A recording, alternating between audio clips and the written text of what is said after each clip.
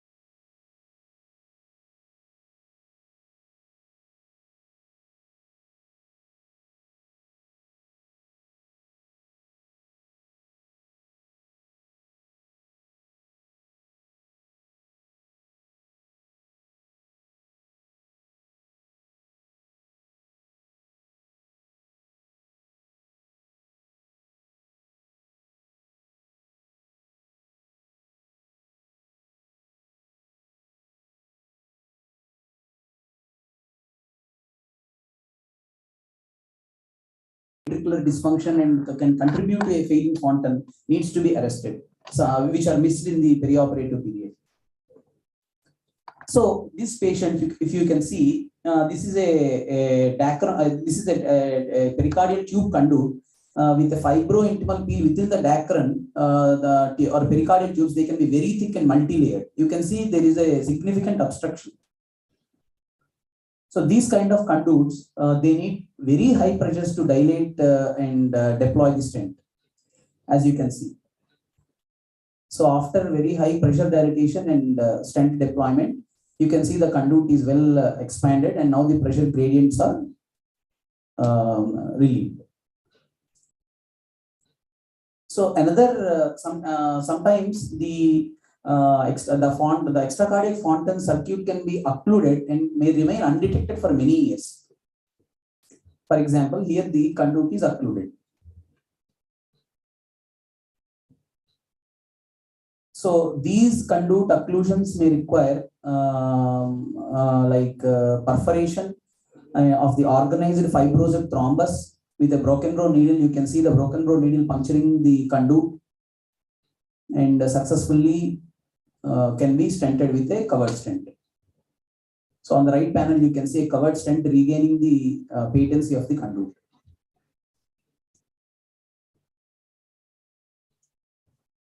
So some fenestrations. Fenestration is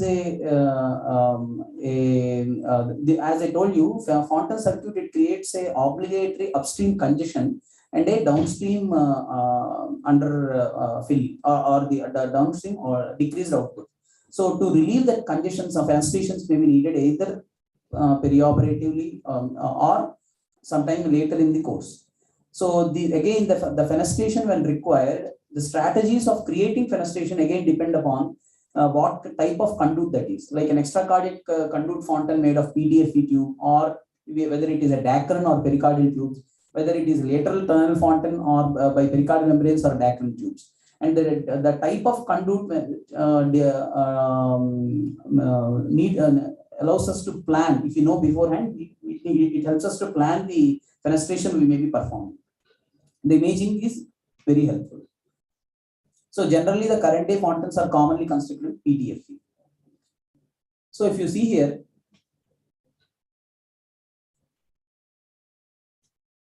a fenestration is being created in the extracardiac fontan again with the broken row needle. The lie of the conduit, it does not here. If you see, the attempt is being made to do the puncture. However, the lie of the conduit, it did not allow the needle to puncture due to the angulation. Even with the increased angle also, it was not successful. Hence, it was done from the transjugular route and a covered stent was placed from the conduit into the LA.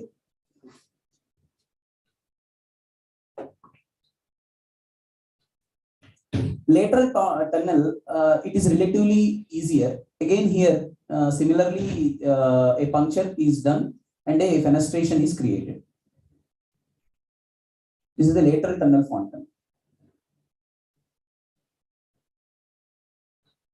So once the fenestration is created, the flow improves. You can see on the right panel.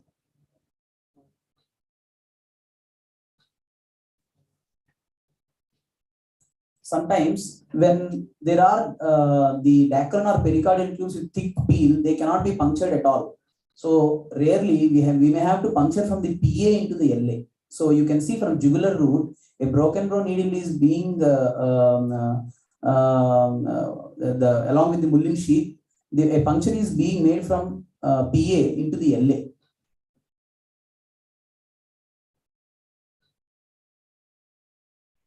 Successfully, puncture was done. You can see the flow in the smoke of contrast in the LA. And again, a covered stent, an ICAST was bridged between PA and LA. On the right side, you can see a successful shunt being created. So sometimes fenestrations are a double-edged sword. We know that. So a large fenestration can lead to hypoxemia, low exercise tolerance, and it can be a cause for paradoxical embolism or strokes, polycythemia, hyperviscosity, cerebral vein thrombosis. And sometimes the fenestrations can be so large that they can steal from the blood from the Glenn circuit, which is worse than a Glenn stage. So in this particular patient, there is a large fenestration, almost 9 mm by balloon sizing. So significant cyanosis. So it was decided to close. However, before closing any fenestration, a very meticulous hemodynamic balloon interrogation is required. That with balloon occlusion, there should be fontan pressures less than 15 millimeters of mercury. There should not be increase of PA pressures more than 2 millimeters of mercury. There should not be fall in aortic pressures. We should ensure euvolemia and stop the diuretics before the test. So on the right panel, you can see the fenestration was closed with a device. So as I told you, this fenestration is almost stealing the blood flow from the Glenn circuit, leading to more hypoxia. So this was also closed, leading to the increased flows in the circuit. So sometimes a complete closure may not be permitted because of the unfavorable hemodynamics. The fontan pressures may be rising, or balloon occlusion may lead to marked increase in PA pressures or fall in the aortic pressure. So right now this is not available, the atrial flow regulator from Occlutech, but however it was done for few cases. After meticulous hemodynamic evaluation and balloon sizing of the fontan fenestration in one of the patients, which was measured around 7.5 millimeters, and atrial flow regulator was done. What this does is, this doesn't completely close, however, restricts the size of the fenestration to 4 or 6 millimeters. In this patient, it was 4 millimeters. So it's like a controlled fenestration. So some of the AP collaterals or a PDA or a BT shunt, which was missed in the initial evaluation, may lead to the increased volume overload of the ventricle and can contribute to the fontan failure. So they can be arrested. So in this particular patient, there are persistent antegrade flows, and malapposed aorta prevented a surgical access to PA. Hence, it was device closed. Again, a persistent BT shunt might be missed due to poor echo windows, which is being closed. So these are various causes which may contribute to a failing fontan. So AP collaterals which were identified were coil closed.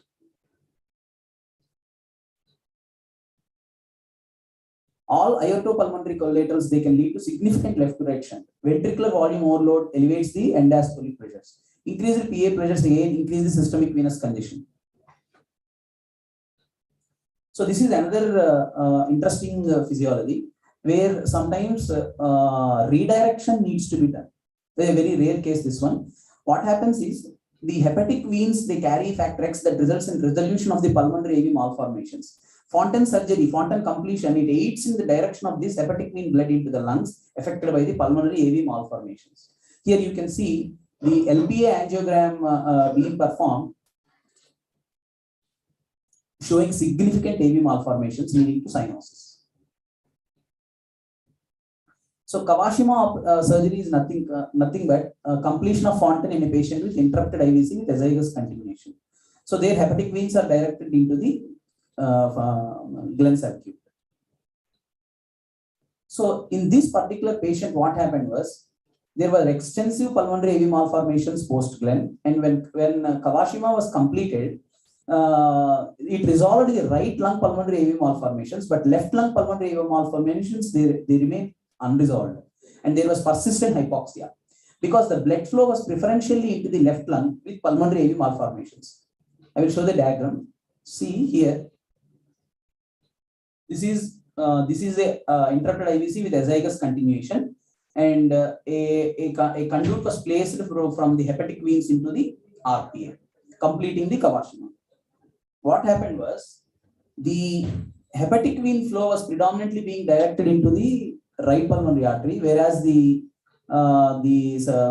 SVC flows are going into the left pulmonary artery. So the hepatic venous flow was not preferentially going, as it was going only into the RPA. The left lung pulmonary AV malformations did not get resolved. So what the surgeons did was they did a revision surgery where they have put a Y conduit both into the innominate vein and again into the right pulmonary artery. However, still that was not sufficient. Even after the bifurcation graft, the left pulmonary AV malformations persisted. So then what can be done? So the left innominate vein was first stent dilated with a large sized stent. But that was not sufficient. The conduit, the Y graft conduit which was joining the right pulmonary artery was device closed. Then what happened was there was only one conduit connecting the hepatic veins into the innominate vein with a dilatation of the innominate vein with a stent. So that actually redirected the flows into the both pulmonary fields, lungs equally, and resolved the pulmonary AV malformations. These are complex interventions, but I found them very interesting to show. So for discussion. So the redirection of the hepatic vein blood towards the left SVC. So Fontan failure interventions, as I told you, they can happen in like 5 segments, which I showed earlier. These kind of rare interventions, they can prolong the life expectancy in a failing Fontan before ultimate heart transplantation. The mandatory upstream venous congestion induced by Fontan paradox is minimized by different catheter interventions. Optimal oral anticoagulation is mandatory after interventions using stents and devices. Along with the veno-venous collaterals, lymphatic and PA interventions, interventions on the Fontan circuit may sometimes play a significant role. Thank you.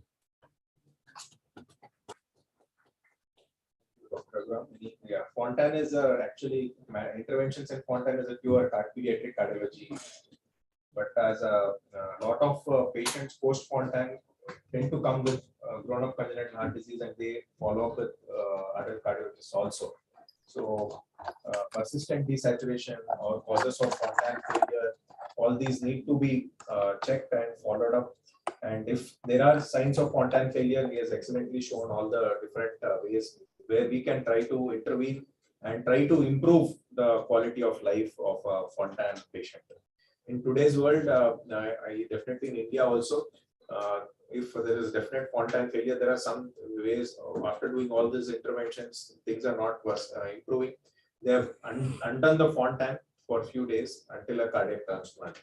So cardiac transplant post univentricular heart failures is coming up significantly in India, and I think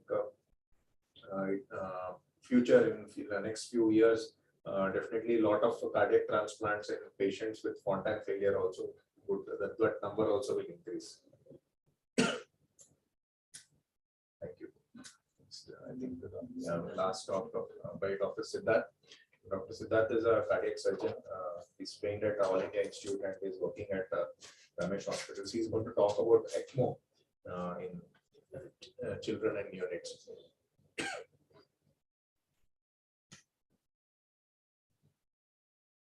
Anyone has experience with the management of Ecmo?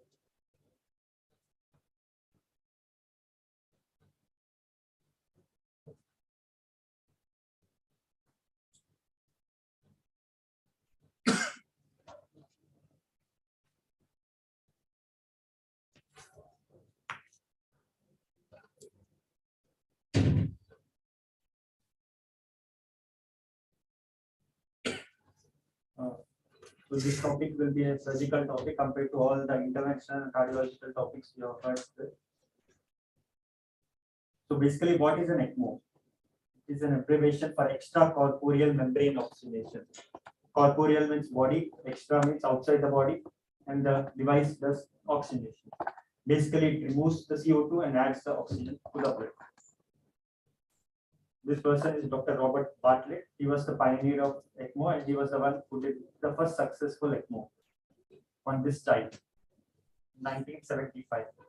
This child was born to an illegal immigrant from Mexico or Spain, and she was delivered to him in this hospital. She was suffering with meconium aspiration syndrome, and at that time, the non-invasive ventilation was not so great. So she was kept on Ecmo for a period of 3 days, and she was recovered. The sisters in the ICU named her as Esperanto. That means hope, Spanish. What is basically ECMO is nothing but a CPB machine. On the one side you can see the CPB machine, cardiopulmonary bypass machine, which is big. The smaller one is the ECMO. The cardiopulmonary bypass machine only acts for a few hours, maybe for 6 hours to 8 hours. The ECMO machine can run for days. It can run for 21 days. This was the Ecmo circuits which was present during the 1970s and 80s. And the present Ecmo circuit is like this. You have the cannulas which drain the blood from the patient, and the tubings which collect the blood, and the oxygenator which does the entire work. ECMO team consists primarily of 4 members. It's a cardiac surgeon, a perfusionist, an intensivist, and a trained nurse who is on the bedside. So basically, what are the different types of ECMO? We'll be just dealing with the basics. This is the VV ECMO and the VA ECMO. VV ECMO is veno-venous ECMO. VA is veno-arterial ECMO. VV ECMO is used for respiratory causes, and the VA ECMO is used for cardiac causes. In the VV ECMO, the blood is drained from a vein, oxygenated, and given back to a vein. In the veno-arterial, blood is drained from the vein and given back to the artery. There are different hybrid ECMOs like VAV ECMO, VVA ECMO, which you won't deal now. And how do we place them? So, since this is a cardiac conference, we will be only dealing with the VA ECMO, which is used for cardiac causes. VV ECMO is only for the respiratory ones. So VA ECMO, it can be placed either centrally, that is through a sternotomy, or peripherally. Through a sternotomy, it usually is for post-cardiac surgery patients because already the sternum has been open, and the peripheral ECMO is for the rest of the other patients. It can be either used in the neck, where the carotid and the jugular can be used, or if the child is a bigger child, the femorals will be better size. Even the femoral artery and vein can be used. This is an example of a VA ECMO through the neck, and the other side is the femoral. This is to the transsternal ECMO for a post-cardiac surgery. So what are the indications for the cardiac VA ECMO? The most of the indications are congenital heart defects, cardiomyopathies, or myocarditis. Usually these are the conditions where if the disease you think is reversible and without a treatment, the chances of survival is less than 80%, then we can consider for ECMO. But you should all remember that it's not a therapy and it only provides temporary rest so that the organ recovers with your treatment. Or it should be like a destination therapy to a ventricular assist device or to a transplant. When not to lethal chromosomal anomalies, if there are bleeding tendencies, severe intraventricular hemorrhage, or if the patient is in severe low cardiac output for many hours and severe acidosis, it's of no use in trying. So it's better to place it early. A few case scenarios like this: a 3-year or 5-year girl comes to you with a history of fever and cough over the last 1 week, presently in cardiogenic shock. You have tried to stabilize her with many inotropes and everything, but nothing is working out. Then what can be done is, one thing is you have diagnosed with severe biventricular dysfunction, you are diagnosed clinically it as myocarditis, then you can place an ECMO. If the child is a bigger, you can place a PEMFEM ECMO, or if the child is smaller, you can place it in a neck. You can either do it in a percutaneous way, or you can either do it in a surgical way. Also laterally, disclosed crutch. She presented sharply and vessels are visualized. So this is via the neck incision. The sizes of the carotids will be almost like 2 mm or 3 mm. And then her quarter circumference arteriality is made with an upward facing 11 blade. you can let this is the right common carotid The artery. arterial cannula is inserted by engaging the obturator, advancing as the possible path is released. We aim for a 3 to 3.5.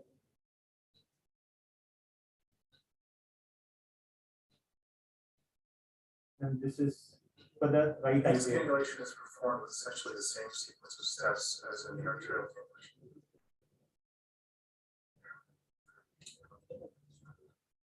Measuring the distance from the planned anatomy site to the xiphoid process field is a relatively In reliable. the veno arterial ECMO, you require two cannulas because one is in the artery and the other is in the vein. In the VV ECMO, you can even have a single cannula Size in a anteriorly, single vein.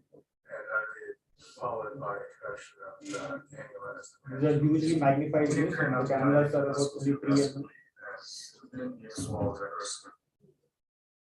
So once the child recovers over a period of 3 days, 5 days, you can slowly wean the ECMO and remove it and decannulate the patient.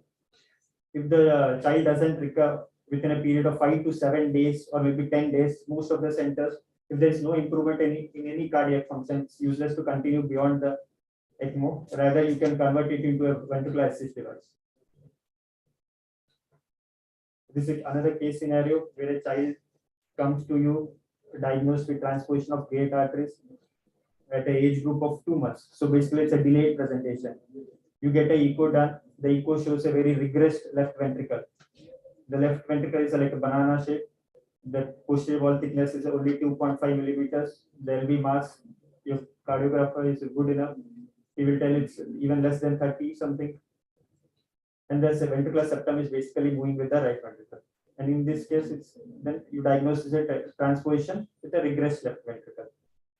So either there is an option of doing an arterial level switch or an atrial level switch.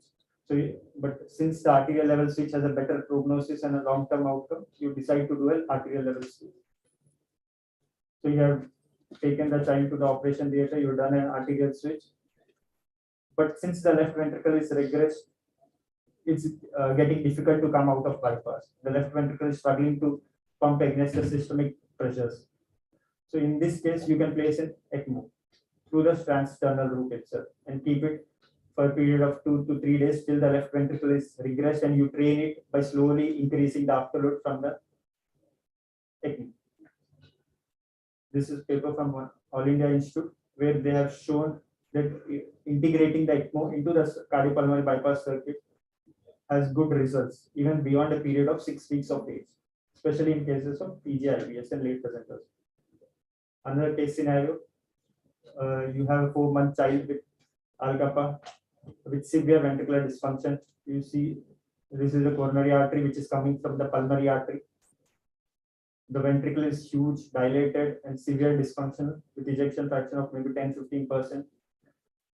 You take it for surgery, you do it coronary artery transfer from the pulmonary artery to the aorta. The surgery goes well, everything is good. The child, despite of dysfunction, you are able to close the chest, keep him on ventilator with a dose of inotropes. On the day 4 or day 5, you extubate the child, and suddenly the patient collapses. You continue, you start doing cardiopulmonary resuscitation, you do CPR, for a period of 30 minutes, 40 minutes, you're not able to resuscitate. The heart is not picking up. Then there is an option of eCPR. You just open the sternum and cannulate the child. It's a very good resuscitative tool in cardiac arrest. Rather than wasting your time continuing the CPR, you can just put the child on ECMO. And after a period of 2 to 3 days, once the ventricle is a bit better, you can slowly wean the child. And there is also another indication like preoperative ECMO, especially in children with congenital heart disease, where the child is preoperatively very sick to tolerate the surgery. You stabilize the child preoperatively with ECMO. This is a paper from Boston Children where they have shown almost 26 patients and they have good results. So all is not well. There are many complications also. One of the most important complications is bleeding because the patient is on heparin. You have to maintain an activated clotting time about 180 to 220 or 240. And intracranial hemorrhage is one of the deadliest complications. And the second is formation of clots in the circuit because of low heparin. This is one Harlequin. This is one interesting complication of peripheral veno-arterial ECMO. It's also known as a north-south syndrome, where once the heart is recovering, but if there is still respiratory failure and you are giving a arterial input via the femoral artery, and the heart is ejecting deoxygenated blood from the unrecovered lungs, the upper part of the body will receive deoxygenated and the lower part will be receiving the oxygenated blood. In this case, you can add a venous cannula also. You convert it into VAV ECMO. It's a hybrid ECMO, and you can treat this. What are the results? Over the period of years, the number of cases of respiratory ECMO has decreased, and the number of cases with cardiac ECMO has increased. This is the pediatric respiratory patients. They almost remain the same over the period of many years. The cardiac population is on the rise, be it for congenital heart disease, be it for myocarditis, or be it for cardiomyopathy. And the recent survival data is almost about 69 to 70% in neonatal age, even for eCPR, for whom without the ECMO, the survival would have been less than 20. So the results are definitely good. But one should remember that it's a very temporary therapy, temporary treatment, and it's not exactly a therapy. It's just allowing the time to recover. And it's just bridge to recovery or a ventricular assist device or transplant. It's a simple concept, but it has a very complex execution with multiple mechanical inventory, multiple team members required, and definitely the most important weakness, like Duryodhana, the weakness is the cost. It's like comparing a cost of a rocket building in medicine. It easily cost about 5 to 10 lakhs or 15 lakhs. And you should remember, it's not a Samjeevani for everything. You should have a right patient, the right time. And she is the one who outlived the doctor, Robert Bartlett. She is the one Esperanto. So definitely there is hope. Thank you, Dr. Siddharth, for showing hope. Yeah, definitely ECMO. We are. I'm sure in adult ICUs and all, it's very less utilized. If you have the machine and the expertise, the cardiac surgeon, they can just go put them up and give that rest to the heart and do it. We are using it very less because of the cost. After COVID, a lot of people have started using it, and people have developed. That's true. I agree. The awareness has increased. Okay, sir. Yes. The session is. Thank you again, all the speakers and audience for coming. Go to the main one.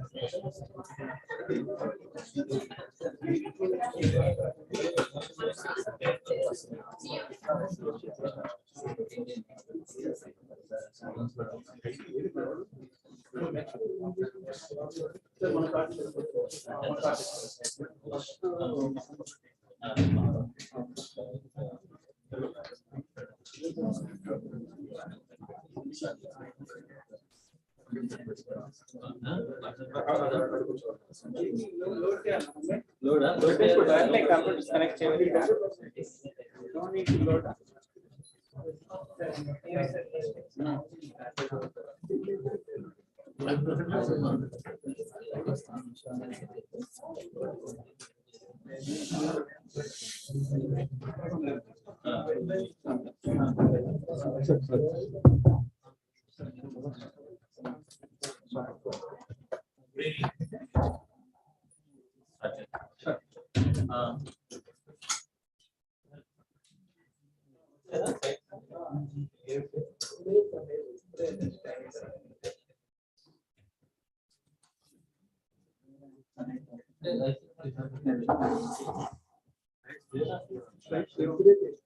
You can use your laptop, sir.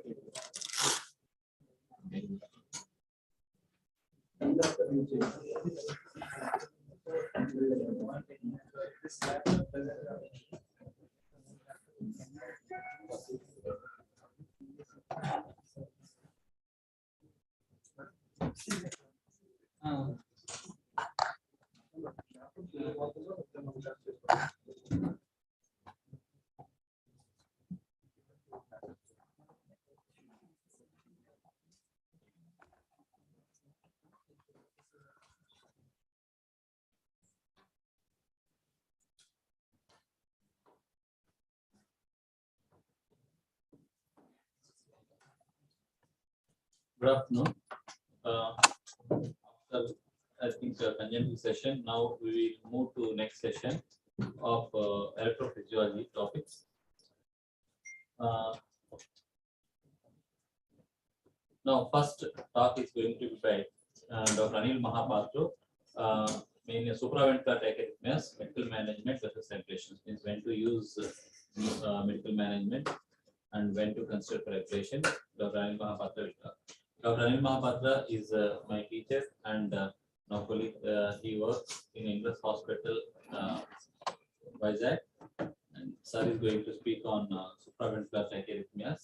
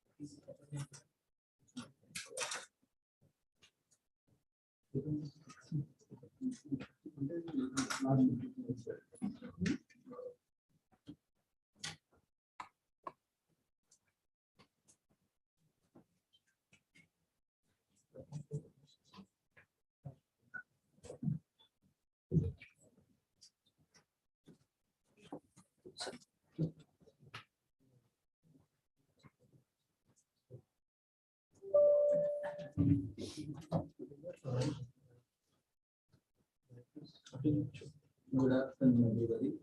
Respected chairpersons, seniors, and friends. At the outset, I am thankful to the organizing committee for giving me this opportunity. Today, our discussion is on supraventricular tachyarrhythmia, how to manage medical versus ventilation.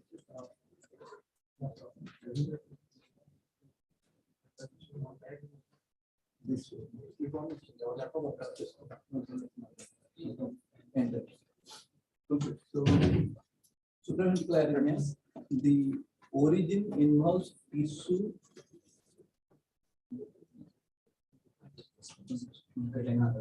This one. So supraventricular arrhythmia, the origin involves tissue above the His bundle, that is atria and AV junction, atrioventricular junction. They are narrow QRS tachycardia because the supraventricular impulses passes through the midline conduction. So QRS duration is less than 120 milliseconds, with the exceptions of pre-excited tachycardia, that is antidromic AVRT, SVT with aberrancy, and pre-existing bundle branch block.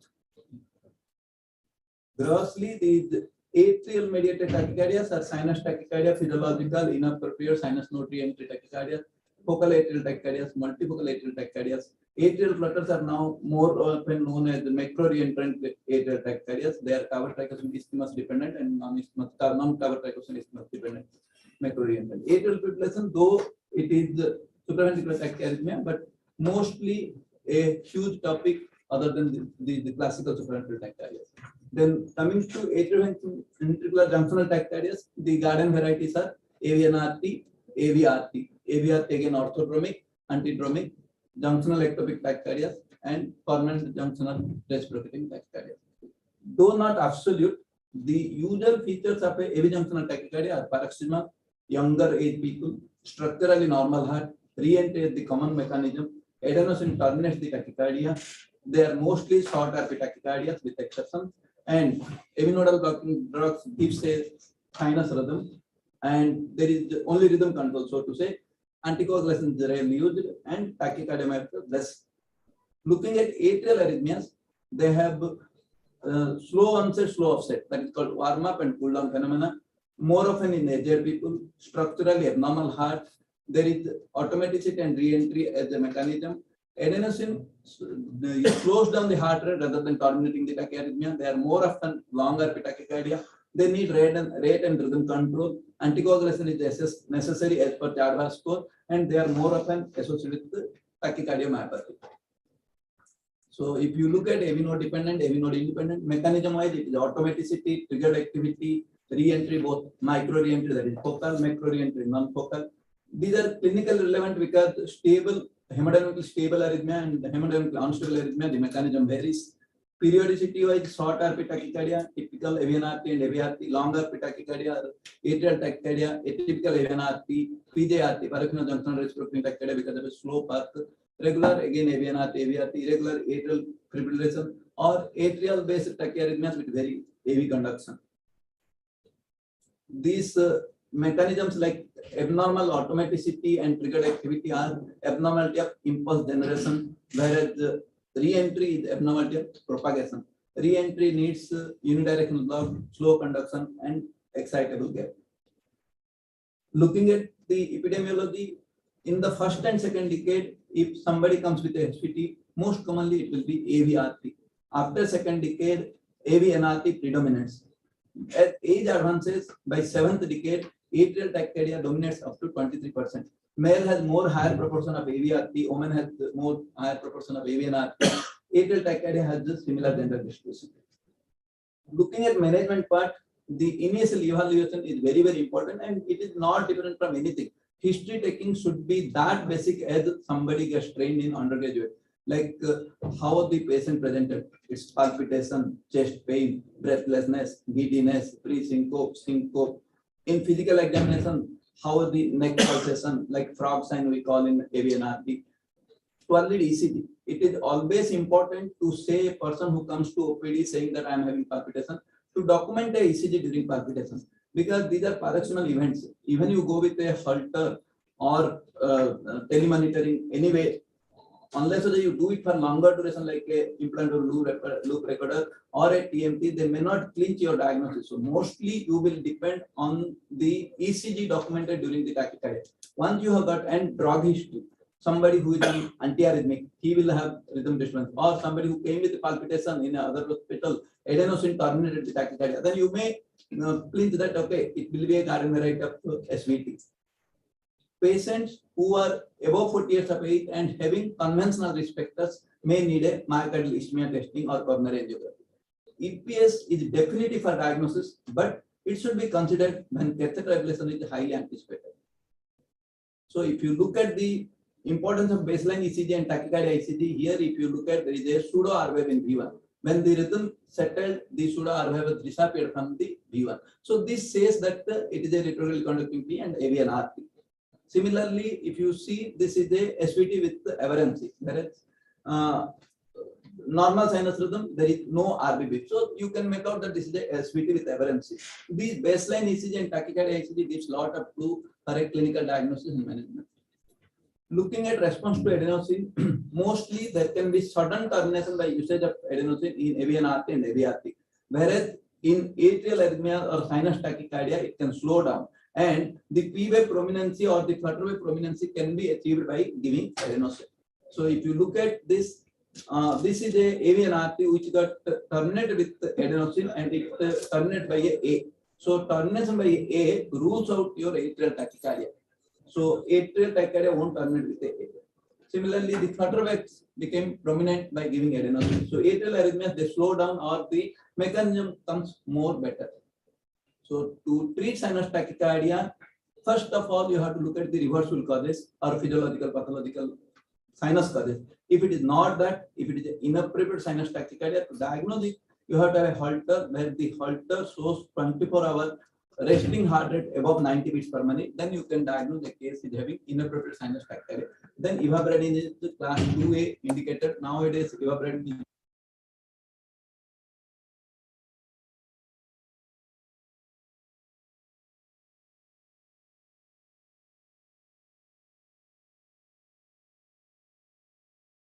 trouble, and where you are suspecting there is sinus node re-entry tachycardia, then one can consider ablation as a class 2A. So grossly, if you look at to manage a neuroQRS tachycardia, the first and foremost step is acute treatment. For acute treatment, you look at hemodynamic stability or instability.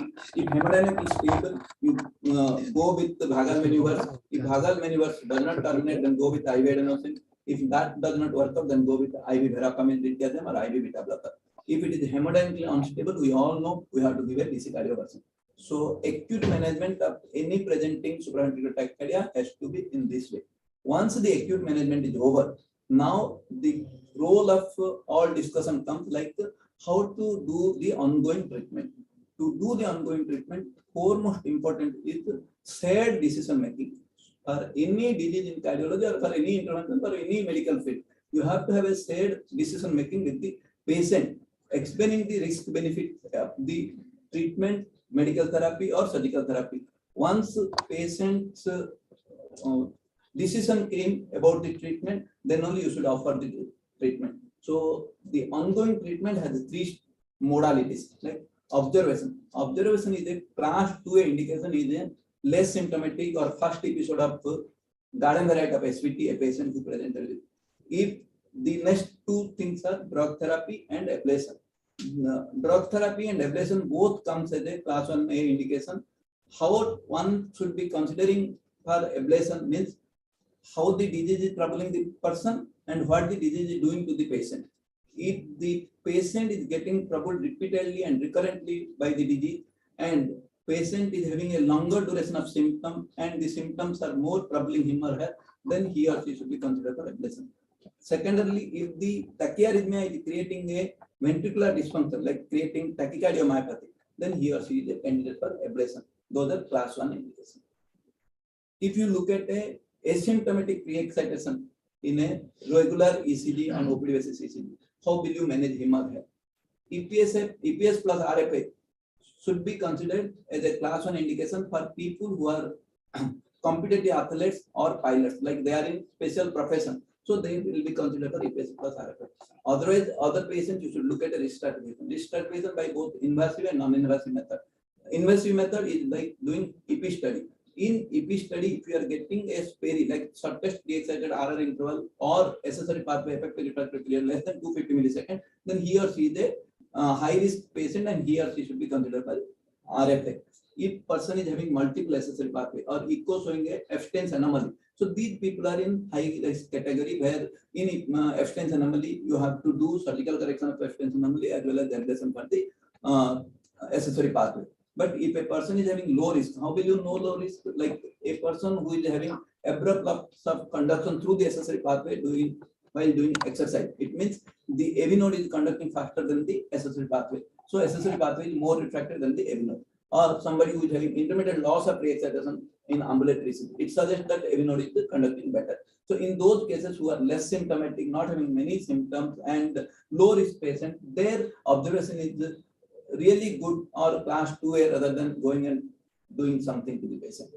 So acute therapy for AV and RT in 2003 ESC has given guideline, and again 2019 ESC guideline came. So the guideline change was nothing much but except that amiodarone, sotalol, plecanatide, the antiarrhythmic drugs has been taken out from this management of AV and RT, and same way from the AVRT. So in 2019 they have not considered amiodarone, sotalol, plecanatide, pill in pocket for this garden variety of AV and RT, AVRT. So grossly, if you look at once a person is not having pre-excited pathway on the surface ECG and presented with a regular SVT, after said decision making, if the patient prefers ablation, then one can suggest EP study and ablation. If patient does not prefer ablation, he or she wishes to go with medical therapy, then beta blocker and calcium channel blocker are still class 1A indication. Plecanatide and propafenone are class 2A. Similarly, focal atrial tachycardia, the change from 2003 to 2019 is beta blocker are in 2003 it was class 1, in 2019 it is class 2A. Again, once the patient is getting recurrently troubled, then catheter ablation, otherwise class 2A beta blocker, diltiazem or plecanatide propafenone. atrial flutter. Atrial flutter, for the management, one should consider anticoagulation, looking at Charvas score. Amyotron is class 2A for rate control. DC version is for rhythm control. Ebutilide, Fibricor, what we are using, is class 1 indication for rate control during acute atrial flutter. For catheter ablation, garden variety of carbotractus isthmus dependent atrial flutter. If recurrently patient is getting trouble, one can consider ablation. And patient should be explained that if he or she goes for a CTI ablation, there is a chance of developing AF in future. And if you are using flecainide propafenone, one should look for structural heart disease, rule out structural heart disease, rule out coronary artery disease, and it should be combined with AV nodal blocking drugs to avoid 1:1 AV conduction. Tachycardiomyopathy, SVT related tachycardiomyopathy, class 1 indication for EPS RFA.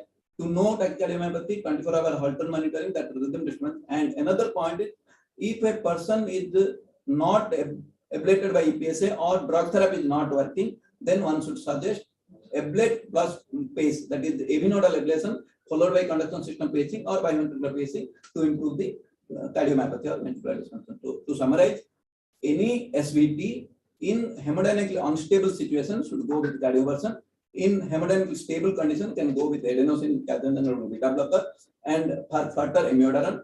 For ongoing management, it's medical therapy in a low or minor symptomatic person. Ablation should be considered if the person is having long duration, repeated symptoms, then one should consider ablation. Adenosine in JAK in all traits in SVT, amiodarone has fallen out of grade. Propafenone flecainide has come as a class 2A. For IST, inappropriate sinus tachycardia, evaporation is considered. If you look at ablation success, for AVRT it is 92%, for AVNRT it is 97%, garden variety of flutter is 95%, atrial tachycardia is only 85%, and recurrence rates are also up to 20% in atrial tachycardia. Complication wise, you look at AV block, vascular complications, cardiac component, and all are severe. Maybe you can judge vascular complication less, but cardiac component as well as AV block in a young child is really serious who has to carry a pacemaker for long duration. These are anyway intracardiac, and the ablation site for AVNRT is the Cox triangle, and for the AVRT it is the AV annulus like tricuspid annulus or mitral annulus. Ablation source anyway 2D 3D mapping, radiofrequency ablation, cryoablation for decrease the node injury like in AVNRT or young children, parahysian pathway, parahysian atrial tachycardia in younger child. Thank you all. Thank you for a nice, lucid and quick this presentation. Next topic is by Dr. Sachin regarding isolated PVCs. PVCs, how do I manage? A practical approach. Dr. Sachin is a good friend of mine, and he is a senior electrophysiologist, works in AHG Hospital, Hyderabad. We are going to listen to him regarding how to manage PVCs.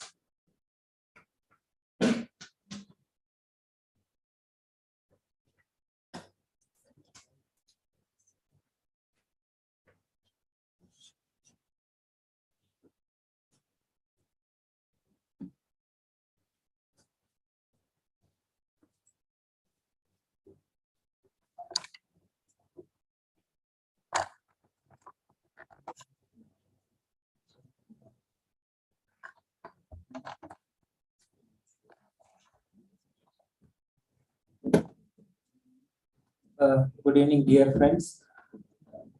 So we'll come back to the discussions of the last session all together at the end. So I am Dr. Sachin. I'm working as electrophysiologist at AHG Institute of Cardiac Sciences, Hyderabad.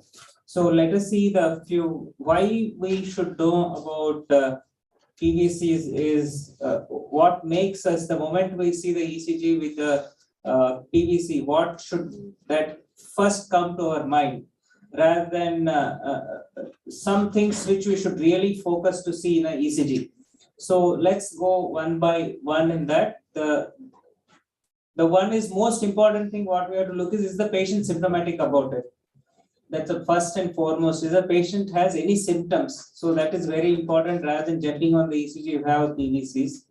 And what other things we need to look at is this PVC a dangerous one? Is it going to cause a sudden cardiac death or a sudden cardiac events in these patients?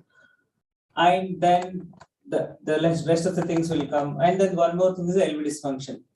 So the moment you look at a ECG and we see the Pvcs, our concentration should be more on the other part of the normal sinus beat. What is that ECG that QRS is? Because you are going to identify the structural heart disease. Is there any abnormality in that? You have any evidence of a old MI, or is there any scarring? Is there any Brugada pattern, or is there any ERPS? So that's what you have to concentrate. Most important is the other part of the ECG than what you are looking in the PVC per se. PVC comes next to look at what are the features of that. You need to identify, is the ECG shows anything? Is there any structural heart disease abnormality? You see maybe the right heart disease, like you have most common is ARVC, or the most common thing is LVHUC, is it in hypertrophic cardiomyopathy, or you have more serious problems like a Brugada pattern, or is there a old MI, or is there any evidence of a QRS prolongation or a notching in the QRS which says that there may be some underlying scarring. Then that's what is, this is, then what are the high risk PVCs? We'll see them by example, one after the other. So I don't spend most on the pathophysiology. I think most of the things are the common for all cardiac disorders: diabetes, hypertension, obesity, obstructive sleep apnea. Believe me, obstructive sleep apnea is so prevalent and it causes so many problems in the heart.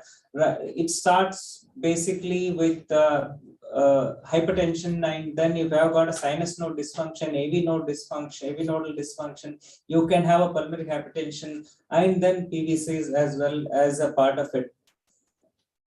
So the most common thing, most of us may, these patients may come up with something like a palpitations or a dizziness, or maybe a compensatory pause where they feel really lost, like they feel like sinking sensation, or there may be sudden thud in the chest, or they may have an effort intolerance, they may feel anxious. And some of these patients, unfortunately, when they see us, we see some PVCs, and then many of them do undergo a psychiatric evaluation thinking that they have an anxiety disorder. Rather, they feel these palpitations and then they feel terrible about it. Especially if you have PVCs coming from the conduction system, like it's an fascicular system, especially they are extremely symptomatic. For what reason, I don't know, maybe there is a sympathetic response from them. If you see narrower the QRS, and then if it appears to be from the fascicle, symptoms are extremely high, although that PVC may be benign one, but they're highly symptomatic. Of some reason, they feel highly anxious. Yesterday, I saw a patient, he feels someone is just kicking on the chest. He's terribly bad about it. And we did a Holter. Holter shows 1% PVCs, and then none of the drugs are working for it. He gets once in a day, twice in a day, but is highly symptomatic. What to do for them? Just counsel, nothing will happen. You're not going to die after all the investigations are done. So some of them can be really symptomatic. Numbers may be less, but they can be symptomatic. And then whenever there is a ectopic, you can see on the right side pressure trace below here. Let me get that.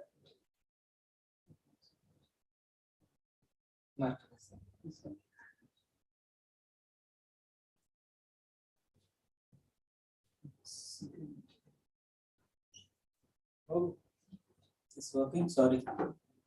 On the screen, it doesn't come. It disappears. Yeah. So the moment you see here the sinus beat, you have got a nice pressure here. The moment PVC is there, no pressure generated. So this can cause symptoms in patients. They may feel that they're sinking down, or after COVID we have a lot of problems. They come with a bradycardia, telling that they have bradycardia, and pulse oximeters don't detect this. So we have more patients with these things, and the referrals are increasing for this reason. Why is stratification important? Because some of them are so high risk PVCs, they can have a sudden cardiac death. And then when you see this one, I'll come back rather than there. So what are the things we are going to look when you see the PVC? The one thing is how frequent they are.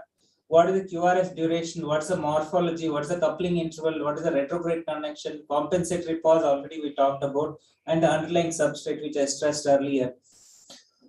So factors indicating potentially non-benign, we call it as non-benign. The PVCs are underlying structural heart disease. As we know, the PVCs, more the PVCs in a structural heart disease like ischemic heart disease, or it may be a hypertrophic cardiomyopathy, or it may be a ARVC or electrical disease. As we know, the Brugada, these become a high-risk PVCs. And then the complex PVCs we mean is multiple morphology of PVCs. You have got a multiple morphology of PVCs. We should think why these multiple morphologies are being there on the ECG itself. Why from multiple places you have PVCs? Is there some underlying structural underlying inflammation, or is it a myocarditis? It can be a sarcoid myocarditis, or it can be any other inflammation. It may not be a sarcoidosis at all itself. Is there anything we are missing? And very frequent, 8% is some random number, they picked it up, but not that great. This 8% is nothing to do with the high risk. And the PVCs which are non-outflow tract, and then the non-vesicular, short coupling interval, we'll see the short coupling interval, and the wider the PVC is what happens. We'll go with some case examples. It will be easy for us to understand. This patient is a hypertensive with amlodipine and metoprolol, no previous ACS or CAD. He's obese. I told you this obesity we need to look at. BMI is 29.6. He has got a monomorphic PVCs, look like LV outflow tract PVCs in the morphology. I'm not going to analyze this PVC for the morphology here. The Voltage showed about 28% of the time he had PVCs, and he was dyspneic and he had palpitations. So we may see multiple of these PVCs in day-to-day practice. If you see the 10 ECGs per day, you'll have 1 or 2 with the PVCs. But do they all have the same symptoms? No. When they come up with symptoms and PVCs you look at. So when you look at his echo, I will show you the next loop. See here, if I've got a sinus beat, during sinus beat, there is no mitral regurgitation, or it's mild. When he gets a PVC, he has moderate to severe mitral regurgitation. The more the number of PVCs, more the number of times he is in mitral regurgitation, this causes a symptom. So this patient has to be treated. Otherwise, this is because he's not compensated for this mitral regurgitation because LA size is smaller. His symptoms are very symptomatic. And this patient, MRI, PET scanning, everything was normal. So after ablation of PVCs, the patient is this is related to the PVC that disappeared. So the therapy part, whenever we consider a treatment for any PVC, you have 2 options, either a drug therapy or ablation. But when you think of a drug anytime, why can't you think of ablation? The reason being, most of these can be cured. Need not have a lifetime treatment for these patients. So better to consider an ablation. It look depending on the morphology, location, where they come from, how easy it is. Is the PVC burden has anything to do with the clinical symptomatology? Yes, more the PVCs, chances that they may have more symptoms, but that's not true. There are people you may see them with a couplet, the bigemini pattern running throughout the Holter, but they're not symptomatic. What to do with them? I will come back to that. The dilemma still remains. And usually the more the PVC, the chances of them developing the tachycardiomyopathy or PVC-induced cardiomyopathy is higher. This is what it is. Higher the PVC burden, we are coming to the LV dysfunction part of the PVC. They can cause a tachycardiomyopathy, that's PVC-induced cardiomyopathy. Whenever the PVC burden is more, chances are more non-sustained VT. Longer the runs, that is more interpolated PVCs, retrograde P waves once it causes a. Whenever they have a PVC, there is a retrograde P wave, and the PVC QRS duration more than 150 milliseconds, epicardial origin, RV compared to the LV origin, because it causes a left bundle branch block PVC. More the left bundle branch block PVC, it's like having a left bundle branch block on the baseline causing a LVBB induced cardiomyopathy. And this is what I talked about. More the PVC duration is longer, that they are more risk of developing the tachycardiomyopathy. And we don't have the clear answers when these patients develop a PVC-induced cardiomyopathy. There are patients which all of us are following from years. They may not have anything, but some patients have just started and they start having a cardiomyopathy. We don't have an answer. Then some of them, when you do the MRI scan, you may see some amount of LGE on them, but does it suppress on the PVC ablation? We're not yet sure. Some of them do resolve. What is the role of autonomic dysregulation? That's what I was talking about in the PVCs coming from the Purkinje system. They may have some autonomic dysregulation because that may be one of the reasons where they're highly symptomatic. Long-term outcomes of patients recover from PVC-induced cardiomyopathy, that's pretty good actually. So this is a patient with a 30 years male, frequent palpitations, EF of about 50%. So this slide I have put up because you have got a retrograde P wave here, you can see here. So the retrograde P waves are supposed to have likely to have more tachycardiomyopathy. We can see this in a ECG. And this is the one last case I'll show. This is very, very important. This lady had a frequent pre-syncope before she approached a physician or a cardiologist. And this was seen clearly on the ECG. So I will go back to that. I'll show you this one. Can you look at this? This is a P QRS. This is a T wave. On the ascending T wave, we have got a QRS complex. What is this phenomenon called as? R on T phenomenon. This is not only seen in the textbooks. Please do remember, once in lifetime we see them. And it's very, very easy to recognize. Anytime you see this phenomenon and they have at least pre-syncope, dizziness, anything, we should never miss this. What happens next is you miss and then they can have this. What is this? Torsades. So the torsades happening, and then this can be disastrous if we miss that. They can have a sudden cardiac death. She had 3 syncope at home and then later she came. And luckily, if the structurally normal heart, if you see this, if you have frequent PVCs like that, so you have a chance to go inside the heart and ablate this, you can really cure this. If you get a proper PVC ablation done, if you have frequent PVCs, this is in the electrophysiology lab, we have put a catheter across the Purkinje system. That re-entry happens in the beginning in the Purkinje system and then it becomes chaotic. So this PVC can be very well ablated if it is frequent and if you can localize it. And this ablation was performed in 2016 or 17, if I remember. Although we gave her a ICD, there's no single ICD shock. She is doing very well. And these we can have these things seen very frequently as well.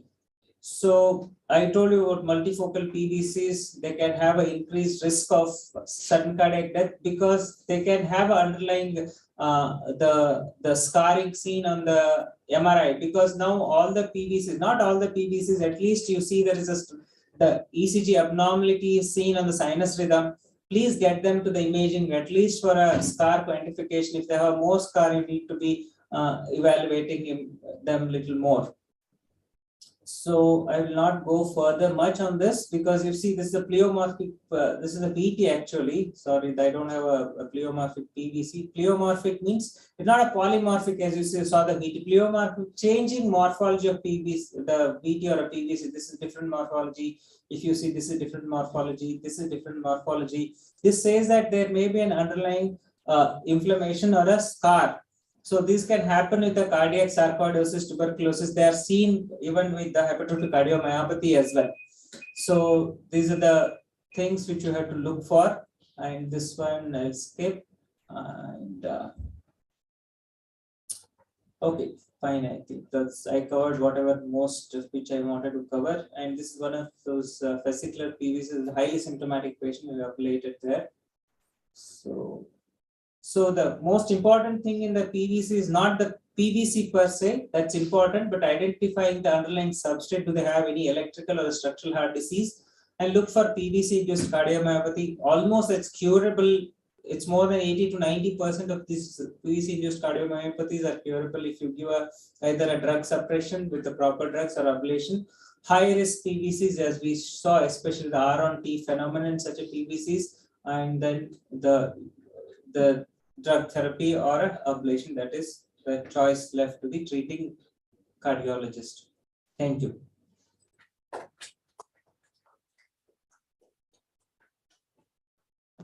For a nice, simple, practical presentation.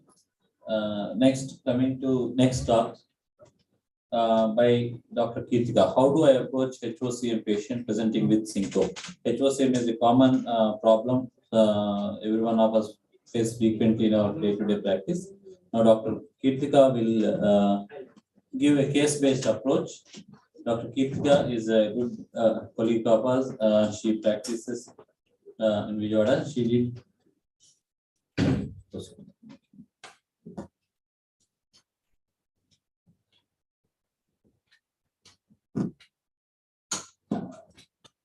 Hello, all of you, and my respect to my seniors and teachers, Dr. Suresh Garu, Dr. Somshekhar sir, and Dr. Sachin sir. All three of them are my teachers. And till now, in this hall, like most of the talks are like they're more into theory and some learning points. This is more of practical. I want to show some different approach in HCM.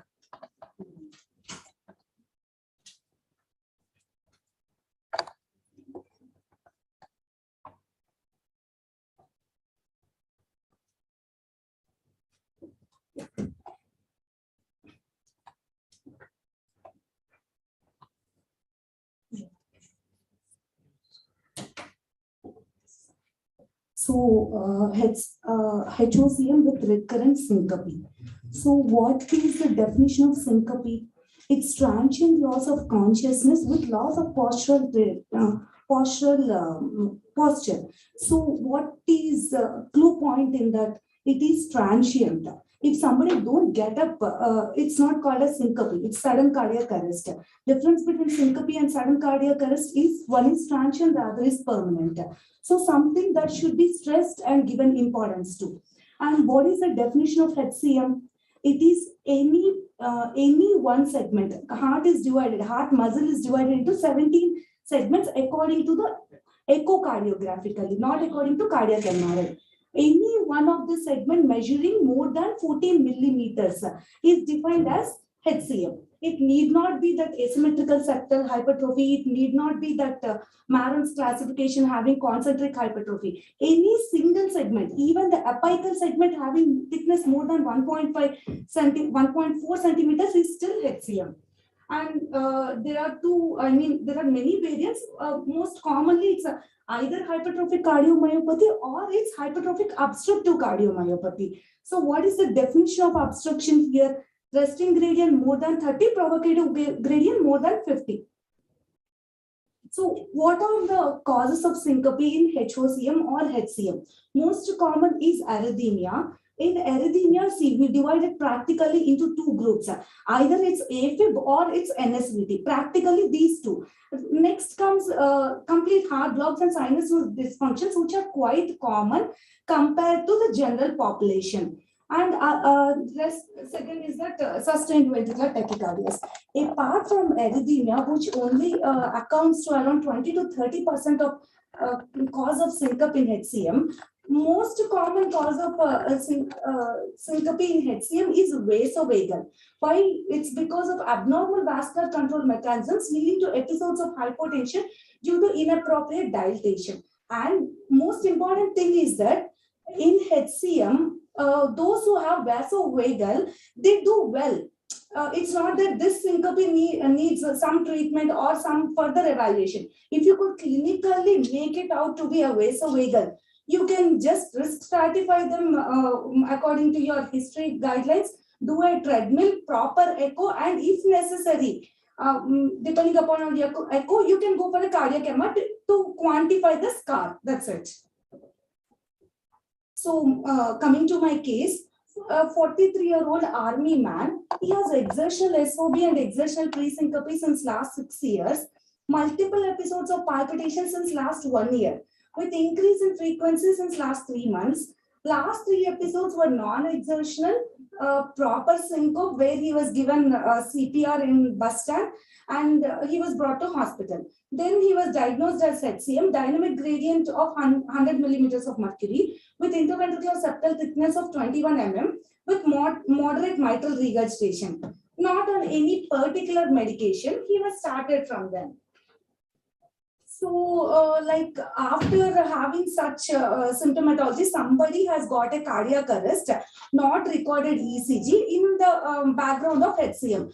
We would definitely consider putting an ICD to him after doing the basic coronary evaluation. But somehow this case made me, I just want to do an EP study and to prove that there is an inducible VT. Baseline ECG showing that spade ST patterns. Yeah. EGMs during sinus rhythm, which never showed any delta, even in the baseline ECG as well as HV interval is normal. There is no delta. With atrial maneuvers only, we could induce tachycardia easily, and that turned out to be our regular AV and RT, with earliest A is somewhere little inside the coronary sinus. It took little more time and some more maneuvers to ablate it. We could, AV and RT is one of the most common arrhythmias what an electrophysiologist will do. And so ablating AV and RT, it took little more time as it's in a different place compared to the routine origin. So take home message from this case was that not all syncopal episodes in HOCM patients needed ICD. And patient was doing fine. He was put on Dilsum as well as Norpace for his obstructive symptoms as he was having exertional SOB. He's doing fine since last 2.5 years. So careful history and awareness of other arrhythmias like atrial fibrillation, flutter, and SVT. See, SVT is not that common. This case is little uncommon. That's why I'm presenting. Which can occur in HCM, can also cause syncope. When on the table, when arrhythmia got induced, his BP was like around 190 systolic. It suddenly fell to 60 systolic. And he was complaining the same symptoms, but as he was lying flat, he didn't throw a syncope. So, coming to the routine theory, ICD indications, HCM presentation can be asymptomatic many a times because 1 in 500, they sporadically have these HCM genes. They are, we catch them mostly on these routine health checks and all. Many are asymptomatic, and somebody who are diagnosed, they present with angina, dyspnea. Rarely they present with syncope, and HCM, even though HOCM has got reasonably good prognosis. It's not a killing disease like kind of ischemic heart. So ICD indications in HCM like major risk factors are any secondary prevention like cardiac arrest, spontaneous sustained ventricular tachycardia, or family history of sudden death. But when it comes to minor risk factors, see, unexplained syncope is still a minor risk factor. It's not a major risk factor. So why? Because most commonly it's vasovagal in HCM, and they do well in their LV thickness more than 30, abnormal blood pressure on exercise, non-sustained VT, LV outflow obstruction, microvascular obstruction, and high-risk genetic genes. Apart from these, they have some WPW patterns with non-inducible SVTs on table. All these are minor risk factors which mandates further evaluation. When it is, if you doubt it to be a vasovagal, send it for tilt table. If you doubt it, like it can be SVT or it can be flutter. Why flutter? You see, these atria are dilated in HCM because of this obstruction. There is diastolic dysfunction and there is atrial dilatation. That's why 10% of the arrhythmias, they are flutters. So ICD in HCM, single chamber when it is chronic AF, low probability of paroxysmal AF, and children and adults in single chamber. Why do we prefer dual chamber ICDs? Many a times they have associated conduction disorders, like they land up, they present with 2:1 AV block, 6 sinus syndromes. That's why apart from the regular patient, in HCM patients, we prefer dual chamber ICDs. Thank you. Any questions anybody want, because this is a demo. Any questions from your side, because it's very important topic, cardiomyopathy, especially in this region of Andhra Pradesh. You keep seeing a lot of patients. So if you don't have questions, I will start with the discussion. So whenever you see a hypertrophic cardiomyopathy, as Kritika was telling, most important thing is that we have to risk stratify them. So the risk stratification comes is the handy for all of us is the Euroscore. So Euroscore is quite handy to look at. You fill in the age, you fill in the LV septal, the ventricular thickness, and then you see the history of syncope, family history, and unexplained syncope. All these fall into the same category. Look at the scoring. If anything falls more than 5% risk per year of a sudden cardiac death, they qualify for the ICD. One thing that's not included in Euroscore is the scarring. So the LGE, that is what is in the cardiac MRI. So the most important thing is nowadays, if you have a patient with a hypertrophic cardiomyopathy, don't hesitate to get an MRI done and do it in a place where you have a reliable person who really, radiologist or a cardiac imaging person who really reads and does a MRI properly to quantify for the scarring. If your scarring exceeds more than 15%, these are definitely a high risk candidate for having when events. I don't say sudden cardiac death, they can have events like ventricular tachycardia, ventricular fibrillation, syncope, and it can sometimes equate to sudden cardiac death. So, all these people who receive an ICD have a therapies? Not all, but over a period of time, yes, because scarring now 15% will definitely progress over a period of time. They can have. Then, if the next question comes, you do a MRI now, and then there's no scar. So, what do you want to do? Lifetime? Are you going to leave them alone? No. Maybe every 5 years you need to repeat a scan in them and then look at that, because most of these HCM, when they die young, they will be healthy. They don't have any major symptoms at that point of time. When they go beyond 50s, 60s, they keep getting a burnt out HCM, then they become symptomatic of a heart failure or PTs will start. That becomes a little difficult, but we should not lose the young patients at their 30s, at their 40s, because when they're relatively asymptomatic, not other than the sudden cardiac deaths.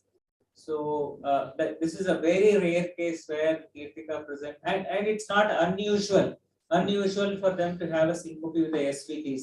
The reason is their reserve is very minimal. Even if they have an obstruction, their reserve at the moment when tachy sets in, as she told, PPs may drop even to 0.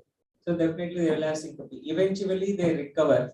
But that's not the thing. During this time, if the BP doesn't recover for a long time, they can have a secondary DF as well. We should remember that. And whenever they have a LVOT obstruction, which is really causing them the symptoms, if they are not able to manage on medical therapy, you refer them to a good surgeon who can do a myectomy for them. We have seen a patient's done an alcohol septal ablation in late 90s.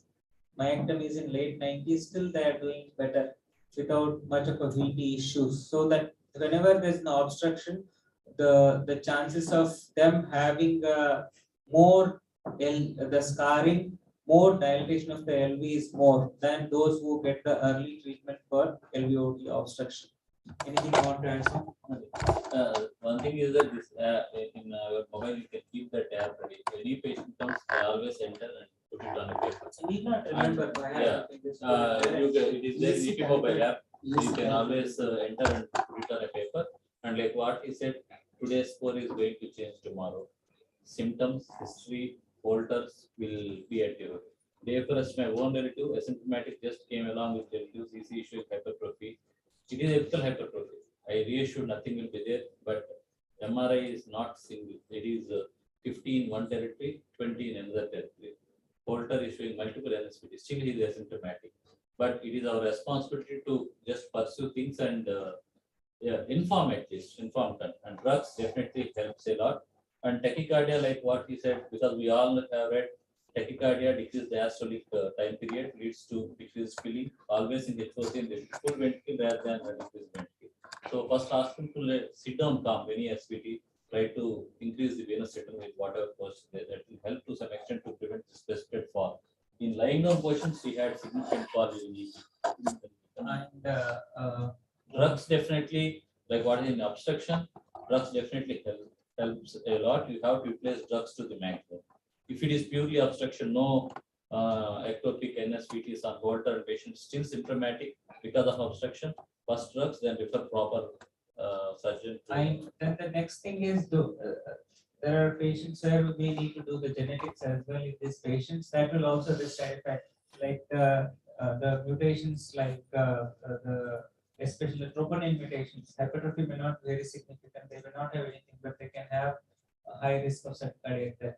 So it's easily available now. These are all available to everyone in India now. We should utilize them, and I think most of them are available, if not all. Previously used to be very costly. Now you can have the 6 alphanumeric mutation, 9,000 is doing up, maybe 15,000. We can get a whole cardiomyopathy. Going to next talk by my senior help A. Suresh. Recent advances in single sorry. How do I manage ventral tachycardia in post-MI patient? Post-MI, we all facing immediately post PTCA, post-MI, post-CABG arrhythmias, how to manage that thing. And next, the continuation, second will be recent advancing single chamber defibrillatory, specific focus on lead technologies. Dr. Suresh is my teacher and colleague from Conduction. He did his practicing in Apollo Vizag as electrophysiologist.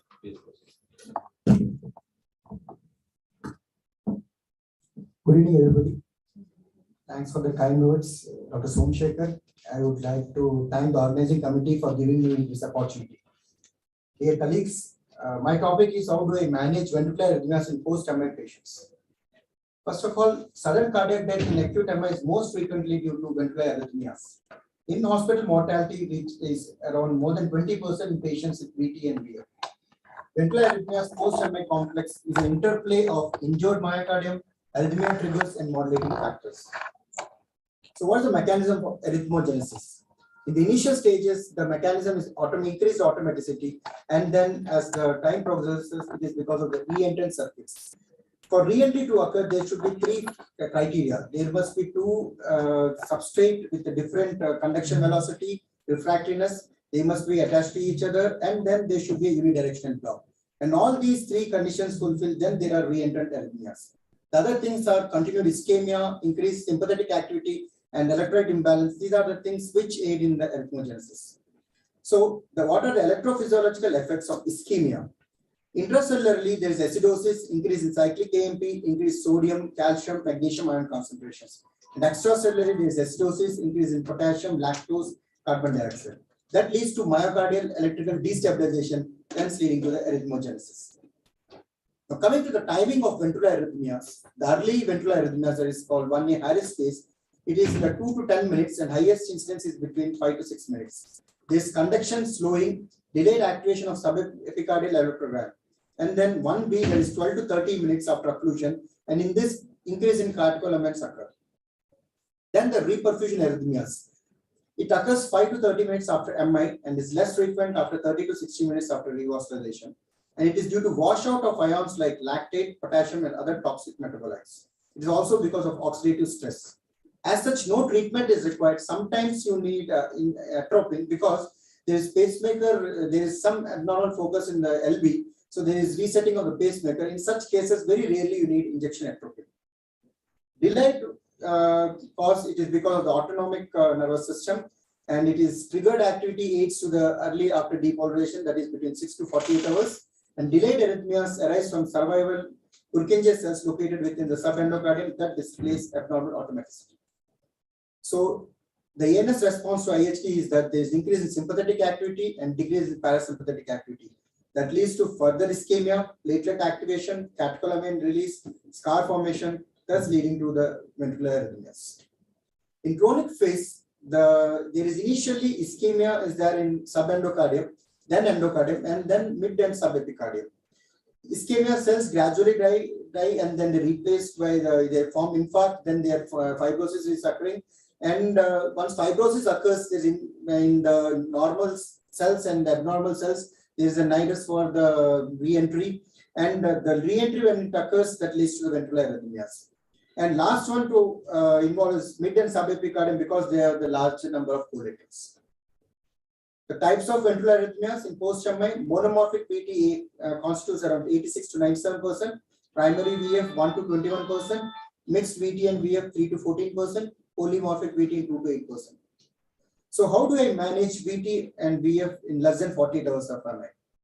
In this period, basically the arrhythmias are epiphenomena of the myocardial infarction itself. So first treat the cause. I give some of the clinical case scenarios. He is a 59 years old gentleman, he is diabetic and hypertensive, presented with typical rest angina since 4 hours. He had pre-syncope and shortness of breath, also 80 per minute as he was on beta blockers. BP was 100/60 and bilateral Krebs and LVS3 was present. This is the ECG showing acute anterval MI, and echo showed RWMA of LAD and LCX territory, and EF was 25%. So this is the angiogram. As you can see, distal LMCA lesion is there, and thrombus is there in nostril LAD. There's a lesion in SUR. Immediately when we wired the patient had a cardiac arrest, he had VF. Immediately CPR was instituted and IABP was put and revascularization was done, and the patient was discharged after 1 week. So in this, prompt revascularization and CPR was the crux in the management. Now, second case, a 57 years old male presented a typical rest angina since 1 day, history of syncopal episodes, pulse is 126 per minute, BP 80/60, he was in cardiogenic shock. So this is the ECG. As you can see, yes, wide QRS tachycardia and AV dissociation is there. It's a patient is having VT. And then echo showed RWM of LCX territory, moderate MR and moderate LV dysfunction.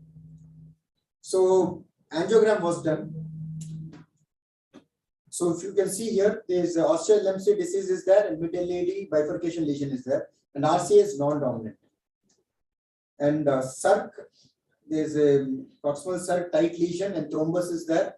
So immediately we gave the option of a CABG versus multivessel PCI or the PCI of the culprit vessel. Surgeon was not willing because of the high risk substrate, so we did the PCI of the culprit vessel and we could easily get over. And there's a pre and the final circ was revascularized nicely. It was a dominant circ, so perfusing big territory. And after procedure, the patient was having sinus rhythm, so it's showing inferior postural MI. So first presentation was a VT.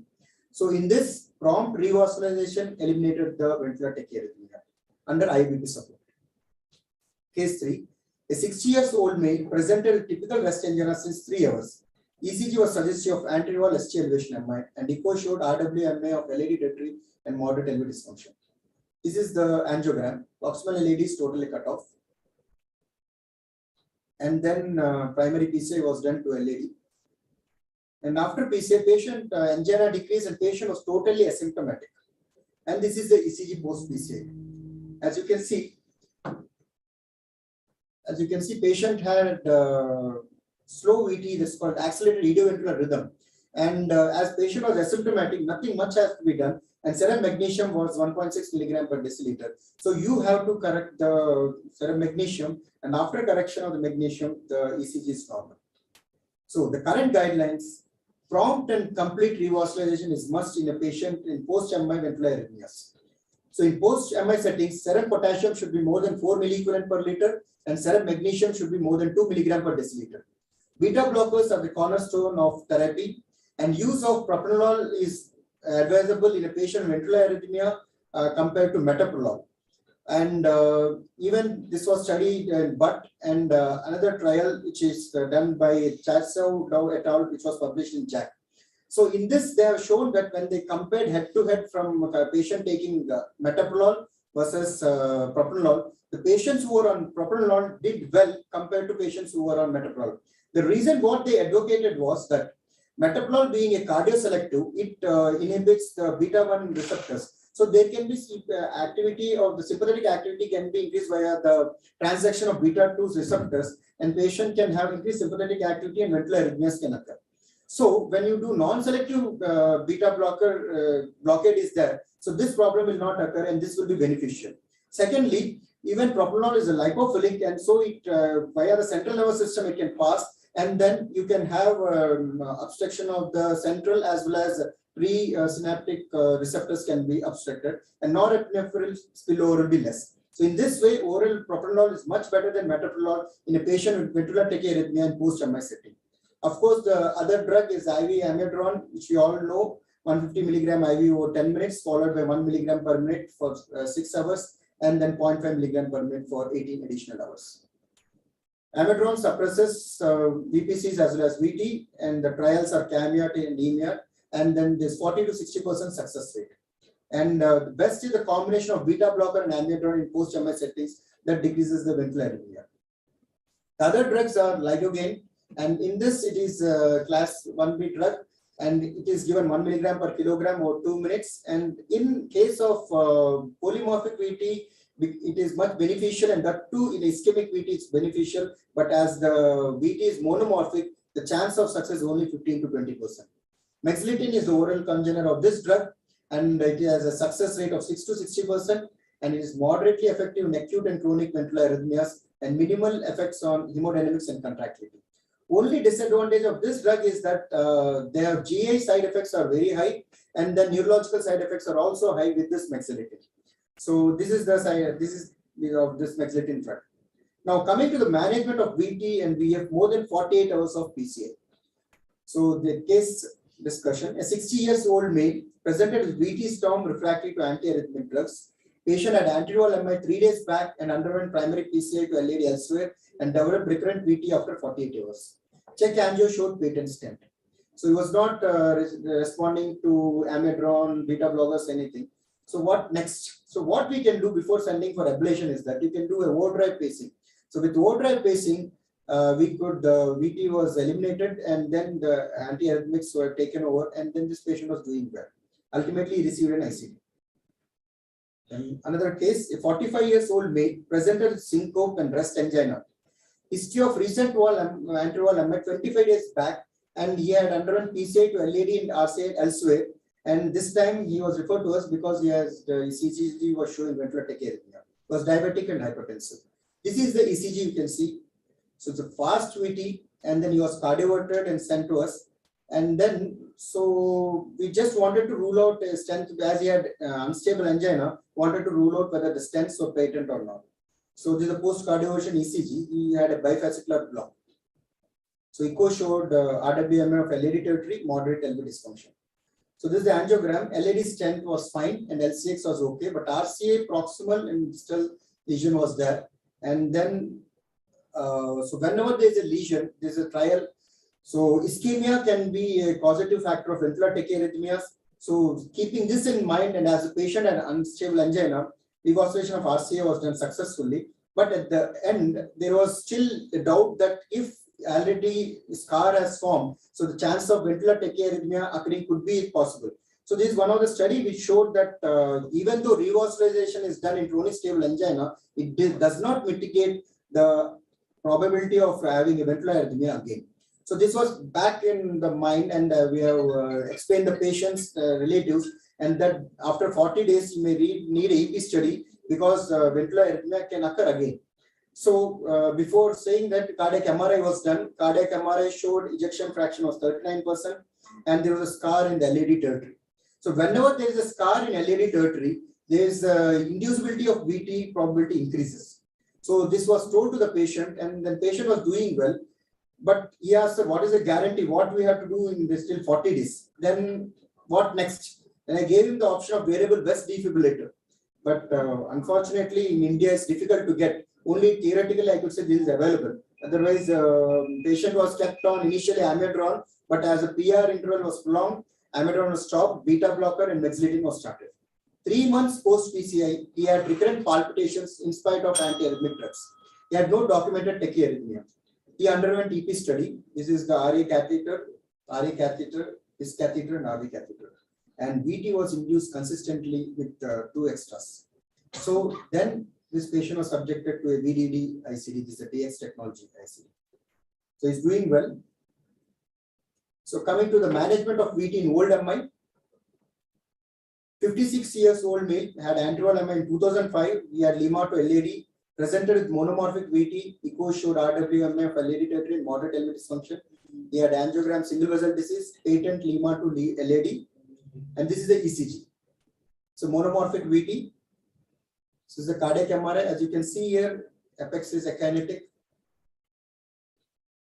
So patient was, I explained the patient there's a need of ablation as well as AICD implantation is required. So initially it was in 2017, he was not very sure what is ablation. So said, sir, you please put ICD, then we'll see if something happens in the future. We'll do. So I implanted the VDD ICD in 2017. Immediately, I think after 2 months after the procedure, he had 3 ICD therapists, 3 shocks were delivered, and then he had to come to me again. So I did ablation. This is the 3D mapping. You can see here, this is the scar, the gray area is the scar, and this is a normal area. So this is what I was telling. For re-entry to occur, there should be 2 substrates with different conduction velocity and increased velocity in the normal area, decreased velocity in the abnormal area, increased refractiveness in the normal scar area, and decreased refractiveness in the normal area, and in border zone is intermediate of the both. And when there is a unidirectional block, there is a ventral tachycardia. So there is a unidirectional block, and then that leads to a ventral tachycardia. So this scar was eliminated, and 5 years post procedure is doing well without any therapy. So this is a systematic review and the meta-analysis of various ventral tachycardia and ischemic heart disease. So in this systematic review, it was shown that catheter ablation was associated with significant reduction in the odds of appropriate ICD therapies and appropriate ICD shocks, VT storm, and cardiac hospitalization patient IHD. And coming to the recommendations for ventral arrhythmias in IHD, catheter ablation is class 1 recommendations who develop recurrent monomorphic VT in spite of having an anti-arrhythmic drug. And when patient is on Amyotron, you need not escalate another anti-arrhythmic drug, better to send the patient for catheter ablation. And when patient does not want to take anti-arrhythmic drug, directly you can send the patient for ablation. The other novel drugs are ranolazine, it's a sodium channel blocker in class 1D as per the new Vahan classification.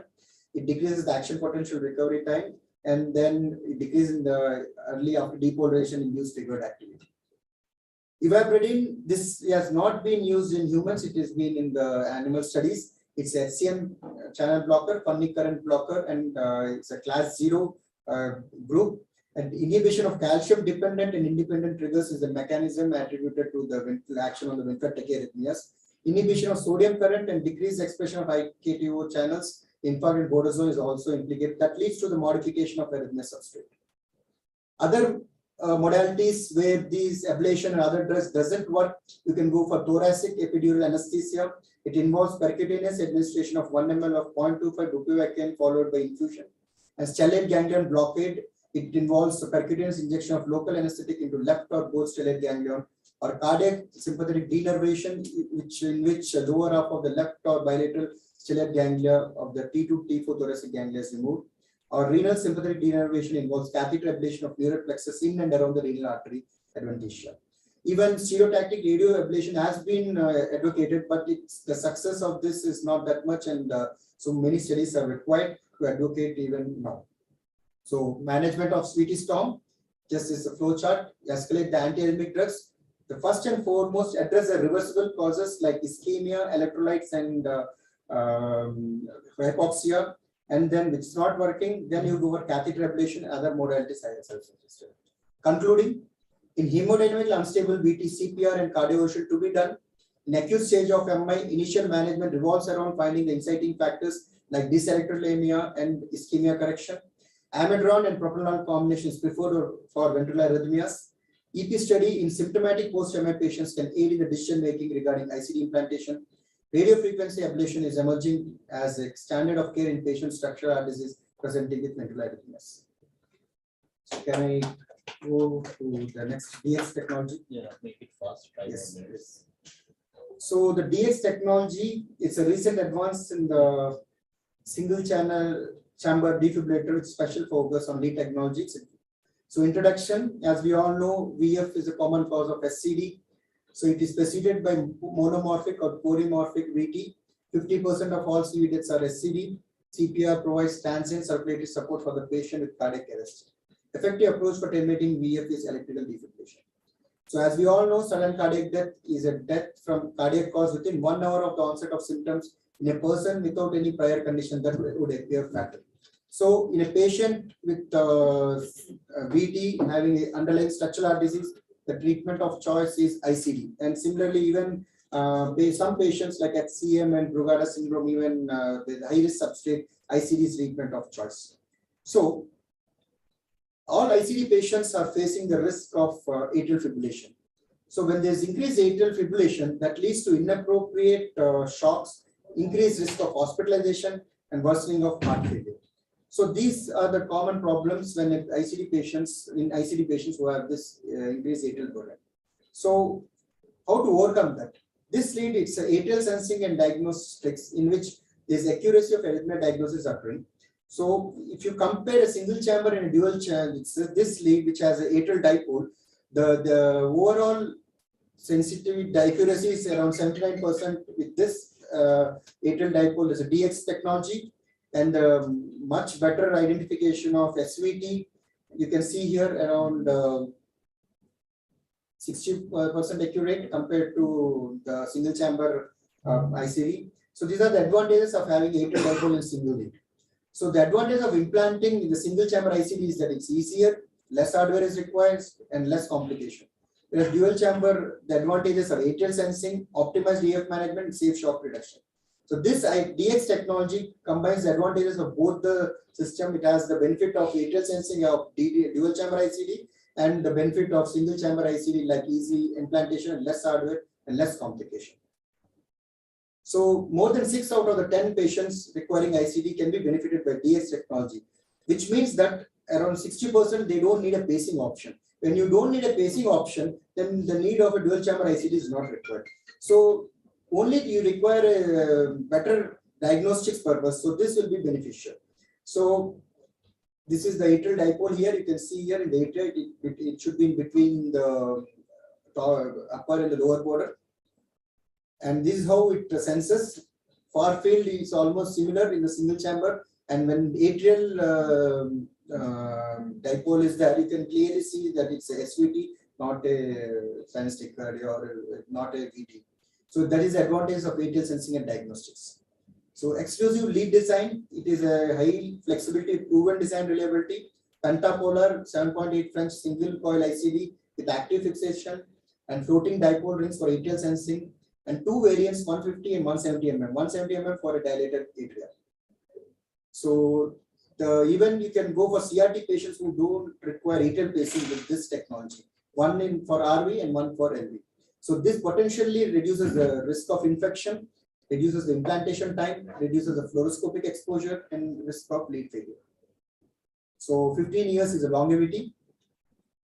So comparing the VVICD, DDD, so if you see here, the complications are high with the dual chamber, which is much less with VVI pacemaker. So these are some of the trials. Atrial sensing accuracy and sensing stability over time. It was published in PACE. So this atrial dipole does a good job of sensing the sinus rhythm and during arrhythmias. So because of that, the chances of having inappropriate ICD therapy will be less. So there's another trial which is done published in JCE. So in 212 patients, ICD implantation was done. 77 underwent biotronic DX model. 135 patients underwent VVI. Followed for 2 years. And if you see here, inappropriate ICD therapy was significantly higher in VVI group compared to VDD group. So the other one is a newer published recently, that's the SENSE trial. detection of subclinical AF in a patient with single chamber ICD and VDD ICD. So if you see here, this DX system very clearly in the upper, you can see the atrial EGM showing the atrial fibrillation, and the lower EGM is showing a VT. So if you see the far field, it's almost similar. But if you have an atrial dipole, you can clearly diagnose whether it's a atrial fibrillation or a VT. So that is the advantage of this system. So I just shortly show two cases. This is a 36-year-old male presented with recurrent palpitations, and he had 2 episodes of syncope and a family history of SCD. ECG during symptoms was suggestive of SVT. As Dr. Kirtika has said, the patient had HCM and had got cardiac MRI done, which showed late gadolinium enhancement was more than 15% of LV mass. So this patient first underwent EPS RFA and successfully he didn't have any palpitation after that. But then he was very much worried. So this patient underwent VDD ICD. You can see here. So it will be better diagnostics. So SVT will be differentiated with the VT. So this is HCM with AV and RT. So another patient is similar. He is an elderly patient, HCM with outflow tract ventral arrhythmias.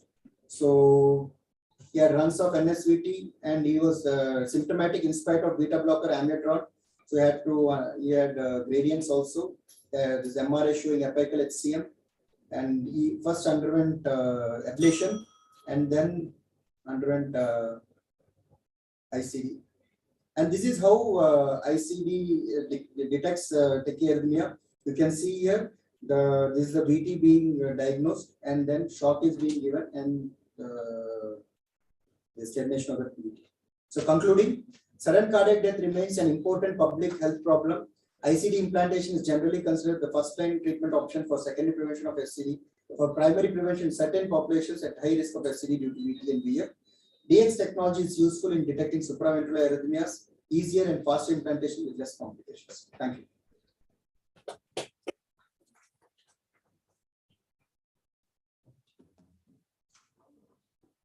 Any questions post ICDs? I think that is most important topic for most of us. We narrated everything, whatever that's possible. So it's very troublesome, really, even to manage medically as well as ablation therapy, as well as more the myocardial mass is not more difficult to manage, and sometimes even ablation is very hard in this substrate because it is just an evolving substrate. You may have a surviving small Pertinae triggered VTs. Most of these are difficult to ablate. Sometimes you ablate, everything is all right. Next morning they can have electromechanical dissociation and they're no more there. So it's very troublesome. And couple of things to add. Already the drugs have been mentioned. We have the lignocaine, which is the first reported drug therapy, and then Amyotron as well. QT is not too long. And one more thing which we often used with is the phenytoin. Phenytoin works because that's also sodium channel blocker. If you are failing with the lignocaine, Amyotron, you can add a phenytoin.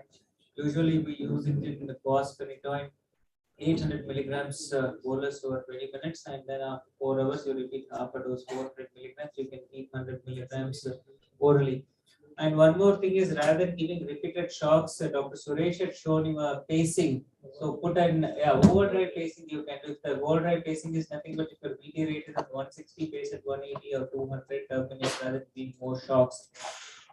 And then when you, if the blood pressure is stable, the best antiarrhythmic again in this situation is a beta blocker, especially metoprolol. You can add, and with the half-life plate metoprolol start rate you can use. Half-life is not more than 6 to 8 hours. Even the patient develops hypotension, will not be a long-acting one. And you want to come down, the rates start coming down, then we have a choice of pacing the atrium in this situation rather than pacing the ventricle. So you can keep pacing the atrium at higher rate, keep doing your antiarrhythmic drugs. This is to tide over a crisis for about 5 to 7 days maximum. By then everything gets stabilized.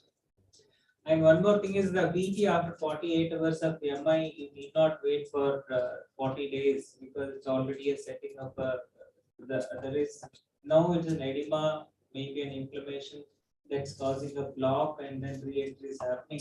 But they are the high risk substrate, they need an ICD.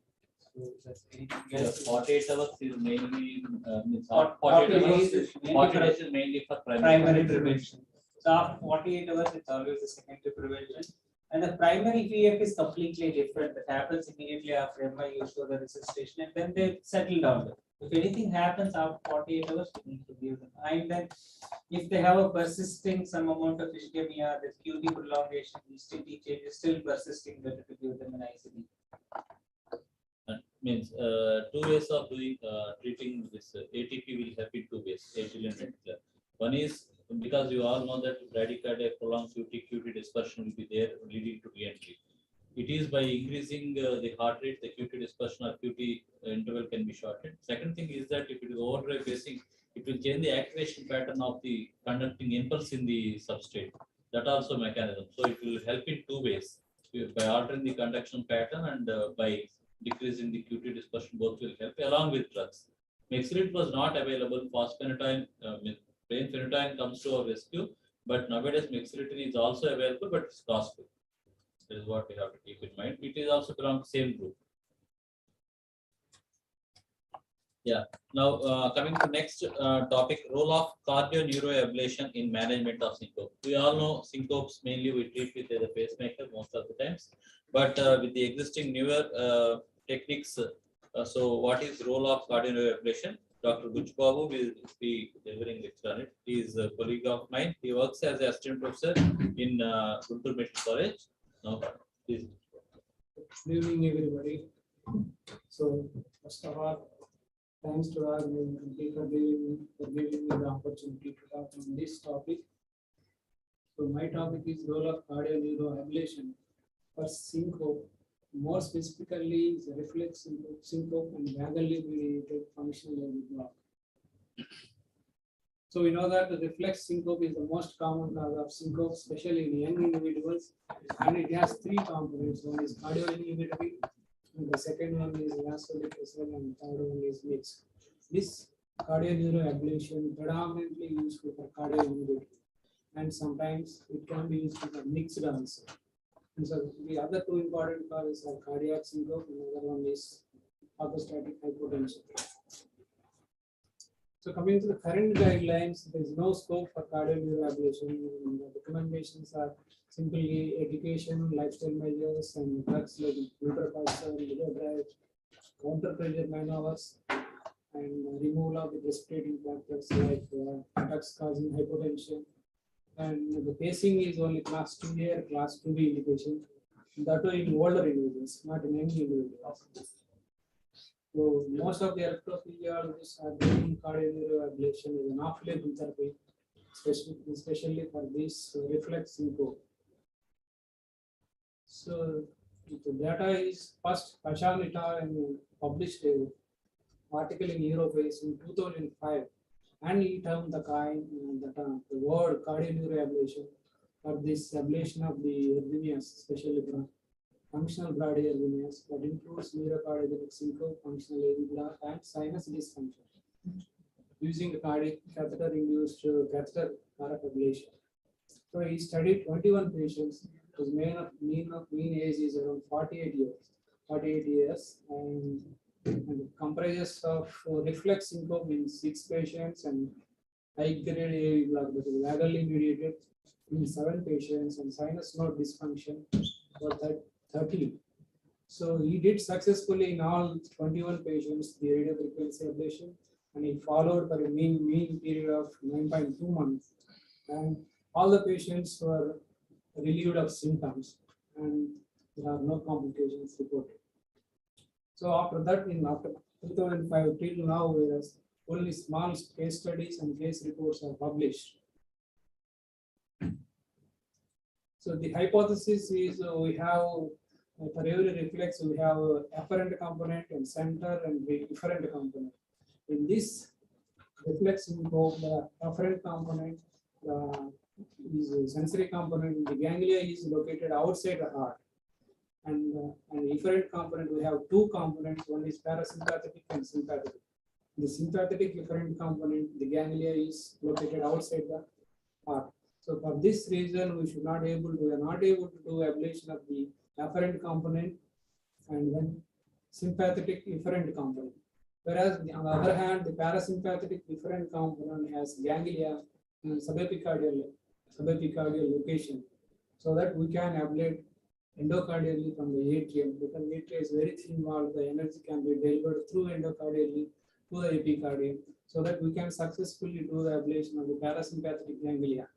We can do afferent component, but the axons, we can do the ablation of the axons, but we know that the axons can regenerate for a period of time. So initially we may get success, but over a period of time, the success will be lost. So thus the current cardiac ablation is only confined to parasympathetic ganglion ablation, that is the ganglia located on the atrial side. We have some ganglia located on the ventricle side also, but ventricular muscle is thicker and we are not able to deliver the energy much. So that's why we may not get the good results. So how to identify these ganglia? So by anatomical approach, we have the ganglia on right side 2 ganglia, and left side we have 4 ganglia. Sometimes we have an additional ganglia on left lateral surface, that is around the vein of Marshall. So on the right side, we have the ganglia located at the junction of the SVC, RA, and aorta.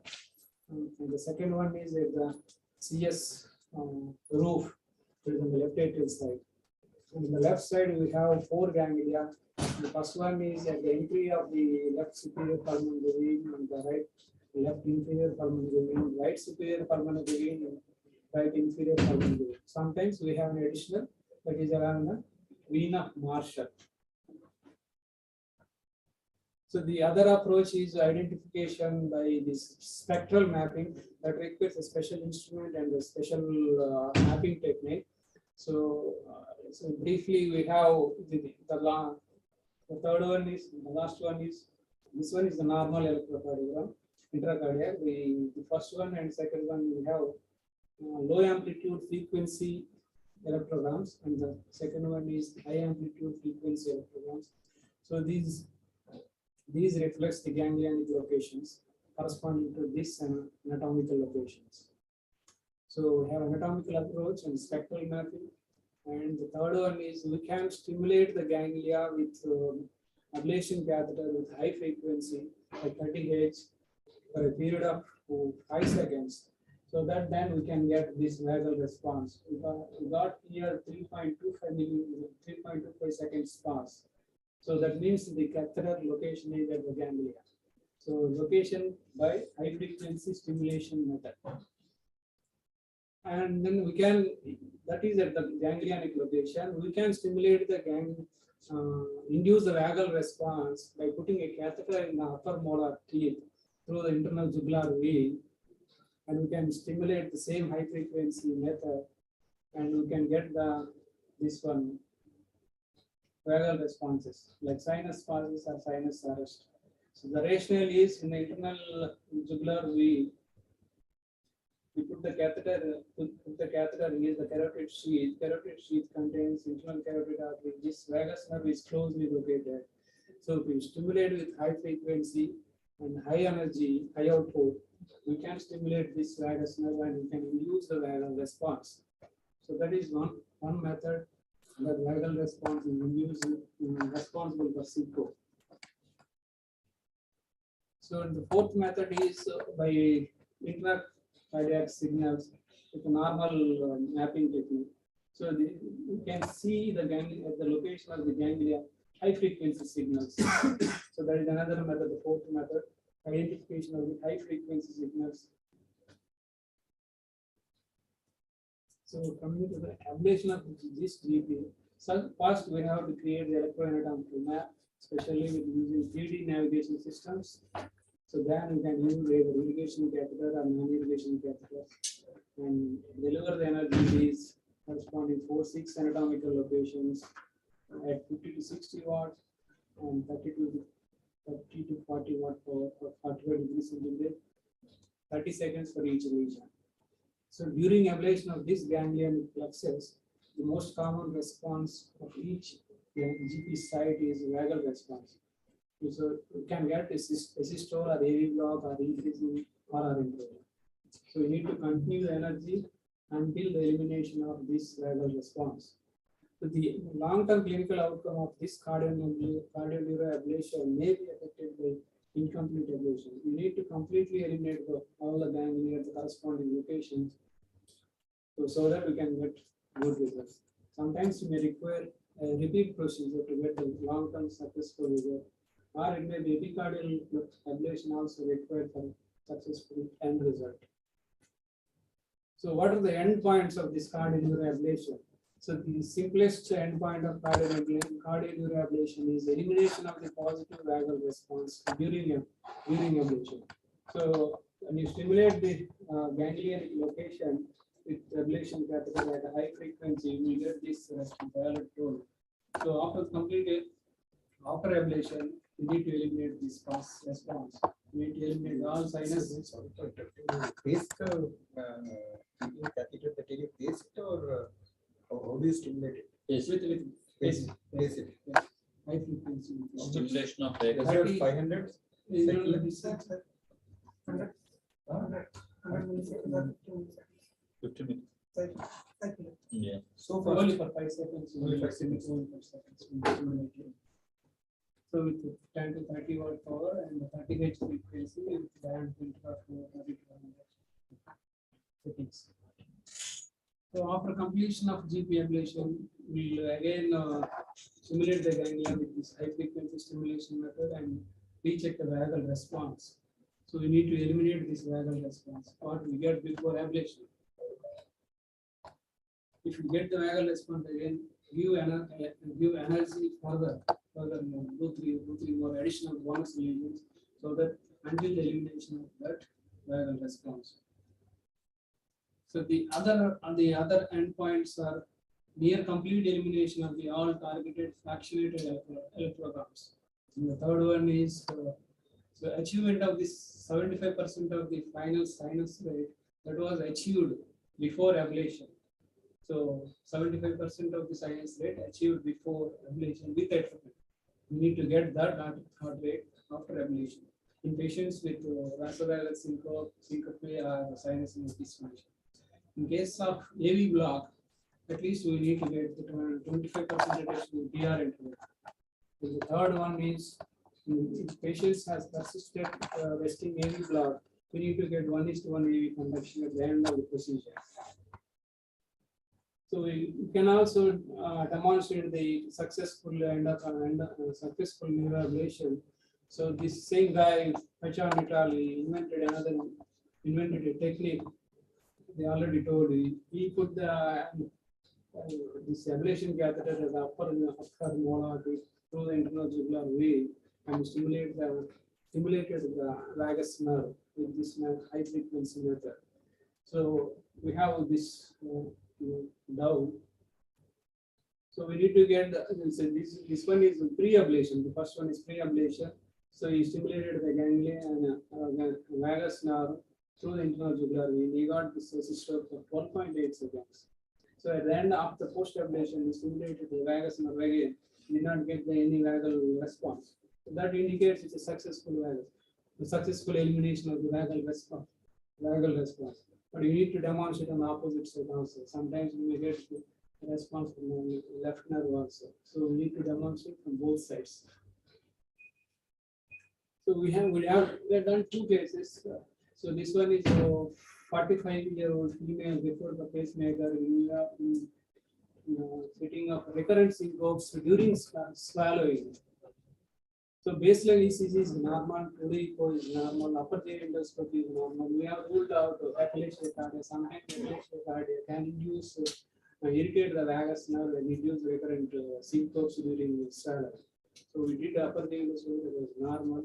And prior to coming to the hospital, neurological evaluation also done to rule out this gustatory seizure or something like that. So that was also normal. So this one is luckily we got ECG during during swallowing. So that we shared high degree AV block during that swallowing. So we had symptom also, and even Holter showed this high degree AV block during swallowing. So then we know that it's a vagally mediated reflex syncope. So it took the case for cardiac ablation after explaining the so that they have pacemaker implantation. actually record for pacemaker. So then after explaining pros and cons, patient accepted for this ablation. So then we did a quick created quick maps, anatomical map of both right atrium and left atrium, and identified the ganglia with this local high frequency signals and in the corresponding anatomical sites. So then we did the SVCRA junction and the CS roof, inside the CS roof, and then we have this one is left superior, and entrance of the left superior pulmonary and the right superior pulmonary. So we have not done inferior. We thought it already taken for 3 hours for this procedure. So then we explained this and we end up the procedure. So this patient completed 6 months follow-up and there is no syncope during following till now. So 6 months and she finished. Even Holder has not shown any asymptomatic AV loss during the and then case 2 is a 90-year-old male with fatigue and exercise intolerance referred for pacemaker implantation suspecting 6 sinus syndrome. So his baseline ECG sinus bradycardia, hardly the heart rate is around 30, 35, in between 30 and 35. And in 2D echo is normal, thyroid is thyroid function tests are normal.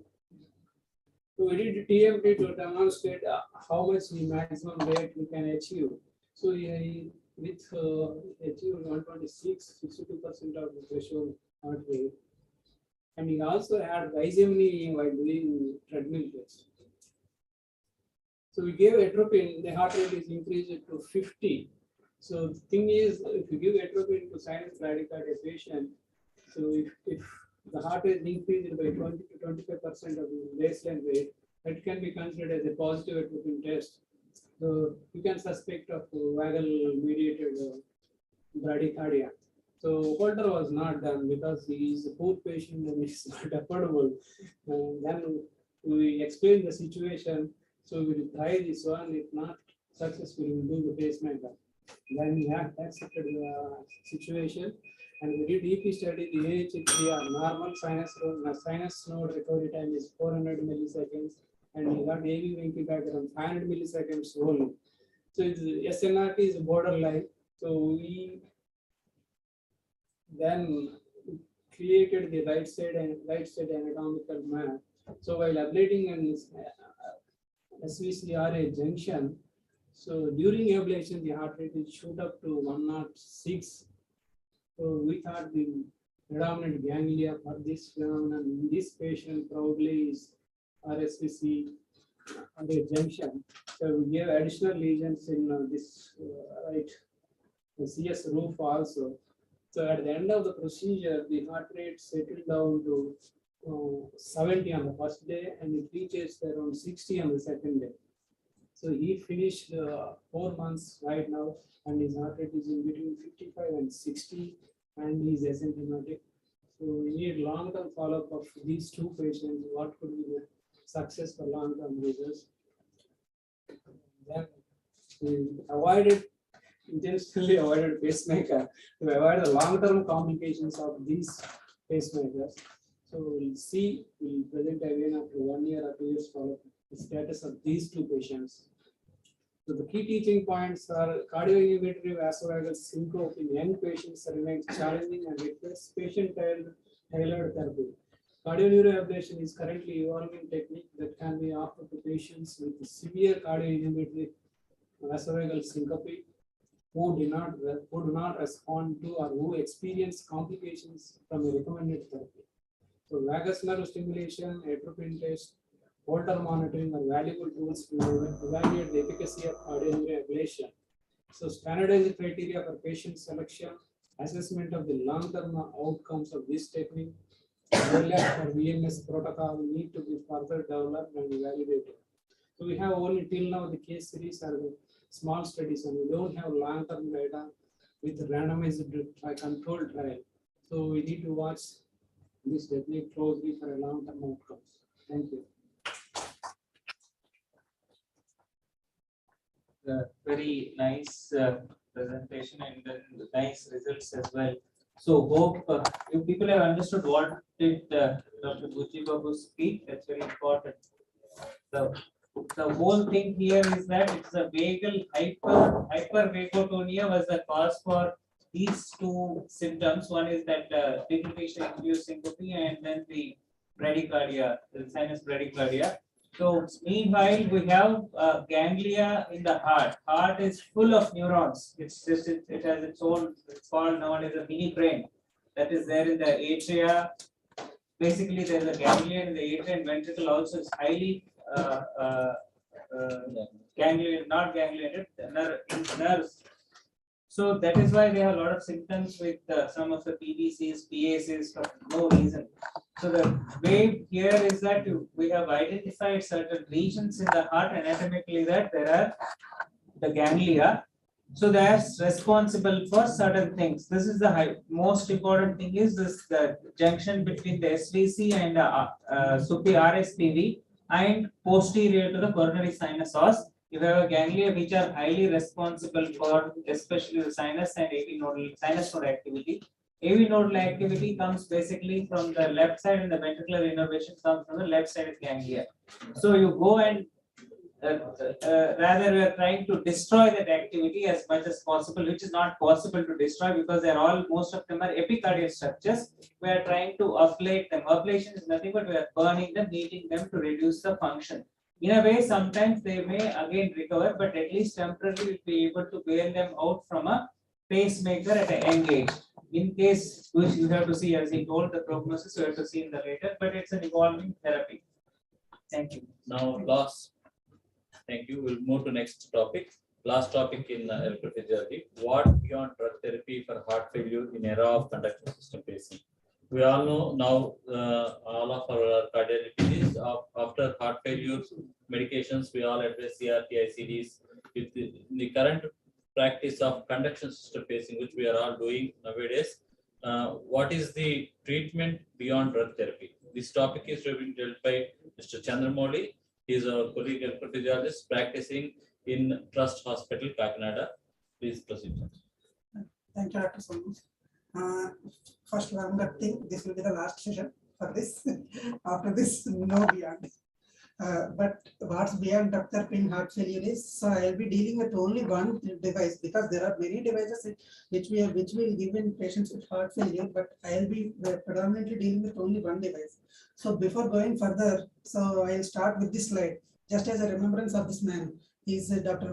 Mower, who is the pioneer of the concept of biventricular pacing. So he conceptualized this idea of pacing the heart for providing the cardiac resynchronization. And this was patented well back in 1990. And now in 2022, what are the options for, available for us for providing the cardiac resynchronization is, first one is the conventional CS approach, like we put a lead in the CS. And the second thing is a surgically we put a lead in the epicardial. Generally, we do this if at all there is the CS anatomy is not suitable. So we take this approach. The third one is an endocardial, still under research. So we put a lead, wireless lead directly in the endocardium of the LV and place the LV. The other things that are newly developed are the conduction system pacing, like this bundle pacing or left bundle or directly left septal pacing. So these are the various modalities that are available right now in 2022 for a cardiac resynchronization therapy. And as of now, this CRT in heart failure patients, like patients with an LVEF of less than 35, so has received a class 1 indication. And there are certain criteria we need to follow before selecting the patients. Having said that, and if you look at various studies, and if you look at the hardcore outcomes also, so still the non-response rate for this CRT is significant. That means up to 30% of the patients are non-responders even after giving the CRT.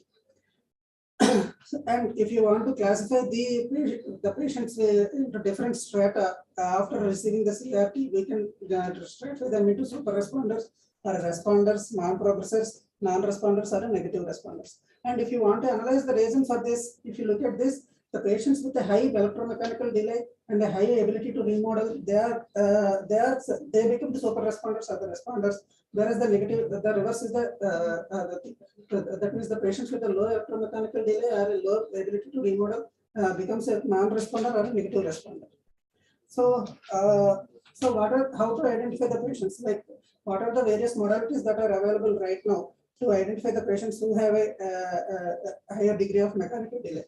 The simple thing and the most reliable thing right now we have is the ECG. So this from this ECG we can make out by presence of a wide QRS, the notch in the QRS, and 1 AVL, V5, V6. These are the various criteria where we follow for selecting the patients for a CRT implantation. But mind you, all LBBB patterns do not necessarily mean LBBB, and all LBBB patterns do not be corrected. The reason for this is some patients with an wide QRS has an intact Purkinje activation, unlike the patients with a complete block, where there will be a complete block and a bizarre activation of the ventricle. So various criteria have been proposed. So out of which we generally follow the Strauss criteria, and most of the studies also have followed the Strauss criteria for identifying the true LBBB in the ECG, so that the proper patient can be selected for subjecting the patient to a CRT. But even this Strauss criteria has some limitations. So basically the Strauss criteria deals with the QRS of more than 130 milliseconds in men and 140 milliseconds and a notch in the QRS. So, but it didn't deal with anything like the presence of S5 and V5, V6 and the time to notch. Because if you can see the blue circles out there in 1 and ABL, there is a notch, definitely there is a notch in the QRS, but the time to notch is not that much. So what about these patients? So these are the limitations in Strauss criteria. And to address this one, researchers in the University of Chicago have come up with some novel criteria, like they address these issues, and they define that the time to notch should be more than 60 milliseconds. And they found that by following this criteria, they could identify the complete conduction block more significantly, and also the response to treatment is more significant in patients who are identified with this. So to conclude, to give a CRT in a patient with an LBBB, so proper selection of the patient is important, and proper identification of the true LBBB in ECG is important. And what about the other patients? Because here, if you look at the entire spectrum of heart failure, only up to 20 to 30% of the patients have an LBBB, but rest of the patients doesn't have an LBBB morphology in the ECG. So what about those patients? Like patients can have an RBBB or an IVCD. So what about those patients? So is RBBB a useful surrogate for CRT? So if you look at this meta-analysis, and if you look at the red box, so RBBB, like whatever non-LBBB patients are poorly represented in various studies. Like this is a meta-analysis which included all major studies and also observational studies. And in every study, the non-LBBB patients are poorly represented. And with this scarce data and also considering this, so the guidelines have given a class 2A indication in for a CRT implantation in patients with RBBB with a QRS of more than 150. Whereas it's a QRS of 120 to 149, it received a class 2B indication. And this is another study published in JACC. And if you look at this data also, so not all the patients with RBBB or non-RBBB are getting benefited by giving a CRT. Only particular subset of the patients, like a patient with MACD and a QRS duration of more than 150 milliseconds, have a mortality benefit. That one, the last rectangle you can see. So identification of the proper patient before giving a CRT in a non-LBBB patient is particularly important. And what is the pathophysiology behind this is, if you look at these two ECGs, so if you want to classify the RBBB, we can classify it into a typical RBBB or a typical RBBB. So if you look at the panel A, it has a clear S wave in 1 and ABL. Whereas, and if you see the activation mapping, the left side, the right side one with the green color is an LV with the clear with the septum. So there is no delay in activation of the LV and the septum also. But whereas the blue represents a delayed activation, so the RV lateral wall is there definitely there is a delay in the activation. But when it comes to panel B, there is a loss of S wave in 1 and ABL. So this, but definitely it's an RBBB, but it's different from A. And if you look at the activation mapping, you can see that some part of the LV, the lateral wall of the LV is also, there is a delay in activation of the lateral part of the LV also along with the RV. So these two are different types of, different forms of RBBB. We can call them as a typical and atypical. And based on this, we can classify whether the patient has a mechanical or electrical LV delay along with an RBBB. So based on this, we can choose whether to give the patient a CRT or not. And this is another study that addresses this issue. Like they have done a study with in a 66 patients with an RBBB, and they stratified into two, like a typical RBBB and an atypical RBBB. And what they found is that patients with atypical RBBB are good responders. Like 71%, they have an end-systolic volume indices more, and also they are good NYHA responders. But coming to the enhanced CRT trial, so this is another concept. Like they try to they randomized patients, they randomized and try to give a CRT in a non-RBB patients based on other criteria like a QLV. They use different methods of assessing the RV and LV mechanical delays. So, but this is a negative trial. It does not show any mortality benefit or HF hospitalization. So these are right now, the stand for say CRT in an RBBB is still doubtful, and more evidence has yet to come. And what is the next option that is available apart from CRT is the conduction system pacing, and this is a study done by Parikshit Sharma, like the permanent his bundle pacing for a cardiac synchronization therapy in patients with heart failure and right bundle branch block. It is a positive trial, and it has given some promising results. So like this, much data needs to come. So to conclude, not all RBBBs are created equal, and it is important to understand which patients have concomitant LV delay. And benefit of prevention of BIV-CRT for typical are unimpressive, and all the BIV-CRT might have a potential value for an atypical RBBB. More data need to come, and conduction system may have a value in this cohort of patients. And what about the patients who doesn't have both RBBB and NLBBB and they have a simple IVCD? Should we offer a CRT? If so, what is the optimal CRT delivery? And again, if you look at the various data, and even the patients with an NICD, non-specific intraventricular conduction delay, are poorly represented across various trials. And if you look at the data also, except for the Miracle, which had shown a marginal improvement in the quality of life, rest of the studies like KRH, reverse added CRT and RAFT, all these studies didn't show any benefit of giving a CRT in patients with IVCD. So what is the pathophysiology behind this is in an LBBB? So it's a intramuscular conduction of the conduction which activates the LV, but whereas in an IVCD, there will be delay in the activation. So by giving a hard CRT, so the options that are available is a combination of both two, like a CRT and a conduction system pacing. So by giving the combination of both these therapies, what we are trying to do is we are trying to establish a synchronization by pacing at the his and also simultaneously or sequentially placing the LV from the LV lead. We are trying to narrow down the QRS and the JCP resynchronization. So these are the options that are available as of now, and this is a trial which studied that hypothesis. And you can from this you can see that his patients with who received his optimized CRT, the QRS is much narrowed. Like baseline 210, from the 210 it has become to 110. And the same thing in an ECG. This is the ECG. The patient who received his and LV has a narrow QRS when compared to the BIV pacing. And the other option that is available is a left bundle optimized CRT. So it is also the same. Only thing is instead of the his bundle, we just place distal more distally directly into the left bundle. So it also the results with this also are the same. The patients the QRS is much narrowed by giving a combination of left bundle pacing along with the CRT. So the future options for IVCD is it can be coronary sinus lead like the conventional CS lead, and along with that it can be a conduction system pacing probably, but for more data needs to come in this area. So the proposed algorithm for this is if any patient who have an LBBB and an IVCD, First, take a DF1 lead and implant a DF1 lead.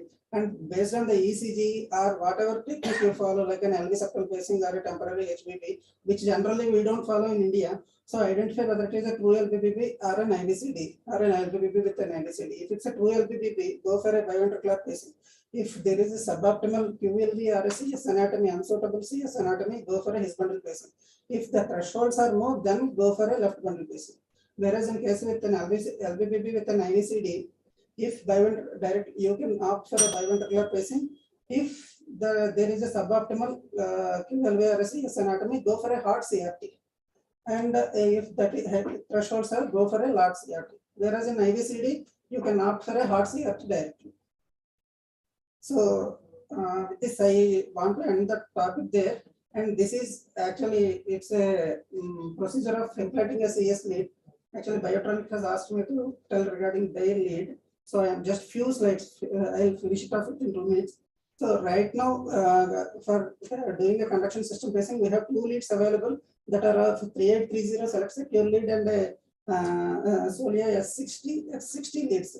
When it comes to Medtronic 3830, it's a leadless, Newman-less lead. So the Newman is very small, like the French is very small, it's a 4.1 French. Whereas when it comes to Solia Biotronic, it is a regular lead with a lumen and a still a driven pacing lead. So the only thing with Medtronic is it doesn't require any preparation. So we simply put his catheter, and through that we simply put that his lead and just screw it in the area of his where we map the his left bundle. We just simply screw it. And that's all. But this still driven lead requires a preparation before introducing the lead into the sheath itself. So what we need to do is we need to see that the screw is completely out. And once the screw is out, we need to pre-tension the lead. Like we need to build up the torque on the inner coil so that the lead becomes straight and gives extra strength. And with that, so in the his catheter or the catheter, we introduce the lead. And with the same lead, with the helix extended, we'll map the his area. And once we map the his area and we are confident enough, we just screw in lead by 5 to 8 clockwise rotations on outer body with a stylet fully inserted. And always we should make sure that the helix remains completely extended while screwing. And coming to the position, once the screwing is done, we can check in various methods. Like we should target in an elbow view, we should target at a 2 o'clock to 3 o'clock position. We need to look at the W sign in a V1, or we can inject some contrast to delineate the septum. So these are the various methods by which we can confirm whether the lead has gone into the septum or not. So what are the advantages with stylet-driven pacing lead is? It's a large body, stylet support, and we can curve it, reshape the stylet so that it can adapt lead curve to individual anatomy, and it gives good support to keep the position and track while screwing. And another advantage is we need not disconnect the pacing. We need not just continue the pacing. Even while screwing also we can continue pacing because we can connect the clips to the stylet and we can continue pacing, and also we can screw it so that we can know whether it is pacing with a left bundle or some other area. And this is one study which has done a comparison between a lumenless and a stylet-driven lead. So coming to the complications, they have only 2 complications out of 122 patients, only 2 lead dislocations, 1 septal coronary perfusion, but no ventricular septal defects. More studies are yet to come. And to conclude, both his bundle and the left bundle pacing are feasible in phase with stylet-driven pacing leads, and pacing leads with extendable helices might require lead preparation or different handling. And the advantages of stylet-supported leads are support, torqueability, and reshaping. Thank you.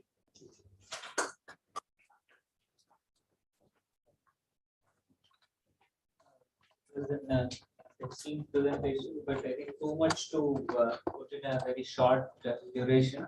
So to summarize, one is the indication for non-pharmacological therapy is the first and foremost important heart failures. Look in the ECG. You have a left bundle branch block. and there is if you see the echo, is there a dysynchrony? Even dysynchrony may be a little difficult to assess if you have not seen that. If you see a left bundle branch block URS more than 150 milliseconds with a heart failure, these are the candidates for CRT therapy. And these patients should at any cost should receive, because this is, if it is left bundle branch block induced heart failure, they almost reverse their LV function to normal. So that is the one. Second thing is coming to the IVCD, that's intraventricular conduction delay, is extremely difficult to assess on a ECG. Sometimes even the left bundle branch block itself can look like an IVCD. If you see again a more than 150 milliseconds QRS with some amount of dysynchrony on the echo, they qualify for again a CRT. Coming to the right bundle branch block, as Chandramouli had shown two ECGs. One is the typical right bundle branch block where you have a S wave in lead 1. So that says that it's a typical right bundle branch block. And there is no S wave in the other one. That's a masquerading left bundle branch block. You have a right bundle, but there is underlying left bundle branch block also. So S wave is not there because there is no activation happening from the left to the right side. So you have a no S wave in lead 1. So if there's RBBB more than 150, 160 milliseconds, no S wave in lead 1, again they qualify for a good candidate for CRT. If there's only RBBB, then again that's we have to take an individual call depending on the patient. Coming to what sort of pacing you want to do, whether you want to give a coronary sinus that is pacing directly on the epicardial surface of the left ventricle going through the coronary sinus tributaries, or you want to pace the conduction system. Conduction system pacing means either you can pace a his bundle or you can pace a left bundle. So how does the his bundle correct a left bundle? Because here the fibers which are forming either a right bundle or left bundle, they are in a parallel fashion. They divide in the his bundle itself. So they will have a proximal left bundle branch block. You go little distal to that block that is in the distal his system and screw the lead. Not all the cases. Most of the cases you can capture the left bundle when you pace the his also, because that gets separated. The fibers which are going to form a right bundle, left bundle, even the fascicular system will divide right away in the his bundle itself. So you can, by pacing the his bundle also, you can correct the left bundle distally. And then if you don't want to do that, the problem with the his bundle region is that the muscle tissue is less. There is a lot of the fibrous tissue there. Two problems will come. One is the thresholds will be higher and area is smaller to capture that area. You come little below that. In the septum, you screw the lead deep enough to reach the left side or mid side of the septum, so that you directly capture either a direct capture of the left bundle, or you capture the tissue around the left bundle and peri-left bundle pacing, so that you correct a left bundle. By correcting a left bundle branch block, you will recruit the left bundle, and this synchrony will disappear, and these people will have a near normal QRS, what you have seen. Any questions on this? Okay, then We'll conclude. so with this we'll conclude the session. Thanks for patient hearing and bearing with us for such a long time. Okay, thank you. Thanks.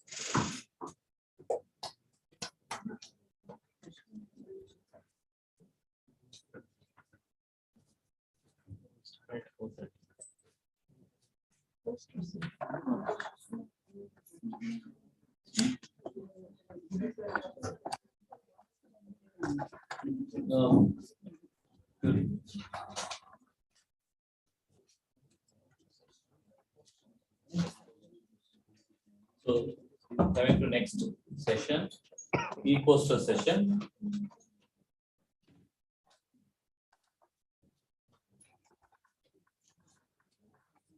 Yeah, now I invite Dr. Srikanth and Biju Govind sir to come and start. Chaudhary sir.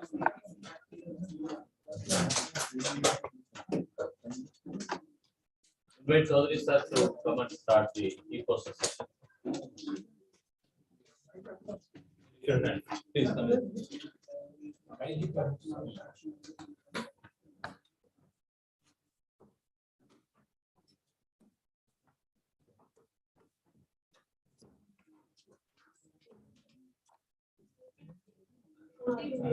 ఎన్ని ఉన్నాయి మొత్తం? 14.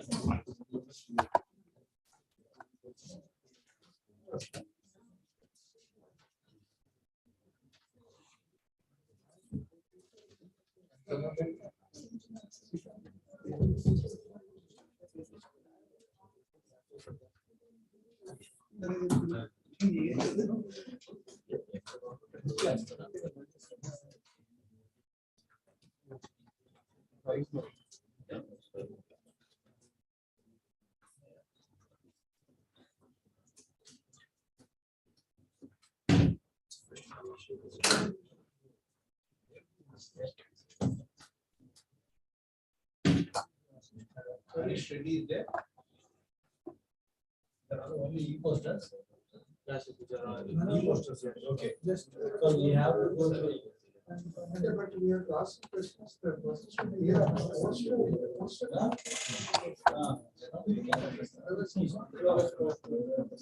We go with the next one. Yeah, next one. Dr. Harishwat is here. Harishwat is there.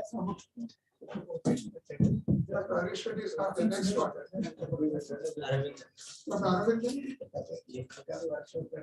Next one. Peter Praveen Hera. Dr. Peter Praveen.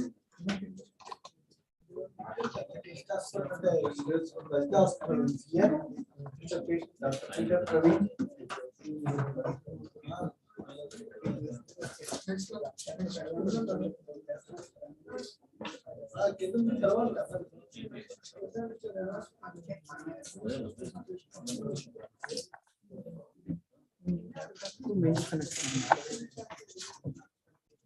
Laptop లో ఉంది mail లో ఉంది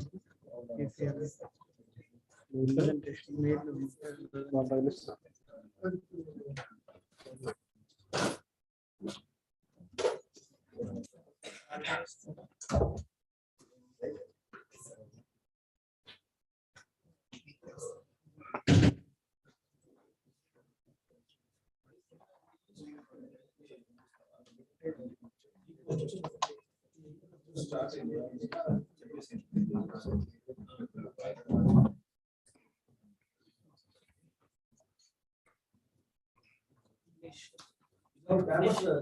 Whoever is there, we can present the effect on.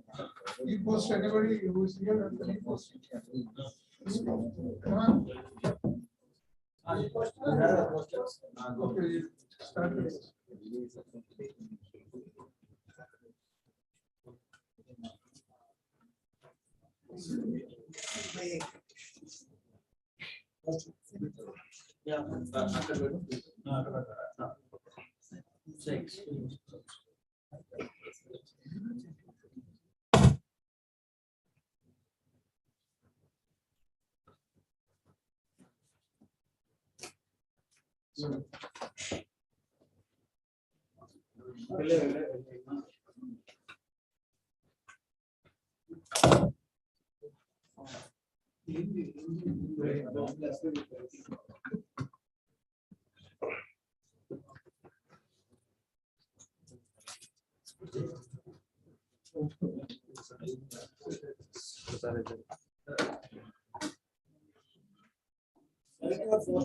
Sirisha, ABS 01.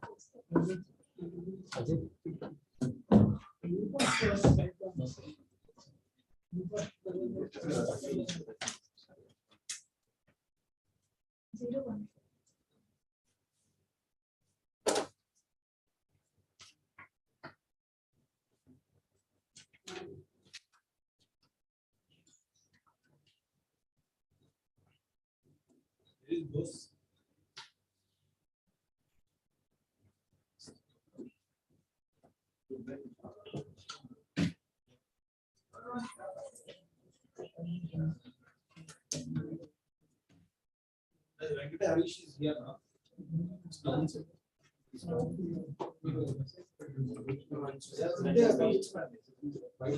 Jeevan is also here.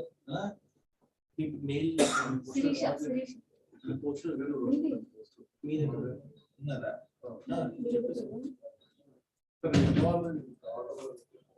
Rajesh, Vida. Let him complete.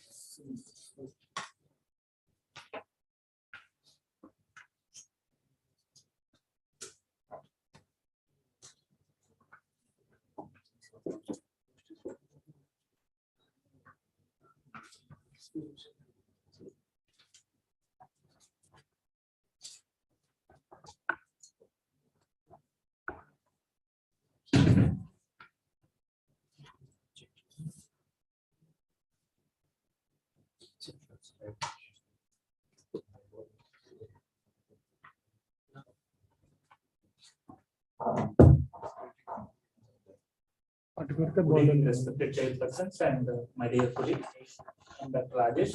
Today I want to present an interesting case of unusual survival of heterologous palate with absent pulmonary valve syndrome. So coming to the introduction, TOF with absent pulmonary valve is a unique variant found only in 3 to 6% of TOF, and survival into adulthood is very rare without intervention. Coming to the case, a 55-year-old female presented with gradually progressive breathlessness since childhood, and she had full normal vaginal deliveries at home. With all four children are healthy, and the patient continues to have breathlessness on functional class 2, progressed to functional class 3 since 10 years. She was consulted a local doctor. They have evaluated and diagnosed to have congenital heart disease, and they advised surgery further, and she did not undergo due to financial reasons, and she was started on beta blockers and diuretics. She improved symptomatically. Coming to the clinical finding, she was acyanotic at rest as well as on exertion. The pulse was low volume, and there is grade 1 parasternal bleed is there, and second heart sound is single with absent pulmonary component. And there is no audible click, and a grade 4/6 systolic murmur and early diastolic murmur occupying 50% of diastole were had in left second intercostal space. So coming to the investigations, our ECG showed a right axis deviation. So in form of tall RVs with the RV strain pattern, this RV hypertrophy is there, and with the X-ray we can see a dilated MPA and RPA and LPA. The 2D echo images here you can see the VSD and overriding of aorta. And in the below image showing absent, this is severe pulmonary regurgitation with dilated pulmonary arteries, and this last image is showing absent pulmonary valve. And coming to the discussion, based on these findings, we have diagnosed it as TOF with absent pulmonary valve. Generally, TOF with absent pulmonary valve observed in neonatal period, and even survival into infancy is very rare. Because of dilated pulmonary arteries compressing the bronchus, they lead to respiratory infections and lead to death. And the survival ranges from 9 months to 1.4 years without intervention. And our search of literature showed very few cases, less than 10, survival up to this age.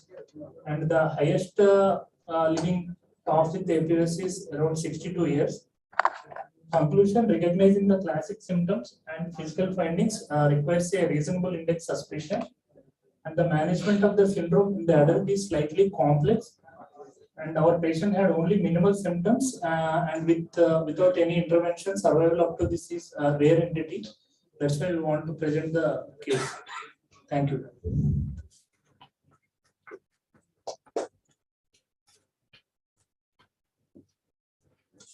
Next. Who is ready?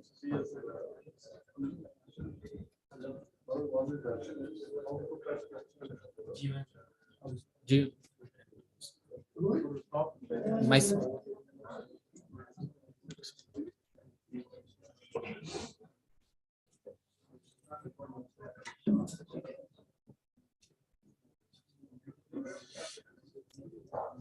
Good evening, sir.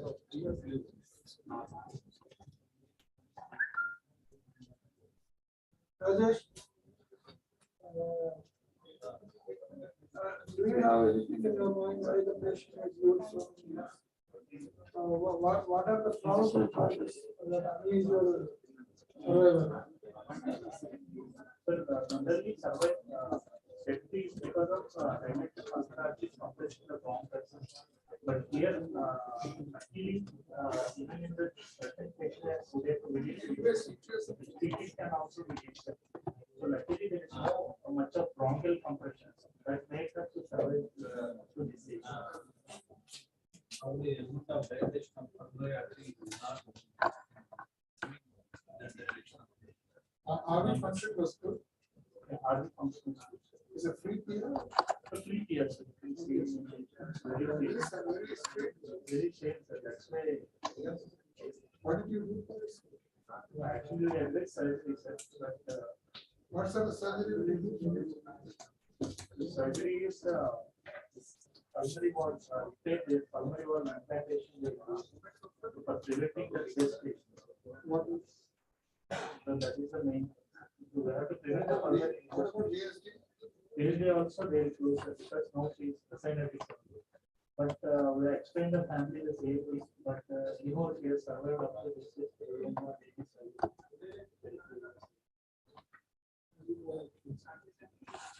Thank you.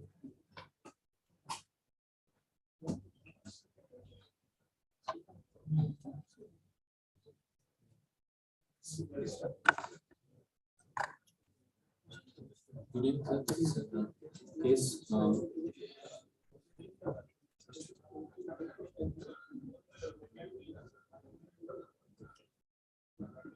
Just in case of both the narrow complex and the broad complex.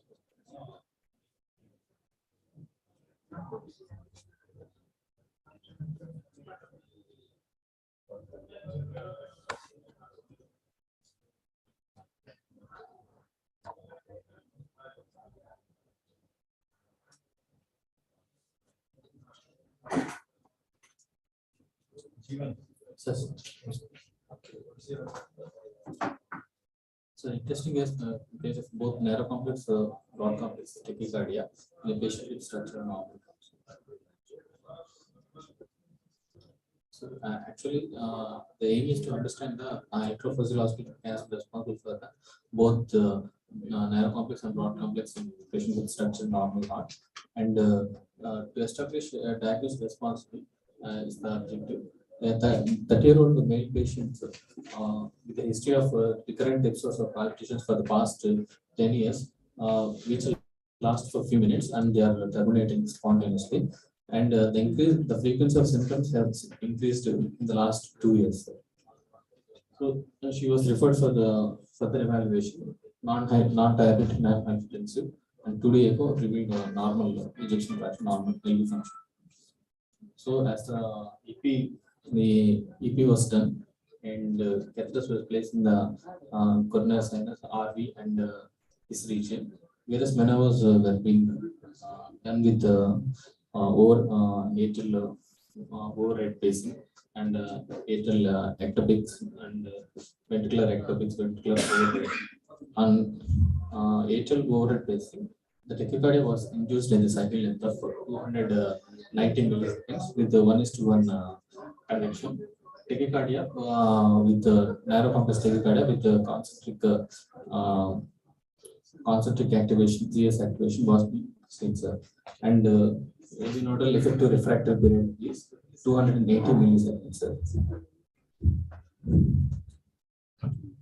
And further decreasing the cycle length to about 270 milliseconds, a broad complex tachycardia was being aborted, and with the concentric single concentric CS activation. So parahesian pacing and refractory pacing and the entrainment maneuvers will prove the same pathway is responsible for both the tachycardias. So here the 3D mapping of the showing the actually this is the right free wall pathway showing both the anterograde and the retrograde connections of the same pathway. So the discussion is that this is a unique case of pathway which is with both anterograde and retrograde connections. So AVRT is a clinical syndrome in which both AV node and pathway are part of a related circuit. It's an orthodromic tachycardia when the anterograde connection through the AV node and the retrograde connection of the pathway. And generally it presents as a concealed pathway with the narrow complex tachycardia. When the anterograde connection occurs through the pathway and the retrograde via the AV node, it's a antidromic connection. So in this case, the tachycardia has the orthodromic connection over cycle length of 290, And at 280 milliseconds, the AV node got blocked and immediate conduction over the right free wall pathway, and thus producing the antidromic AVRT with broad complex. So successful ablation of eliminated both retrograde conduction property and anterograde conduction properties of the pathway. This was done by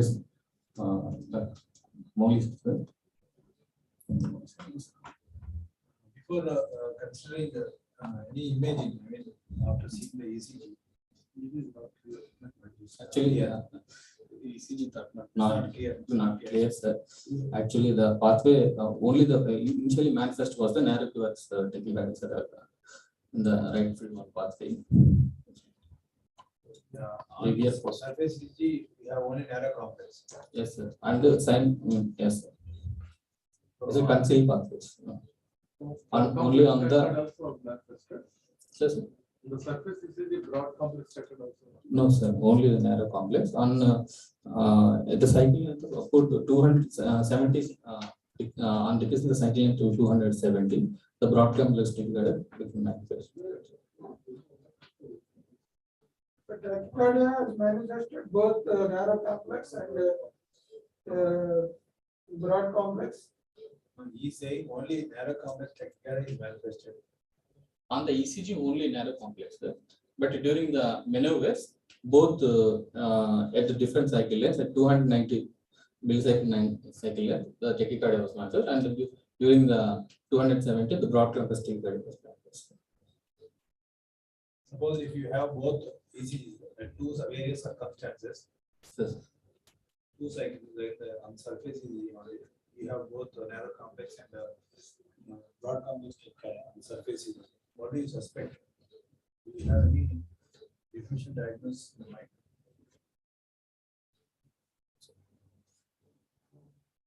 Briefly summarize how you are explain the probable mechanism for that. Briefly, don't present anything, everything away. Put it in very structure. So the re-entry itself is the mechanism. Re-entry. I mean, the pathway conducting in both directions, sir. Both anterograde and retrograde. AVRT, sir. The pathway conducting both anterograde and retrograde retained by the re-entry mechanism. Once you update this one, this AV node, then no. Pathway. At some point of time, these retrograde connection manifested. Yes. After ablation only, you notice, or even during the EP diagnostic EP only you. Yes, sir. Before ablation, while on further, different mechanisms, maneuvers were being done. Pacing, this refractory Pvcs, different entrainments have been given. Only after that. So how many times ablation or procedure was done? Only the single pathway is being. Ablation is how many was done? What is the treatment protocol of ablation in this case? I was not sure. So you can try to, okay, it's well presented, but it's not, it's a good case, but you could have presented slightly better. Your pictures are not clear, as you yourself noticed. And take fast images. Whenever you're taking images from the screen, go straight and take an image. This sort of angled images don't give the viewer any much information. Sure. So good, well done. Thank you. Thank you. Next one.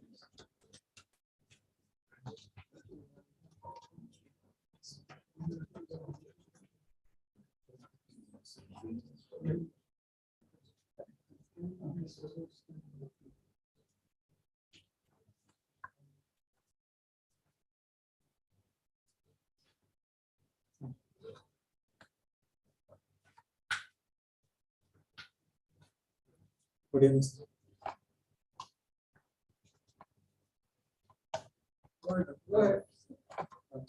My first presentation is an initial presentation of RSOV as heart failure. We recorded this case at a Lalitha Hospital, Guntur.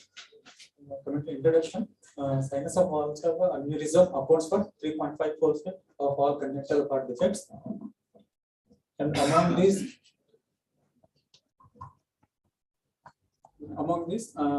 sinus of also aneurysm, it rupture constitutes around 1/3. So that constitutes 1% of the congenital heart disease. Mostly it occurs in males, predominantly 4:1 ratio. Actually, these sinus of also aneurysms are generally benign. Sometimes they occur, rarely they rupture like this. How our case was presented was 34 years old female presented with progressive SOB, shortness of breath, fatigue, lower limb swelling, abdominal heaviness that indicates some right heart failure symptoms, loss of heart rate since 5 months and aggravated since 1 week. Clinical examination showed regular high volume bounding pulses with collapsing pulse with a rate of 96 per minute. Left parasternal yield sustained lift was present. He was present. RV type of apex was present. BP is 110 systolic by 36 mm diastolic HG. Upper limbs and for lower limbs 170 by 40 systolic and diastolic of HG, both lower limbs. Raised JVP of 10 centimeters above the sternal angle and prominent AV was present. Loud S1 and loud P2 present, history of pulmonary hypertension, just continuous murmur of grade 5/6 at left lower sternal area is head. So investigation that we have done on CBP, complete bed picture, ECG, chest X-ray, PAV, that's a history of cardiomegaly. 2D echo, the ejection fraction was 30%, moderate aortic regurgitation was present. Windsor sign of RSOB, ruptured sinus of Walser was present. From RCC, right coronary cusp to the right ventricle. This is my ECG. The shows left axis deviation with a high steep amplitude. The X-ray suggestive of cardiomegaly. This is the echo parasternal long axis view, where you can see this turbulent jet going from the right into the right ventricle.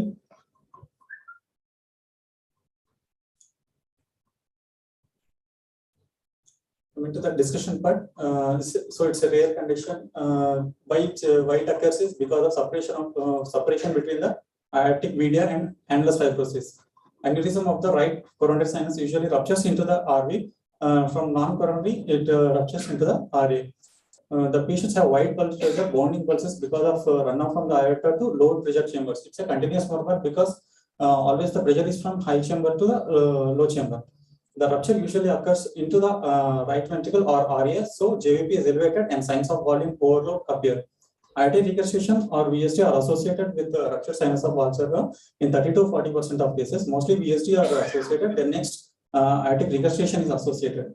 For isolated RSOV, catheter closure is current practice, but with other comorbidities like other defects like VSD and AR, surgical repair is recommended. What did you do for your index case? What did you do for this case?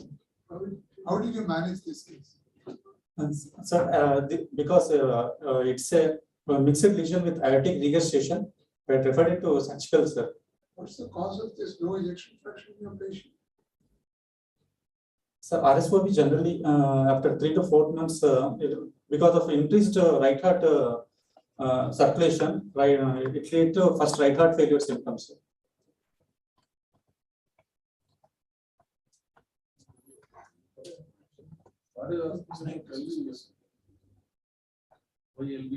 what are the usual presentations you have given? An unusual presentation of RSOB as heart failure. No? Yes, sir. The usual presentations of RSOB. Acute chest pain, 1/3 of the cases it presents. Then next, with a delay of 3 to 5 months duration, it presents as a heart failure. As a right heart failure present, it presents, sir. The usual presentation. Yes. So this is left heart failure. That's why you are saying it's unusual. Is that the case? Yes, sir. With associated AR features are also there in this. That's quite often. It's quite usual. AR is quite often seen in RSOB. It's not unusual. We have VSD in this case. No, sir. Aortic regurgitation is there, sir. It's a predominantly in male, but this is a female. How the patient will survive a surgery in this severe LV dysfunction, probably RV dysfunction also. I will not mention that. There is moderate AR. So what is the surgery you do and how do you assess the patient will likely survive the surgery? Sir, without any surgical intervention, RSOV patients barely survive for 1 year, sir. But they give very good data that if we repair this ruptured sinus of valve, 95% chances that they live up to 20%, sir, 20 years. What are the non-surgical techniques for treating RSOV? Sir, ambulatorial septal occluder, ductal occluders are used, sir. Have you seen it being used? No, sir. When do you prefer ductal occluder and when do you prefer the muscular VSD device in RSO? Based on the diameter, sir. From 4 to 6 mm diameter, we go for ductal occluders. What's the difference between the two, radio 2 and muscular VSDs? Pardon, sir? What is the structural difference between the two devices which They are auto coiled. That's what. So this patient is currently underwent surgery or is waiting for surgery? What's the status? Sorry, sir. I understand that referred to. Okay, you have referred as well. Thank you. Thanks. Next.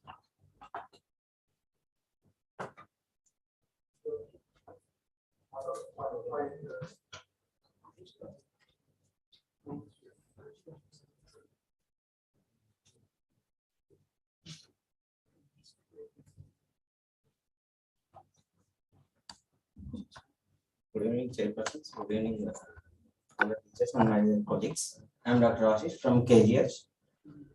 I want to present about an unusual presentation of an SLE case in an adult with sinus node dysfunction. The background.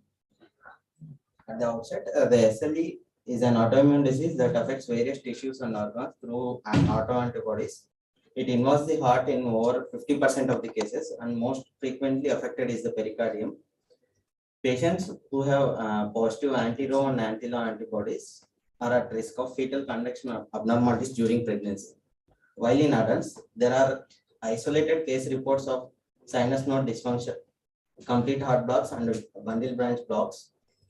And I want to present this unusual presentation of this adult case with sinus node dysfunction. Regarding case details, she is a 29-year-old, previously healthy female, came with presentation of fever, recurrent episodes of seizures, and syncopal attacks of 3 days duration. On electrocardiography showed junctional rhythm with rate of 25 per minute. In view of symptomatic bradycardia, temporary transvenous right ventricular pacing was done.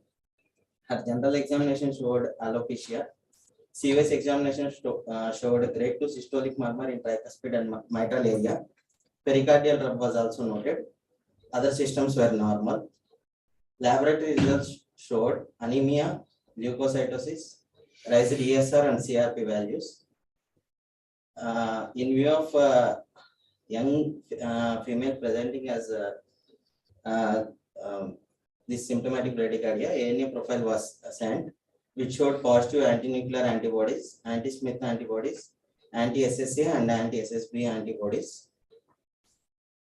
Complete urine examination showed non-nephrotic proteinuria. 2D echography showed minimal pericardial effusion, mild PAH, moderate TR, and mild MR. Her UF was normal.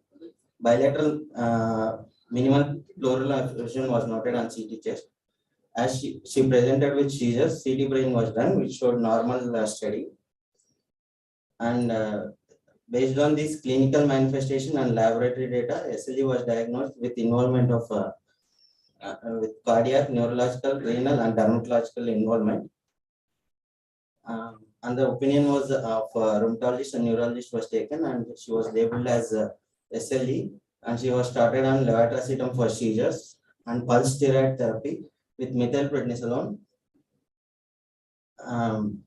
There was improvement in heart rate until and it reached around 50.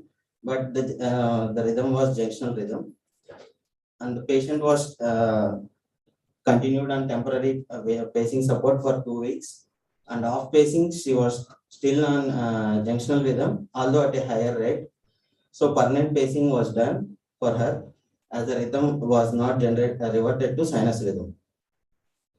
The discussion part: SLE can cause myocarditis, cardiomyopathy, valvular heart disease, coronary artery disease, and even conduction system abnormalities. Regarding a study, in an adult SLE cohort of 1,366 patients, only 1% were identified with severe bradyarrhythmias requiring pacing, which included only 13 patients with complete AV block and 5 patients with sick sinus syndrome with symptomatic sinus pauses.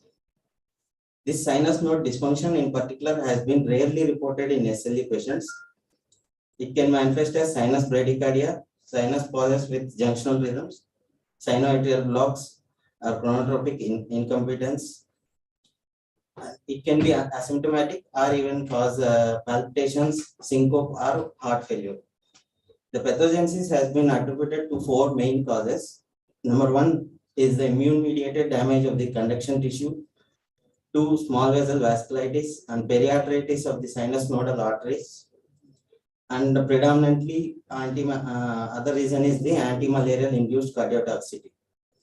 And even the autopsy, retrospectively, autopsies have indeed identified fibrosis of the sinus node and vascular lesions to nodal arteries.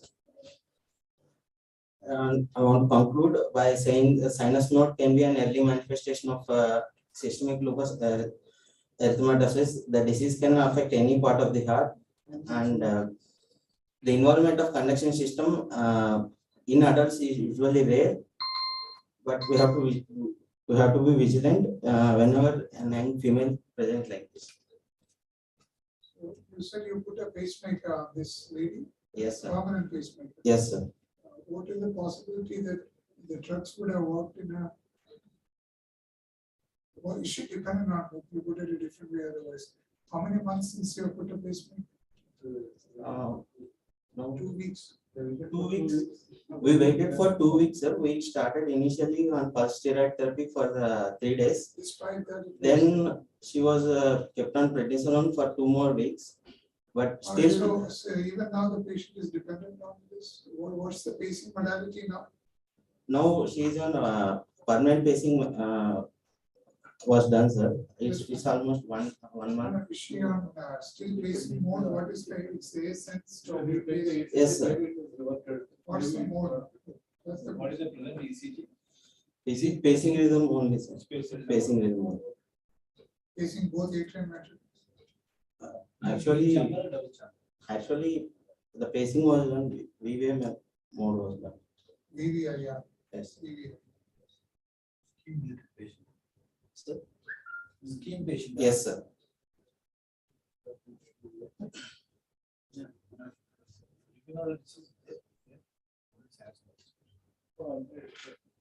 Did you document any AV disease here?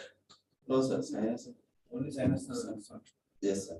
So if you want to document, how do you document?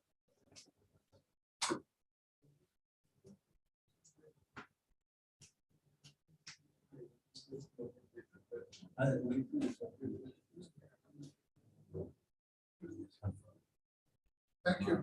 Oh. Because you have told only sinus node dysfunction. Yes. So how can you rule out associated AV node problems?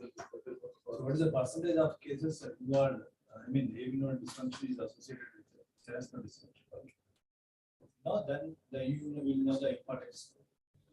And also, if suppose any lady, the AV node is normal, they might put to atrial pacemaker. Yes. Singles have lost now.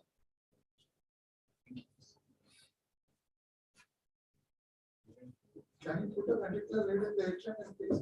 Can you have, if the AV node was normal, could you have done a AAI pace?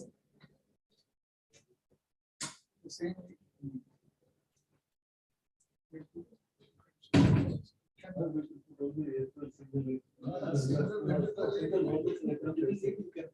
what I was asking. Yes. Thank you. You are from? KGS. Yes. What's the next one? The problem.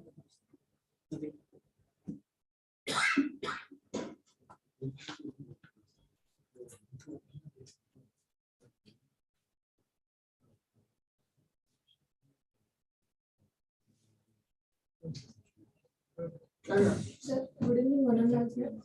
I am Dr. Sirisha, postgraduate in Department of Cardiology, Ventral Medical College, Pune. I am going to present a rare case report of MTHFR.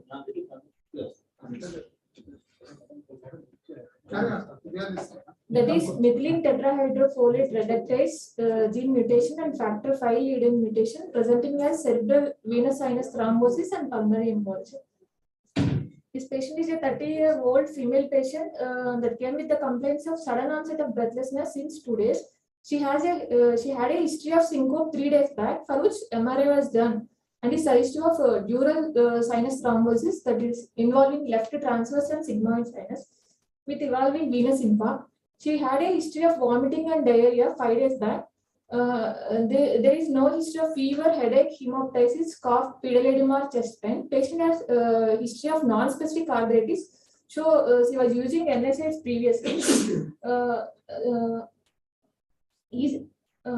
On examination, she had crepitations in right lower lobe. ECG showed sinus tachycardia. 2D echo showed dilated right atrium, right ventricle, and main pulmonary artery with severe tricuspid regurgitation and moderate pulmonary arterial hypertension. Mean pulmonary artery pressure was 40 millimeters of mercury. Chest X-ray was unremarkable. Her CT-PA revealed near total and partial occlusion of left and right pulmonary arteries respectively, with extension into the peripheral branches. There was some consolidation in right lower lobe with bilateral pleural effusions. Venous Doppler study of both lower limbs was normal. Based on this clinical scenario, we have given the patient 40 mg bolus dose of tenecteplase followed by low molecular weight heparin for 3 days, and she was kept on oral anticoagulant warfarin for 2 mg started on day 4. Dose escalated to reach target INR between 2 to 3. Necessary prothrombotic and immunological profiles were sent, in which were detected a factor V leading mutation and MTHFR gene mutation. Her immunological profile was positive for rheumatoid arthritis. Post-discharge echocardiogram showed normal right atrium and right ventricle. We can see in the first picture, MRI brain showing transverse and sigmoid sinus thrombosis. In the second picture, the CT picture, we can see dilated right atrium and right ventricle. In the third picture, you can see the complete occlusion of left pulmonary artery by thrombus with some occlusion of right pulmonary artery also. In the fourth picture, left pulmonary artery is showing complete recanalization after thrombolysis, and the fifth one is post-discharge echo showing normal right atrium and right ventricle. Repeat MRI brain T2 image is still showing thrombus in transverse and sigmoid sinus. So discussion, venous thromboembolism is the third most common vascular diagnosis after acute coronary syndrome and stroke. Is seen simultaneously in many anatomic sites, but usually evidence of systemic thrombosis is seen. Clinical risk factors include increasing age, immobility, stroke, paralysis, and previous history of venous thromboembolism, cancer, major surgery, trauma, or obesity. But in this patient, none of these risk factors are seen. Genetic risk factors are most common mutations are factor V leader and prothrombin gene mutation. In this case, probably a dehydration episode following gastroenteritis has stimulated the thrombotic milieu in background of genetically prone thrombotic state. So, to the best of our knowledge, this is the first case to be reported with both the mutations presenting with CSVT and pulmonary embolism. In this case, first there has been an occurrence of CSVT followed by thrombus has migrated to pulmonary artery and we developed pulmonary. As we see in the presentation of the case. Is she married or? Unmarried, sir. Have you taken the history of any contraceptive use? Yes, sir. No, there was no significant drug history except the NSAIDs. Purposefully asked. I purposefully asked for drug use.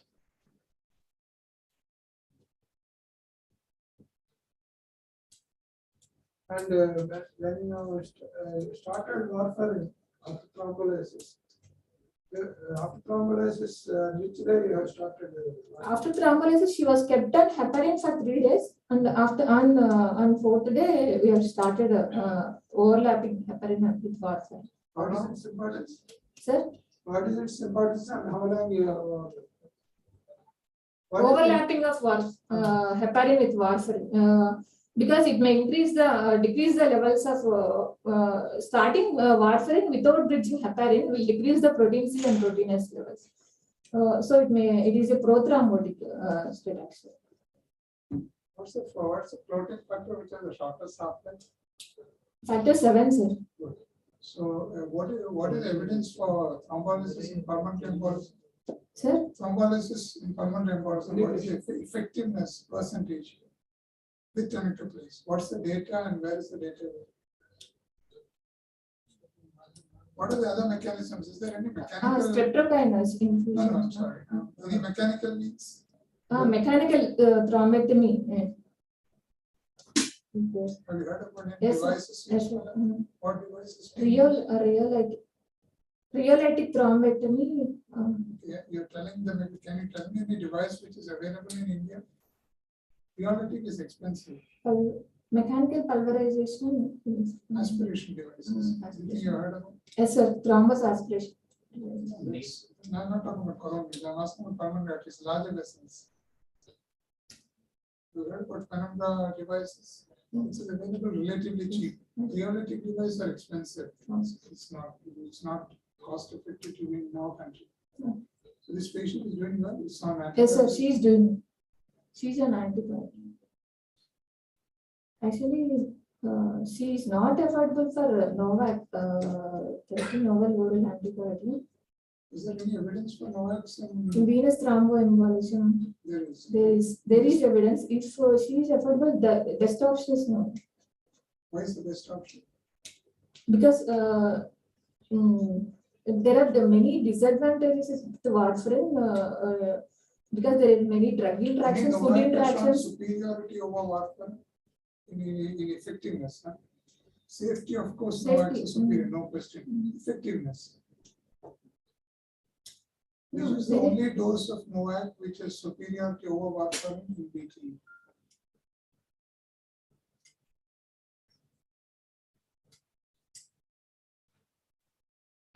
Not a problem. Thank you. How long you are going to continue the anticoagulation for this patient?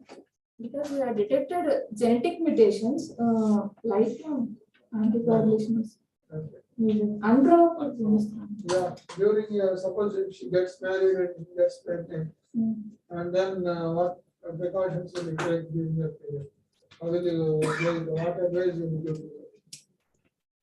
Based on recent guidelines, if warfarin dose is less than 5 milligrams, we can continue the warfarin in pregnancy. There is no need to discontinue warfarin. After discussing with the patient, there is 5 milligrams. Yeah, okay. It's 7 milligrams. 5. And one more thing.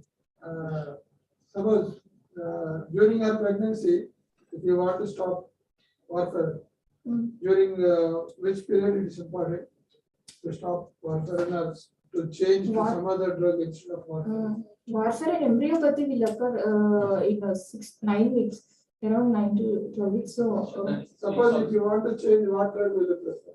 Heparin, sir. Heparin. What is the safest period of pregnancy where you can give warfarin?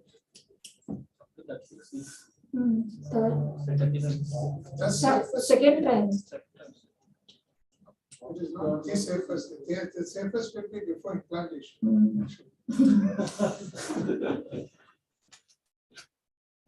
Next one.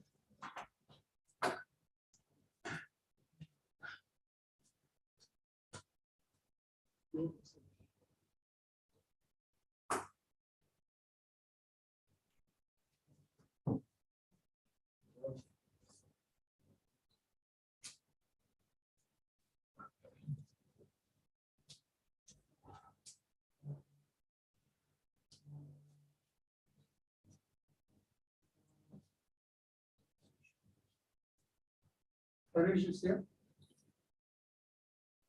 Next. Dr. Arvind. This all this also Jagdish Chandra Bose. He is not there. He is not there. Next. Anjani. Not there. Next. Rajesh has presented all.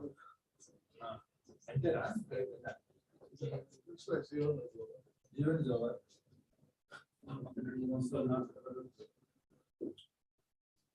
Okay. He's not here. Your call. Sandeep.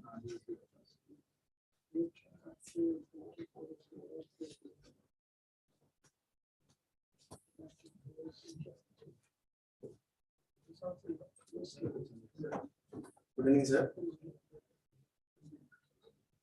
I would like to present a rare case report of uterine artery embolization in uterine AV malformation with written products of conception.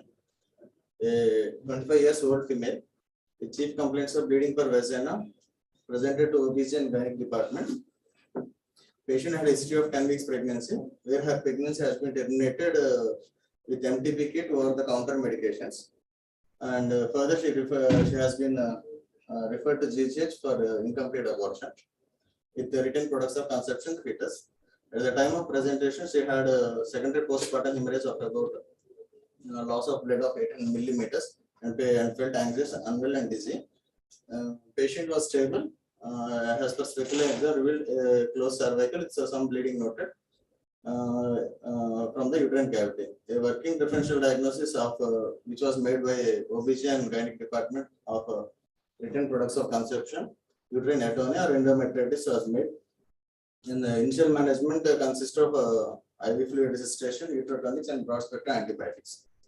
A TVS was performed which revealed a mass at the fundus with separate evidence of written products of conception uterine endometrial cavity. Subsequent Doppler and MRI studies confirmed uterine AV malformation at the uterine fundus and written products of conception in the cavity. With the above findings, the patient was been referred to the Department of Cardiology in view of uterine artery embolization for AV malformations, and to further proceed for surgical evacuation of written products of conception to reduce bleeding risk post-procedure. Bleeding per vagina stopped post-procedure and patient was discharged home in 48 hours on oral antibiotics. The histopathology confirmed written products of conception, no evidence of gestation trophoblastic endometrial neoplasia. The patient was subsequently followed in gynec clinic in 2 months' time and was doing well.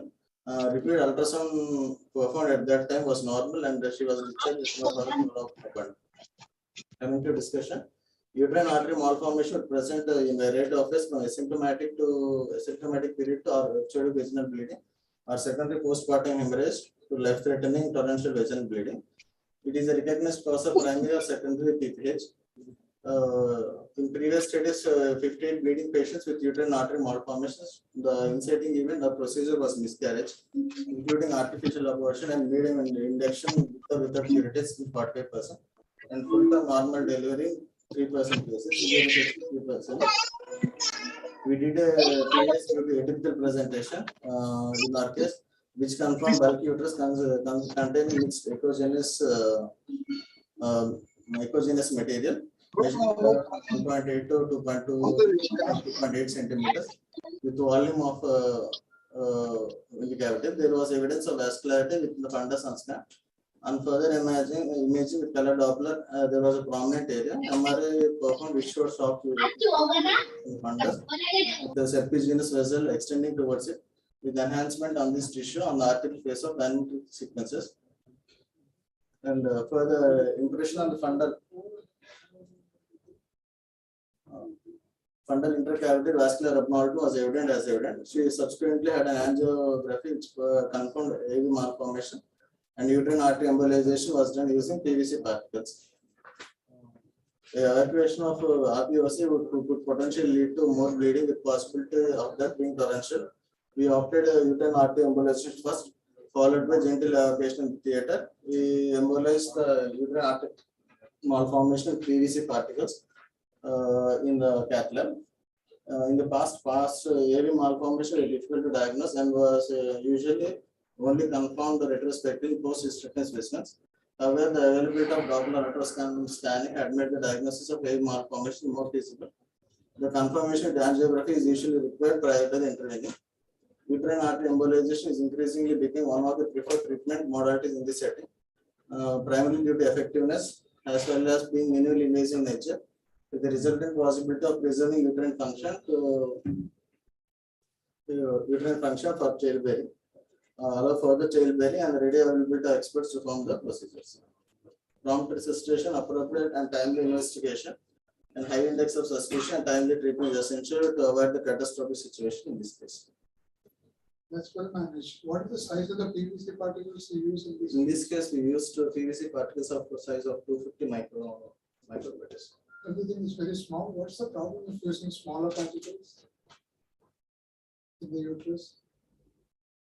Especially in an AVM. What happens if you use very small particles? Chances of recurrence of AV malformation is small. What's the best thing to do? What is the best agent to embolize in this patient, perhaps? What is the best you have used PVC particles rather than oil? Why that plug to consider for future pregnancies and patient is not. I think that's the same. What about onyx? Have you heard about onyx? What are glues?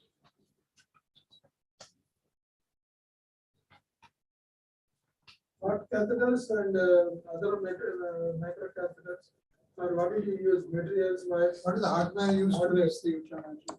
We have taken 6-inch guide catheter, like JR, and to right femoral artery we crossed opposite side of we crossed the internal artery, and by using that Ecmo, we access towards the AV malformation.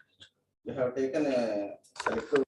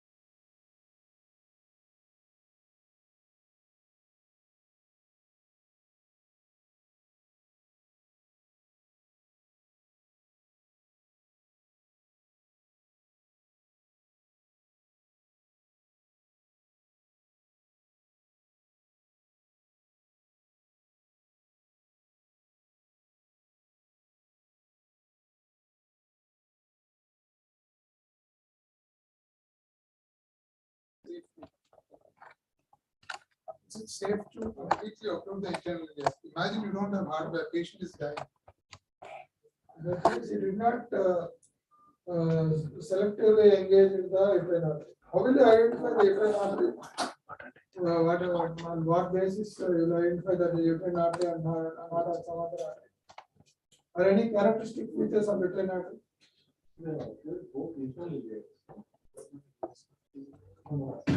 We is from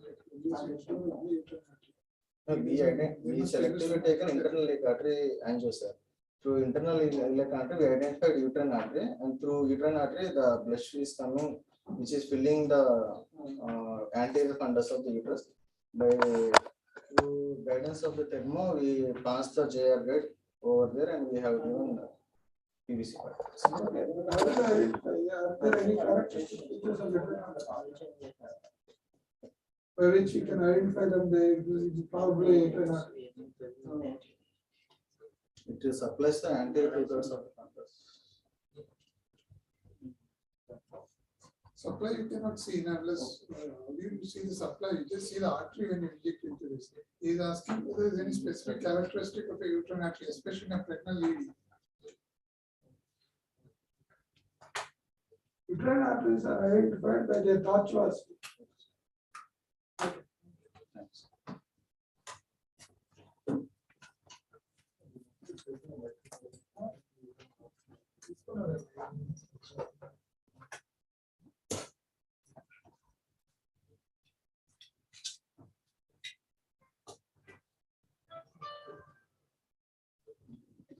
So when the E-post was almost massive majority is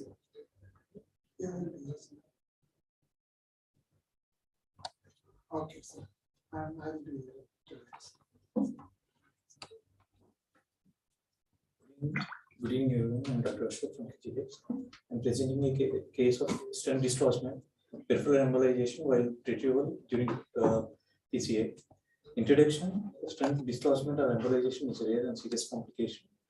Is attributed to the loss of blood flow and attributed to the loss of blood flow of coronary or cerebral peripheral circulations during PCA. It can lead to various coronary or vascular complications. It is an emergency situation in cath lab, the management of which requires knowledge of various techniques to overcome the situation. I will hereby describe a case of stent embolization in peripheral artery while retrieval of the stent following its displacement during PCA. The case report: a 56-year-old male patient presented with medical history of diabetes with complaints of chest pain, and his ECG showed ST elevation in V2 to V6 and T depressions in V3 to V6 and AVL. Echo showed RWMF LAD territory with dysfunction. He underwent CAG via right femoral route through 6F femoral sheath, and it showed LMCA osteal 40-50% stenosis and LAD proximal 80% and LCX mid 90% stenosis. PDCA to LAD was done with supralimus base and 324 mm stent. While stenting LCX, which was pre-dilated with 2.5 into 32 mm, it got discharged from the balloon and discharged in LM to LCX, and it was retrieved by small balloon technique. Small balloon of size 1.5 into 8 mm was advanced to the stent, inflated, and it is withdrawn together with the lost stent into the catheter and into the descending aorta and femoral artery. From there, the stent is placed to smaller lower limb artery on the right side. Peripheral angio showed no occlusion, and the arterial Doppler showed no peripheral artery occlusion. Conclusion: this case illustrates the embolization of stent following the retrieval of discharged stent. This condition might cause peripheral artery ischemia. We are lucky as stent embolized to the leg and there was no occlusion of the peripheral artery. Which peripheral artery is that? It's posterior, sir. It is over the wire only now. Yes, sir. It was there. Wire is on. Is there? On the same wire over which the stent was taken. Yes, sir. Okay. And you have taken a balloon. Yes, sir. We have on taken the same wire. On the same wire, we have taken a balloon. We thought of retrieving through the sheath, but while retrieving, it got dislodged. What could have done to prevent that?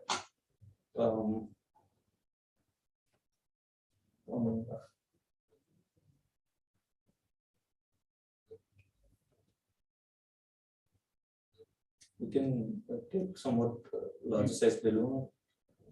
You have to upgrade the sheet size. We have before getting the stent to periphery, before getting that only, we have to, or at least when you take down the stent into the iliac artery, So you have to keep there, and you have to upgrade the sheet size. So we have done it, but it was Then it will come. There is nothing happens when temperature is low. Then nothing happens, but if you upgrade it, it will come. On the same sheet, it won't come. It is on the 6-point sheet only now. And also we have changed the sheet to 7 size. Probably 8.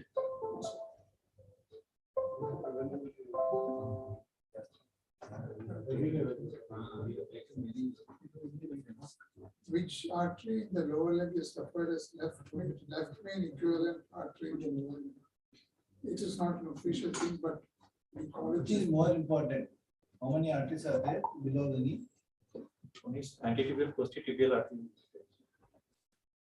No, almost artery. Peroneal artery, occipital. Which is more important?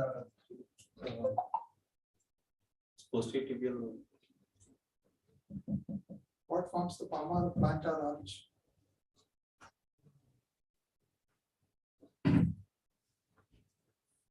Plantar arch.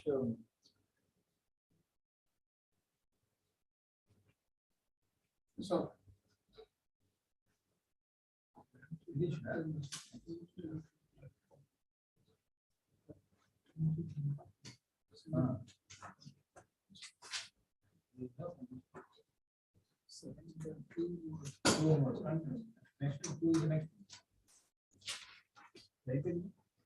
Nobody left here?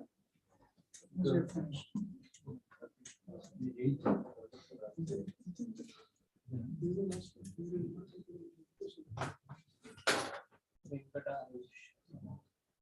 No, nobody's left here. So Yeah, I said okay. Anyone to present? Papers, anyone to present? No, posters, sorry. Posters. E-posters. E-posters are all presented. Okay. How many papers are there? Then stand up, please. 1, 2, 3, 4, 5, 6, 7, 8, 8, 2. Come on. Next. Paper are visited now. You have to find it. And somebody keep a timer. Timer is 5 minutes timer. 5 minutes. So 5 minutes is the presentation. Should not exceed 5 minutes. 4 minutes. Discussion.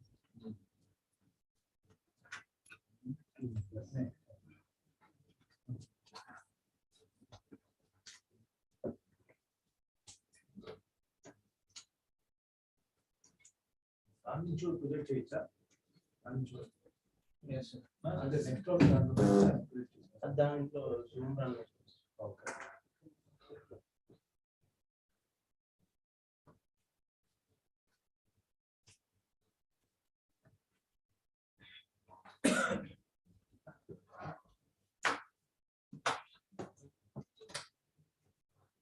Good evening, ma'am. Today I am going to present a rare case of acute myocardial infarction in young male. A 38-year male patient who is resident of Kurnool, farmer by occupation, came with chief complaints of retrosternal chest pain, which was radiated to left shoulder, associated with sweating and nausea since 2 hours before reaching the hospital. He was not a known case of hypertension or diabetes, but patient was chronic alcoholic and smoker since last 15 years. On examination, patient was vitally stable and systemic examination was not. On arrival, this was the ECG. This is a 12-lead standard ECG with normal base leads with the rate 78 per minute with regular rhythm, with normal axis, with normal intervals. And there is ST elevations in V2 to V6, 1 AVL and lead 2. Q wave in lead 2, 3 AVF. So based on this ECG is a acute extensive anterolateral volume with evolved inferior volume. So on 2 echo, patient there was anterior hypokinesia was there with an ejection fraction 49% and remaining was normal. And troponin levels are raised and other lab parameters are within normal. So based on this acute coronary syndrome, anterolateral volume with evolved inferior volume with mild LV dysfunction. So patient was thrombolized with injection 1080 plus 40 mg intravenously, followed by short-term heparin, dual antiplatelets, statins, and ARBs, beta blockers, and antiangiogenics. So next day we posted, but patient was not thrombolized successfully. Next day we went for the coronary angiogram, and there is a RCA, there is a luminal filling defect is there, spontaneous coronary artery dissection is present, and there is a proximal LED, 90% stenosis was there, and that is WS disease, and placed 1DS2 proximal LED and started on dual antiplatelet, statin, angiotensin receptor blockers, beta blockers along with anti-angiolas, and we couldn't do anything to the RCA because the patient was vitally stable and saturation was normal. So we left after 2 months. We repeated the angiogram and RCA was completely normal.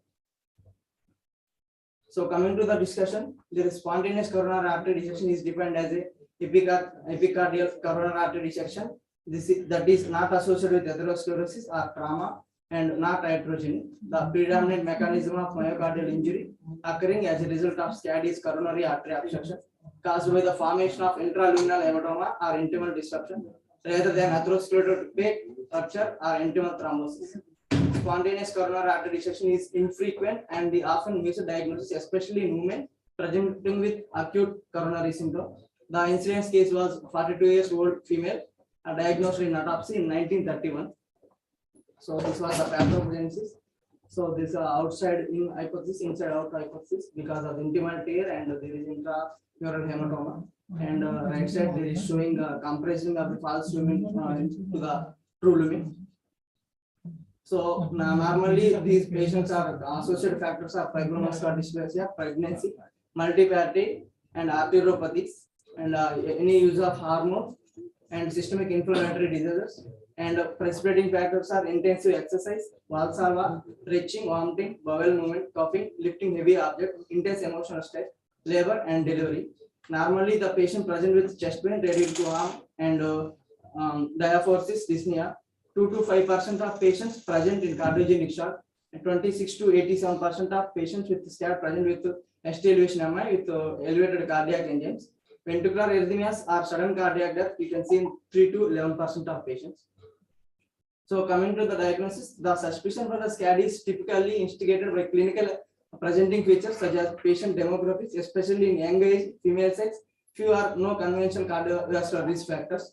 Once SCAD is suspected, coronary angiogram should be performed as early as feasible, especially in the setting of ST segment elevation MI, despite of the limitations of the conventional angiography. But it is the first line of diagnostic imaging method because widely available and recommended for early invasive management of ACS.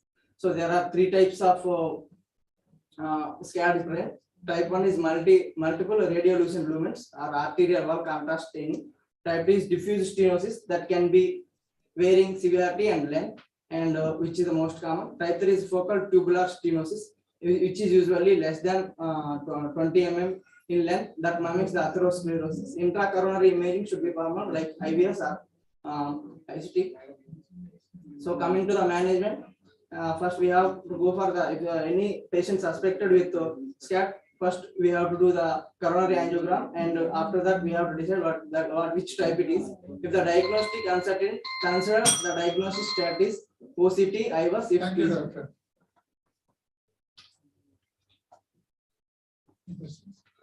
What was the initial window period? So 2 hours. The clock was positive with 2 hours. Yes, sir. Maybe the patient was not exactly, but on arrival, we told that around 2 hours. So, but the mistake we have did in this case is actually in a spontaneous coronary artery, we should not thrombolize because the hematoma may extend. Yes, sir. Both the antireval MI is there and RCA coronary. You could not know about the dissection before. Yes, sir. We could not. There is no presence of PhD. Yes.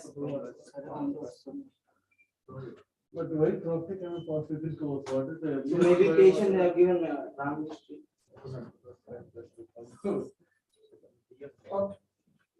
What is the diagnosis? If I say it's a linear Ladies thrombus, antireval MI. it's a linear thrombus in the RCA. What are your arguments? Maybe it is screening with history. You are from which organization or which institute? What is the type of top MT or high? What is it? High top, normal. Then we didn't do high sensitive. So high sensitive top MT and a normal regular top MT. What is the time period in which it can become? After 4 hours. 4 hours is, you will reach the peak level. 1 hour. 1 hour from Yeah, 1 hour also. So, after 2 hours. Thank you. It is still, few cases, 2 hours it may become positive.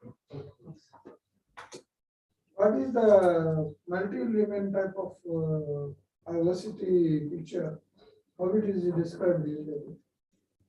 What is the description? Some names are given to that. Type 1 is one. No. Honeycomb appearance or lotus system appearance. Some names are given like that. Multi-lumen. So after 2 months you have repeated angiogram and you show normal. How do you explain that? What happens? Because spontaneous. What the drugs you have put on medical management?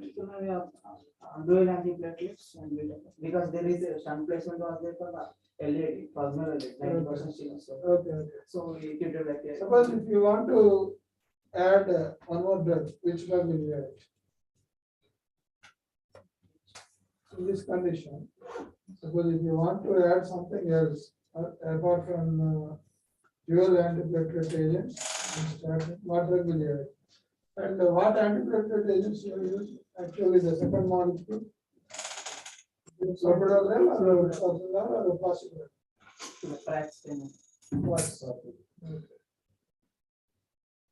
Suppose if you want to use some other drug, what will you add? Heparin or something else? Is there more fatty acids? After discharging the patient, suppose if you want to use another drug, apart from dual antiplatelet, what will you choose? Is there any anticoagulation? Is there one we can choose, but there is a stat that anticoagulation is contraindicated in. Good.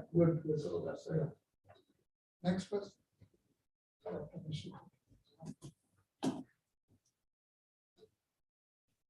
Good evening, one and all. Today I'm going to present a rare cardiac complication dengue fever in an infant.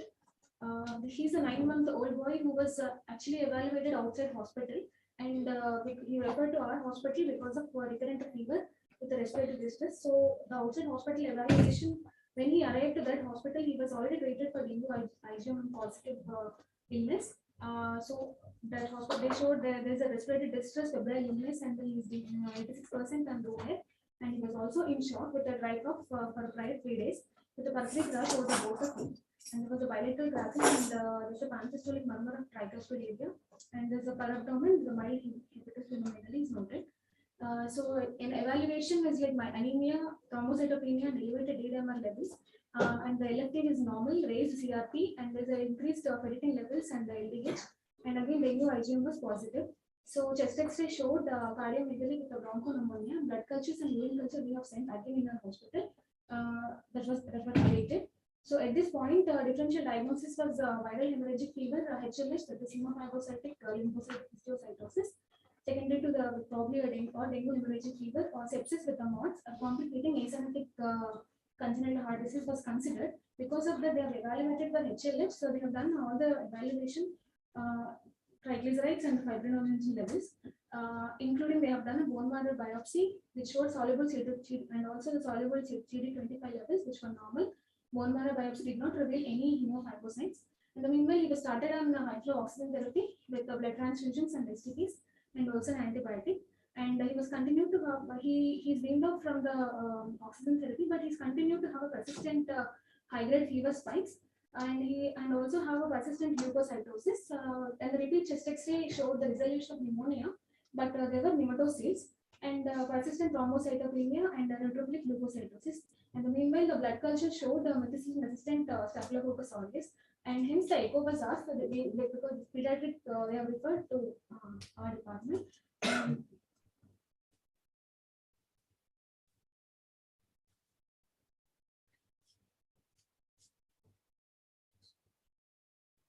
I'm not able to play. You can tell the fact. So this plaques view, which is normal, slightly there's a enlargement of the right ventricle. There was no VST can be visualized, and there's no PDA, and PDA Doppler is also normal, no evidence of pulmonary stenosis, and Anything abnormal in it? the right ventricular enlargement. Are we done? In plaques view. Okay. The next is this Short axis. short axis view. Actually, is a video. So RB is dilated in all the views. Yes, RB is directed, and there's a swinging vegetation, swinging mass across the tricuspid septal leaflet. I could not play the videos. Okay, but it's visible. Okay, go ahead. So this is a still image, sir. So this is about 1.6 centimeter vegetation, which was highly mobile, swinging across the tricuspid valves, and there was a moderate tricuspid regurgitation. RB function is normal. So with this echo findings, the large tricuspid vegetation of 1.6 centimeters over the tricuspid septal leaflet with a moderate tear, with a native valve endocarditis, tricuspid right side endocarditis with MRSA, complicated with the dengue hemorrhagic fever was considered. So he was started on vancomycin and ceftriaxone, and was given total of 21 days. He became epidemiol after 18 days, but repeat echo was vegetation was persisting, but slightly in decreased size. But he's totally symptomatically patient improved, and the total counts has come down, platelets has improved, he's doing good, accepting feeds. And this was a repeat echo after 1.5 months. After being discharged again, he asked to come back. Actually, this is showing there's no vegetation, but there is a healing process at the tricuspid leaflet with TR was there, but vegetation was not seen. I'm not able to play the video. So there's no, this is after 1.5 months follow-ups.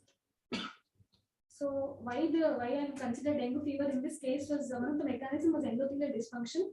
So dengue antibodies they can injure the endothelium because of nitric oxide and cause apoptosis. And because he visited 2-3 hospitals, because they might have changed the cannula site, which might have been the source for the Staphylococcus aureus, and which given already there is endothelial dysfunction with immunosuppression state, which can happen in dengue secondary to the neutropenia and increased IL-10 levels, which have given the MEDUS, and hence the Staphylococcus aureus might have given the cause for the endocarditis. These were the case reports which were being given. There is acute Staphylococcus endocarditis following dengue hemorrhagic fever. This case report is from Sri Lanka. Here this is a 20-year-old boy they have evaluated, and there is again another report co-infection with the dengue hepatitis A in infective endocarditis. This is quadricuspid aortic valve and uncomplicated dengue case. So you have got your blood cultures done. You got structure of MRSA. How did you take the blood culture in this patient? How do you take a blood culture? Sir, 3 samples we have taken. Before blood culture, patient came now. After blood culture, only patient came for echo. Yes, sir. So till that time, patient was treated by pediatrician. Okay, pediatrician. Okay. So you didn't ask for blood culture. So what antibiotics were given? Vancomycin. Vancomycin and ceftriaxone. Actually, we have advised vancomycin. They have continued ceftriaxone. Is it necessary to continue ceftriaxone when you are giving vancomycin? So both pre and post echoes were done on the same institute. Yes, sir. But the different machines, but the same in our institute. So you have 2 machines. Yes, sir. We have Ivcd and Ivcd. any other alternatives other than vancomycin? Any other drugs instead of vancomycin? The separoline can be given, but not available. Any other drugs?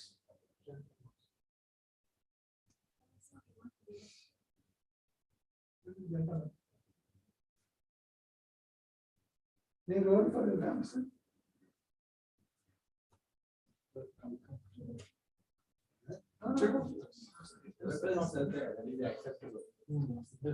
You cannot say, I don't know, infected endocarditis, you should have everything. Samson can be given. Okay.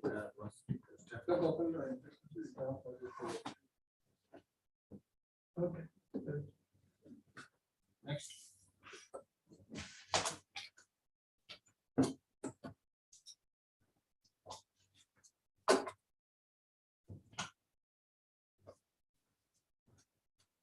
Zoom already on that. Already. Huh? Right. Okay. What is Zoom? It is there for Virtual issue. Only 4 members.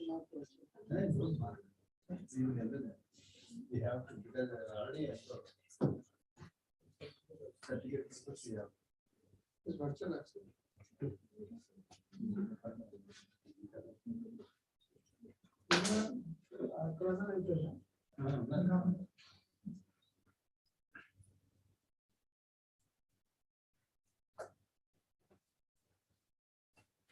Good evening, everyone.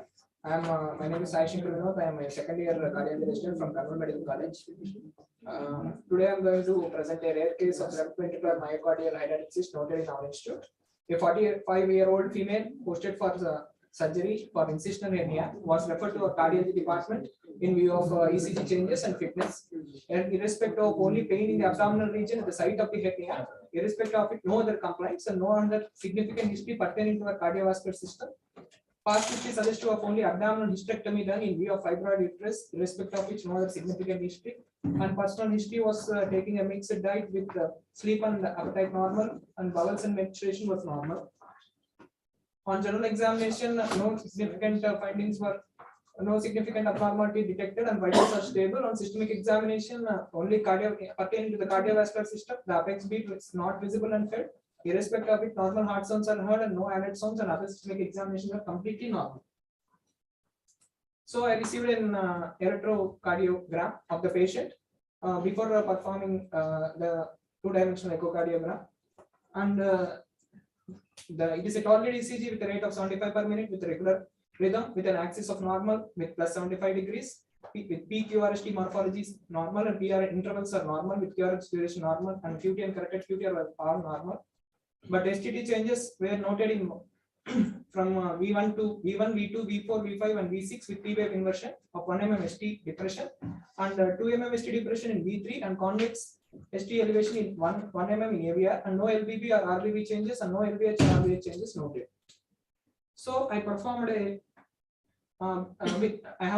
with this I have received investigations with all investigations seems to be normal.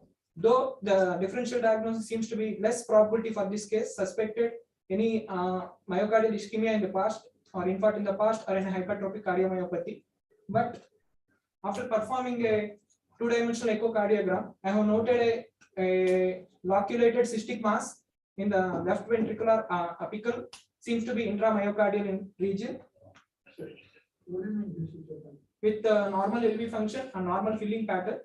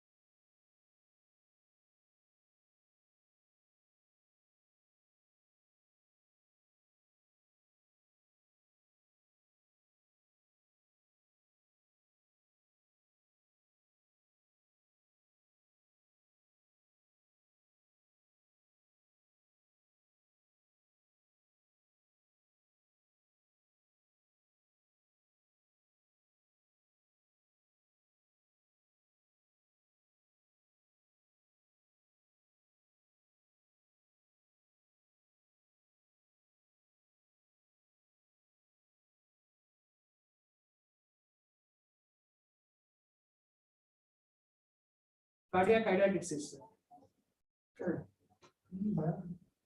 And after confirmation, I have advised the patient be even though asymptomatic for a cardiac surgery for the patient, sir. But the patient being reluctant for the surgery, even after explaining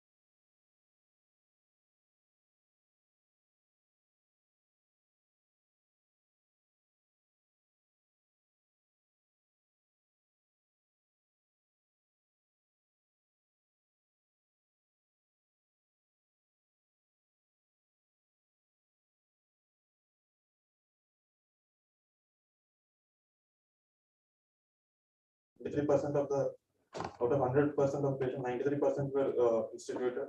And coming to beta blockers, only 84% of the patients were prescribed. And mineralocorticoid receptor, only 30% of the eligible patients were prescribed. Conclusion, summarizing,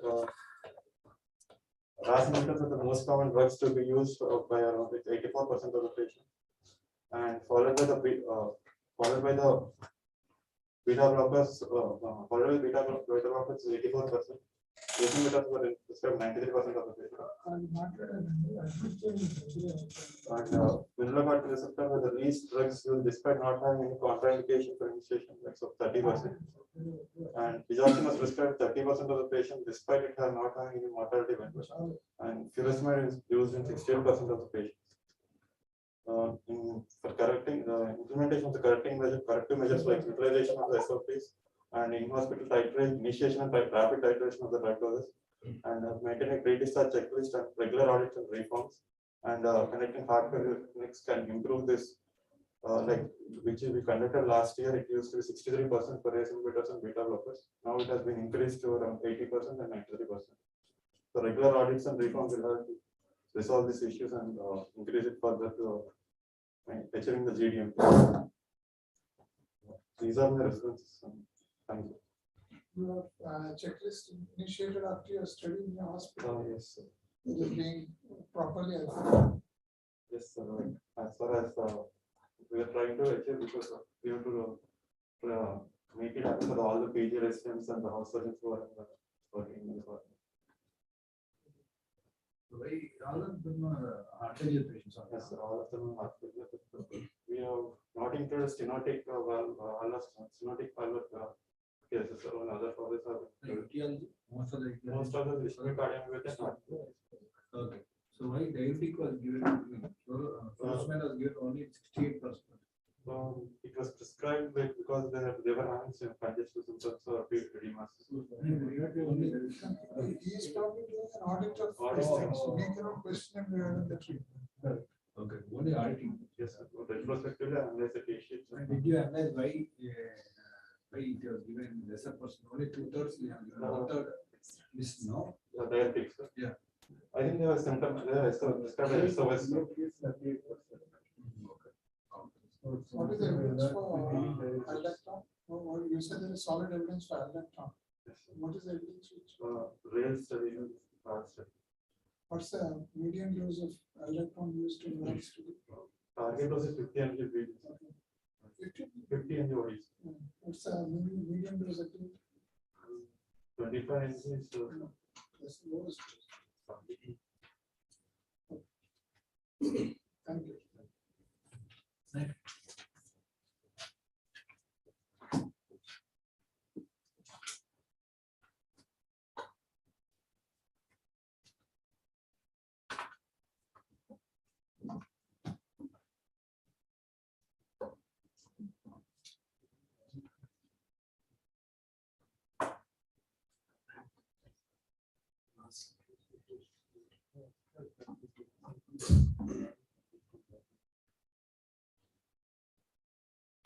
Respected teachers and my dear colleagues, a very good evening to all. I'm Dr. Vikas Khamkar, third year DNB resident cardiology in Lalita Hospital, Guntur. I'm going to present the tertiary care center experience in RCL of Amyotron solution with respect to transradial approach. With the recent guidelines from the ACC and AHA for the percutaneous coronary interventions, transradial approach has been given a class 1A indication for both acute coronary events and unstable ischemic heart disease. So, with respect to that, it is clear that now transradial approach is going to rule henceforth. So, we did a cross-sectional study. So before that, why we found the need to conduct this study, because these are some previous studies which. Sorry for pushing you through, because you are short on time. I would suggest you quick. Yes. So all these studies, these studies were primarily based on transfemoral approach, and the number involved in those series were very less. So the highest number were 41 in the Sarkar and Khalid series. but we have 53 patients. So what we did, we retrieved the data from our cath lab, and we have studied and analyzed the data. So this we found these are the most common types of anomalous coronary artery origins, and we analyzed these are the angiographic appearances. So ours is a high volume center, approximately 75,000 procedures were done and 22,000 PDCs were done, out of which we get 53 patients which were having anomalous RSA origin and required PDCA. So our analysis is the most common type of anomalous RSA origin is type E, and the second most common is type D. Third most common is type C, and the least common is type B. So what our analysis about the catheters which successfully engage the coronary says that for type A, JL was the most successful catheter, followed by XB. For type B origin, again JL was the most common catheter. XB was the most successful catheter. Type C, JR was the most successful catheter. Type D, JR, and type E, JR. So it approximately says that if the origin is falling on the right side, most probably right-sided catheters will engage the coronary, and for the left-sided origins, JR will. But the common denominator in these engagements is the XB. So this is the figure which guides us to which catheter to be used. So there is one imaginary plane passing through the sinotubular junction, and one plane which divides the which goes along the axis of the aorta, divides into coronary sinuses. These are some mechanisms of Hawkins are explained here. Like when we used Judkin's left catheter for the type A, we use the anatomical pattern of the JL having long curve, which sits in the root of the aorta and hooks the type A anomalous RCA. XB catheter, usually we use the support of the base of the aorta or aortic sinuses, but for the type D, which is above the sinotubular junction, we have taken the support from the ascending aorta, and we are successful to hook the type D RCA. Similarly, when it sits in the aortic root, it gives good support for the RCA originating just below the LCA, that is type B. So our conclusion is PCF anomalous origin requires appropriate guide catheter selection, good knowledge of anatomy, and a quite experienced operator will always helps. So all these cases which you have said were done through the radial route, and you never had to switch over. Never, not a single case. All were translated. They were all ACS situations, CTOs, bifurcations. How many of them were? Did you divide it into multiple? No, sir. Who was the guide catheter support in all these cases? It's a retrospective study. Yes, so it's a retrospective study.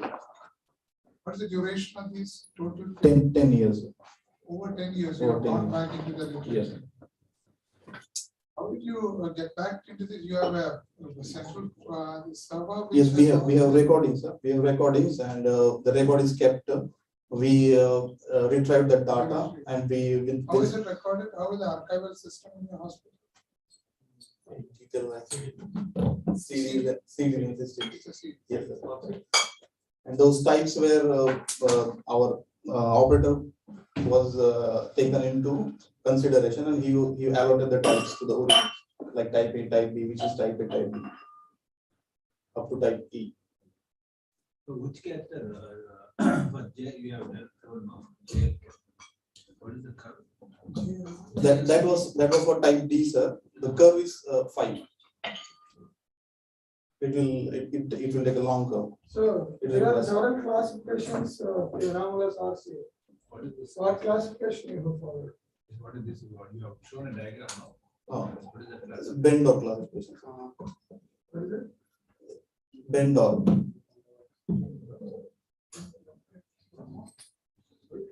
In your description, you It would have been better if you added that classification. You did not add it. That classification only used, sir. No, you did not show us what is A, B, C, D. Yes, sir. Have you Yes. shown that? Yeah, yeah.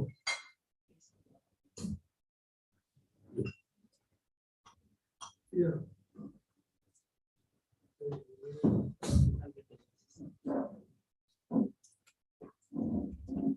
How will you describe it? Type A is originating from the, it is just besides the LCA origin, left main origin. Sometimes it may originate just at the level of the left main. Type B is from the left sinus, but below the left main. B is below. B is below. Okay. C is from the left side, but towards the towards that plane, imaginary plane, long axis of aorta. C is above. And what about D? Very high. D is above sinotubular plane. Okay. E is on the from the right side, but not the most common type. It's towards the midline. From right side, but towards the midline. F is normal. Normal position. So just to get the idea, what are the types? F is not included. F is not included in the results. This diagram is to give the idea of the positions. Okay. All the interventions, none of them were diagnostic cases. All you have included only intervention cases. No. Guide cannulation is what you have. Those cases who require we had an angiography, those cases were requiring PDCA were only included. Thank you.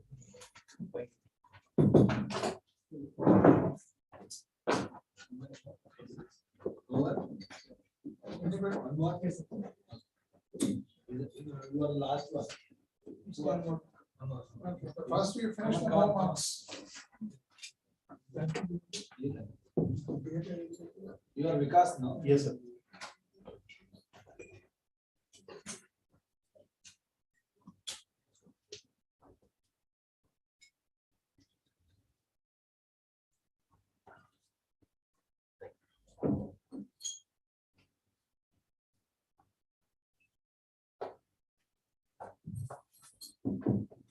Good evening, respected sirs. I am Dr. Hussain from Andhra Medical College. I am now presenting a case series of clinical profile and clinical response in COVID-19 positive STEMI cases. Introduction: coronavirus, COVID-19 caused by severe acute respiratory syndrome virus, which is causing a dramatic pandemic. STEMI may represent the first clinical manifestation of COVID-19. Myocardial injury in patients with COVID-19 could be due to either plague rupture, cytokine storm, hypoxic injury, microthrombi, or direct endothelial or vascular injury. Here we describe the clinical profile, clinical discourse, and outcomes of COVID-19 patients with positive STEMI patients. This is a retrospective analysis from the Department of Cardiology, KGH Visakhapatnam. Data from the all confirmed COVID-19 patients who admitted with STEMI from March 2020 and May 2021 were analyzed. STEMI was defined based on the universal definition of MI. And COVID-19 was confirmed with the RT-PCR assays. And the clinical risk scores at the time of admission were taken, like TIMI risk score and GRACE risk score were calculated at the time of admission. And mortality rates were this is the normal TIMI risk score and mortalities, and GRACE risk score in STEMI and respected in-hospital mortality rates. Coming to results, we have total 48 patients who are admitted with STEMI and diagnosed as COVID-19 with RT-PCR. Median age of patients was 59.9 years, which is slightly, and the results were compared with the normal patients admitted, normal STEMI cases, COVID-19 cases admitted during the same period. The median age was slightly higher in the COVID positive cases. Around 76% patients had the chest pain around the time of ST elevation. And most of the patients with COVID positive have inferior wall involvement on ECG. With respect to the compared with normal cases, inferior wall involvement is 34 and anterior wall involvement is 66 in non-COVID cases. In COVID cases, inferior wall involvement is 62.5% and anterior and anterolateral constitutes around 38% of cases.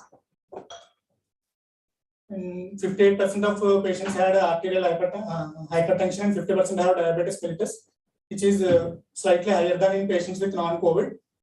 And at the time of admission, LV dysfunction is almost compared, LV function is compared similar to the non-COVID cases.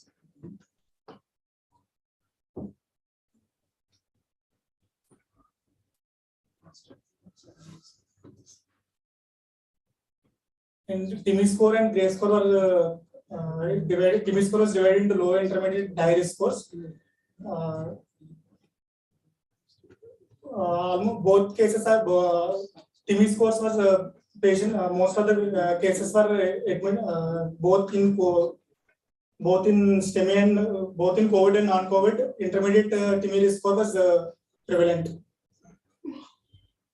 In Grace risk score, more percent of patients having in COVID positive cases, more percent of cases having high Grace score, which is more than 140. Compared with mean risk scores in COVID positive cases, mean TIMI risk score was slightly higher, which is around 6.3, and non-COVID STEMI cases is 5.1. And in Gray scores in COVID cases, it is around 180, and in non-COVID cases 152. Both TIMI and Gray scores are higher for COVID positive STEMI cases. And we have compared short-term mortality.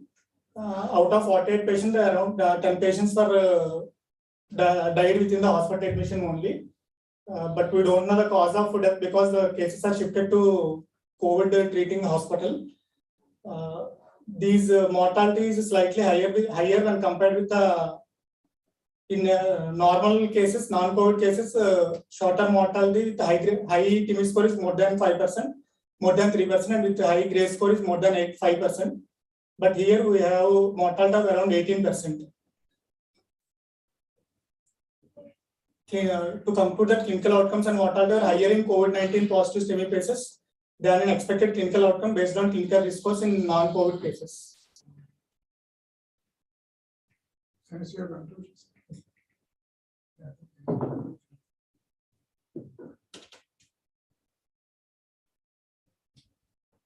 So what do you infer by the high prevalence of Gray score and TIMI score in your study? When compared with non-COVID cases, with same risk scores, they are having high mortality. Did the treatment change during COVID in your hospital? No, sir. The primary percentage were the same before and intra-COVID? Primaries we won't. We never did even before. So as your cardiac ICU was functioning throughout COVID? Yes. Taking positive cases in the cardiac ICU? We admitted the cases and given, if necessary, complex given, and then shifted to the COVID hospitals. So COVID hospital is a different hospital? No, so within the yes, initially in first wave it is the different. care was different. The care was definitely different because the doctors, it's not the job that paramedic can also do. So definitely there has been a difference in the treatment. We used to go to see the cases if necessary. That's where most of the hospitals work, but I was trying to find out whether you can really compare the two groups and the treatment of care is different. The COVID patients are having more diabetes, more elderly. But any confounding factors? I mean, any regression analysis done? No. TIMI score and the Gray score. No. We have only less number of samples, 40 cases only. You are just a percentages and whatever. What is propensity score matching? That becomes important, and then you say one group is all hypertension, diabetes, the other group doesn't have anything. So then those things also will confound your final distance. Thank you.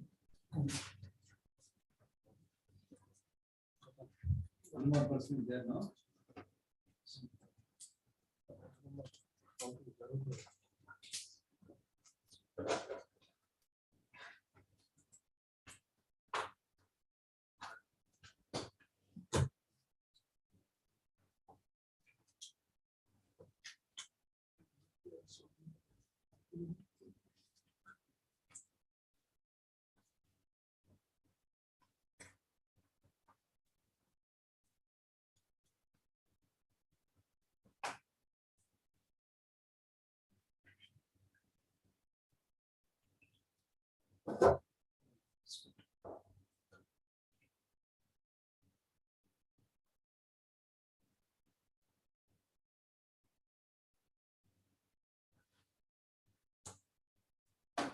Good evening, Mr. Teachers.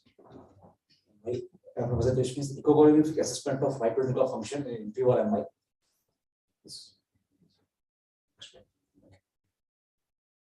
Echocardiogram assessment of right ventricular function in PVR MI and angiographic correlation with right coronary disease. In the introduction, RVMI is seen in 1/3 of cases of inferior MI. Patients with RV infarction have higher incidence of cardiogenic shock, complete heart block, RV with free wall rupture, resulting in poor clinical outcomes in patients with inferior MI.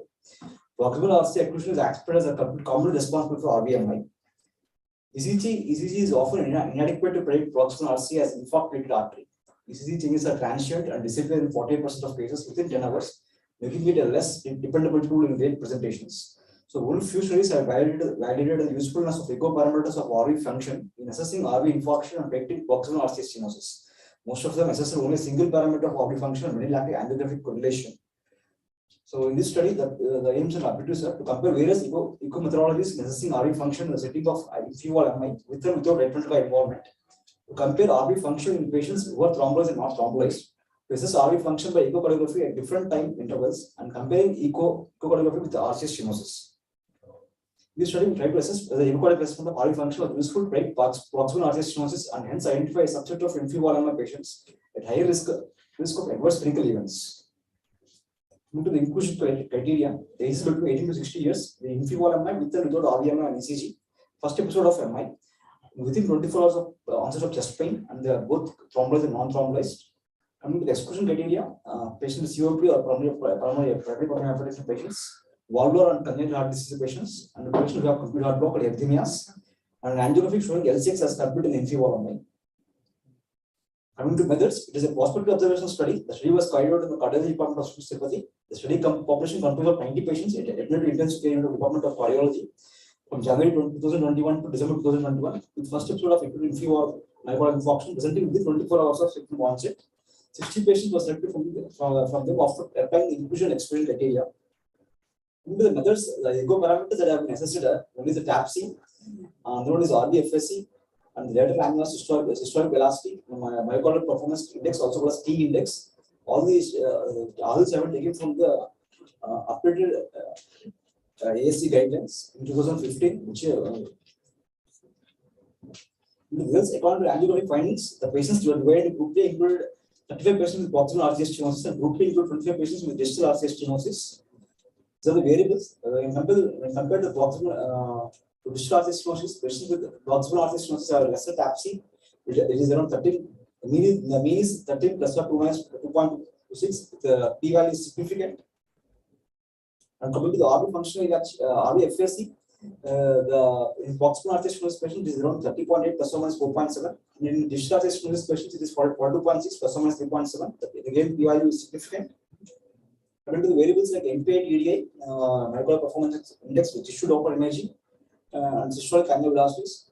The proximal RCS stenosis is around 0.68 with the MPA DDI, and the distal RCS stenosis is around 0.48, which is statistically significant. And also the systolic annular velocity is 8.6 in proximal RCS stenosis, whereas in distal RCS stenosis is 4.4. This is the ROC curve of the different variables. From where we have drawn the sensitivity and specificity, and according to this, the systolic angular velocity has high sensitivity and myocardial performance with tissue Doppler imaging. That is, T index has high specificity in predicting the proximal RCA as lesion site. Come to the conclusion, echocardiographic assessment of various parameters of RV function shows significant difference between groups of proximal RCA stenosis and distal RCA stenosis in patients of inferior stomach. Tissue Doppler systolic angular velocity, myocardial performance index, RVFSC, and TAPC are easily performed and are useful in predicting proximal RCA as infarct-related artery.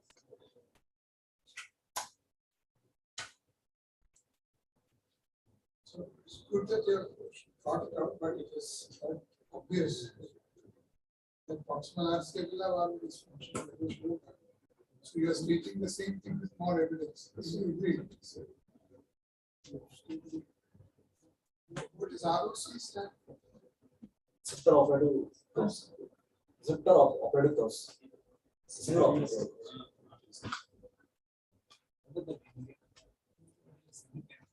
Actually, it is area under curves. Where you affect sensitivity, especially during y-axis. Basically, at which value it will give us at which value we can differentiate those who have significant disease and those who doesn't have significant disease. Have you assessed RBFS? Yes, sir. What is it RBFS? Right with the factory change. How will you do it? So you will take the for example, user impedance report. You will take the systole and also the diastole. System changing from the functional changes. I use the Siemens Epidemiology, S2000. It's 5 sports. Oh, hertz or 5 megahertz. 5 megahertz. For RBFS, you should have that. No, sir. For RBFS, it's a MP, you have your tissue doctors. Overall performance index.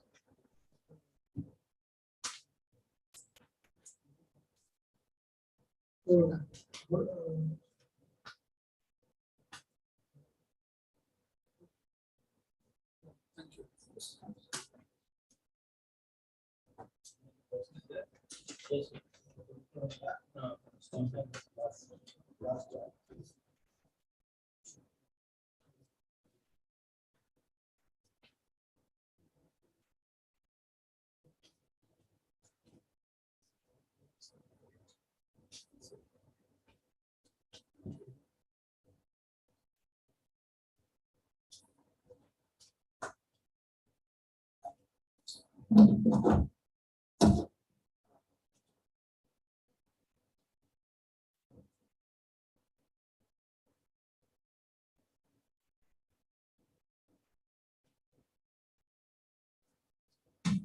Good evening, respected chairpersons and dear colleagues. My study is a prospective study on efficacy of global longitudinal strain in detection of anthracycline chemotherapy. I'm working, sir. Actually, previously I worked in chemistry. So, as junior consultant, at that time we did this study. Recently, I migrated. You are a consultant? Yes, sir. I'm a consultant. Coming to the background, cancer chemotherapy related cardiac dysfunction become a leading cause of morbidity and mortality among cancer survivors. Anthracycline, doxorubicin, danorubicin, epirubicin, edarubicin related cardiomyopathy is a disease spectrum ranging from asymptomatic LV dysfunction to development of CHF, and clinical heart failure may develop in 5% of high risk patients. So currently we are using LVEF by 2D echo for standard as a standard for detecting the anthracycline related cardiotoxicity. So whereas myocardial strain imaging, especially GLS, can be measured non-invasively, is a useful tool for detecting the abnormal LV systolic function. So my aims and objectives is to detect the proportion of patients developing cardiotoxicity of anthracycline chemotherapy with respect to LVEF and GLS, and to compare the predictive value of GLS versus EF by 2D echo for early detection of LV dysfunction in patients undergoing chemotherapy. So inclusion criteria all included all newly detected cancer patients who are undergoing anthracycline chemotherapy and are willing to provide consent and participate in the study. The exclusion criteria is LVEF less than 55 and non-sinus rhythm, and moderate and severe valvular stenosis or registration. Those who have undergone prosthetic valve or pacemaker implantation, and those who are not willing for the study. So coming to the normal values of GLS, it is minus 15.9% to minus 22.1%, and the LVEF by ASC and ESC is more than or equal to 55%. And definition of cardiotoxicity used was more than 5% reduction in symptomatic patients of heart failure, or more than 10% reduction in symptomatic patients, and from baseline to EF of less than 55% by LVEF, and change in GLS of more than 15%. Methods were taken 100 patients, out of which 95 are female and 5 are male, done over 2 years.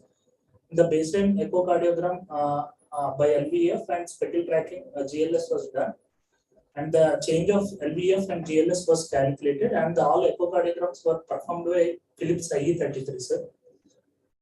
And GLS, we thought GLS is more reproducible than circumferential and radial strains. So for GLS, we have taken 3 apical views, and the adequacy of tracking verified manually, and the percentage change was calculated. So in my study, most of the age population was between 51 to 60 years, and in the second followed by 41 to 50 years, it is 30%, and the gender is 95% are female and 5% are male. The type of malignancy, most common malignancy is breast carcinoma at 93%, and non-Hodgkin's lymphoma and Hodgkin's lymphoma at 3%, and 1 case of soft tissue sarcoma. The type of anthracycline used is doxorubicin in 84% and epilepsine in 16%. So by GLS, we have detected 10 patients of cardiotoxicity, whereas echo has detected 4 patients. So this diagram showing GLS able to detect 6 more extra patients compared to the LVEF, and the mean LVEF change from pre-chemotherapy and post-chemotherapy, the change is 4.6% in terms of LVEF, and in case of GLS, it is 8.5%. So we have applied Mechanism test to detect the diagnostic ability of GLS against LVEF. So based on that, the p-value is significant. And we have applied ROC curve, and the ROC curve is a trade-off between 1 minus specificity and sensitivity. And those tests which fall towards 45 degrees line, so it is poor predictor, and towards left upper corner is good predictor. So based on the ROC curve, we have detected these values. More than 12.6%, they will have 100% sensitivity and 98% specificity, and more than 15% have 90% sensitivity and 99% sensitivity. And LVF also more than 10% had 20% sensitivity and 100% specificity. So conclusion in my study is more than 15% is a sensitive marker for predicting the early toxicity, and reduction in GLS resulted in decreasing before the LVF. So limitations is smaller sample size and shorter follow-up duration, and better if you have used troponins and antiprotein. So follow-up duration 1 year. 1 year. But 1 year is some anthracycline, they have got longer duration toxicity also. 1 year is a duration. We have given doxorubicin. This is the conclusion.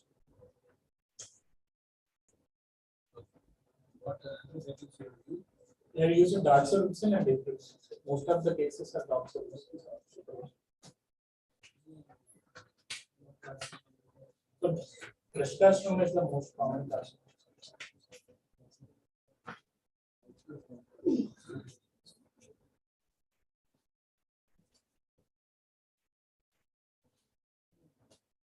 So being a prospective study,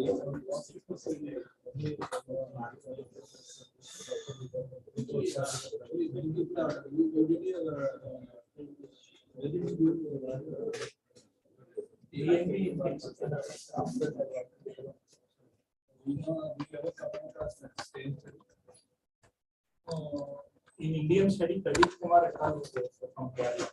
I am asking from Hyderabad. I know from Hyderabad. Hyderabad. Yeah. Hyderabad was not able to. You finished your DNP. 2019. 2019, same study. Lakshmi did not know that.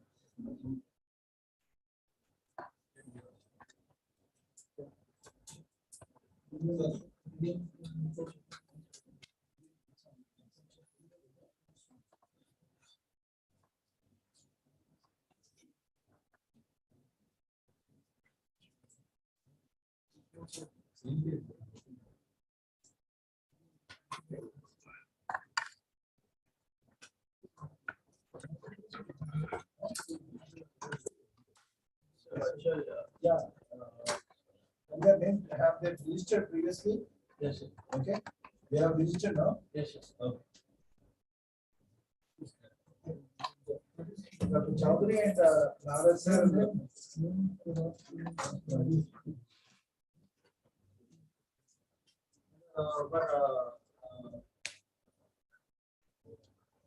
We are not giving any marks for the online presenters. Okay, those who have presented live only, they are giving marks. We have explained that for certificate purpose, they are being enrolled. Okay.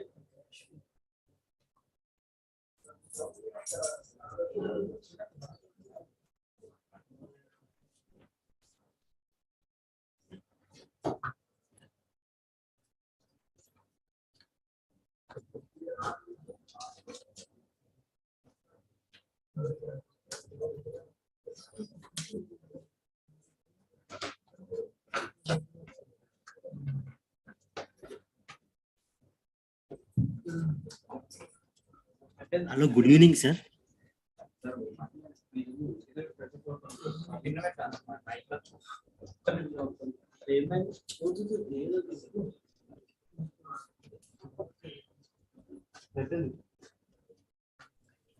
Good evening, sir.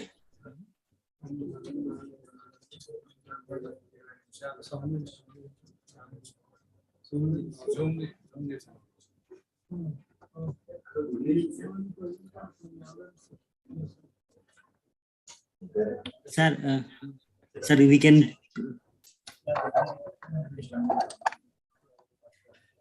Sir, what about online presentations? Sir?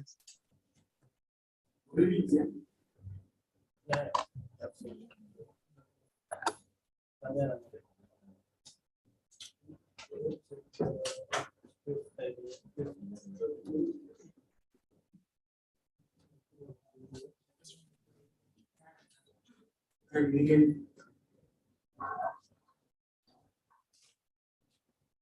What about online presentations? Yes, sir. Good evening, sir. Are we audible to you? Yes, sir. I'm audible. Yes, sir. Okay, go ahead. Yes, sir. I'm sharing screen share. Okay. Sir, is it visible, sir? Yeah. Yes, sir. Good evening, sir. My presentation is usefulness of WC count to mean plated volume ratio in predicting short-term major adverse cardiac events in patients presenting with acute coronary syndrome and its comparison both males and females. Coming to introduction, among cardiovascular diseases, acute coronary syndrome is associated with significant mortality and morbidity. The inflammatory mechanisms involved in the acute coronary syndrome as a part of coronary atherosclerosis includes development of plaque and subsequent rupture and thrombosis. Leukocytes play a major role in the inflammatory process in the development of cardiovascular events like endothelial injury. T cells and macrophages located in the lipid core of an atherosclerotic plaque are. Besides leukocytes, platelets have been shown to participate in the development of acute coronary syndrome. Activated and inactivated platelets promote platelet and leukocyte adhesion, including adhesion molecules and cytokines, which results in progression of thrombogenesis. Increased WBC count is a predictor of clinical outcome of patient with acute coronary syndrome. As a marker of platelet activation, mean platelet volume is another inflammatory marker that can be used as a prognostic marker in ACS. As a combination of both these markers, WBC count to mean platelet volume ratio is found to be a novel non-invasive marker for predicting major adverse cardiac events in ACS. Aims and objectives of the study to detect usefulness of WBC count to mean platelet volume ratio for predicting short-term major adverse cardiac events in patients presenting with acute coronary syndrome.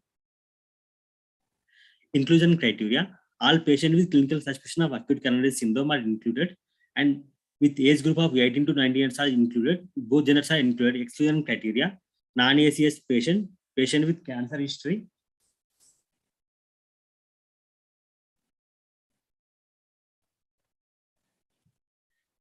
hello, sir. And all patients complaining of chest were evaluated with ECG, ECG, echocardiogram, cardiac biomarkers. Coming to statistical analysis and results, in this study, total 60 patients are included.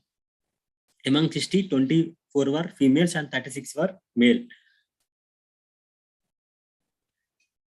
With raised WMR with cutoff value taken as 1059 according to AEC of area under curve of 0.694 with sensitivity of 91.6 and specificity of 87.5 and positive predictive value of 64.7 and negative predictive value of 97.6 and diagnostic accuracy of 88.3. Overall 20 major adverse cardiac events occurred in 12 patients. Sir. Shashidhar, Sir, tell me, sir. in how many systems you have logged in? Hello. Sir, only one, sir. Laptop. Two voices.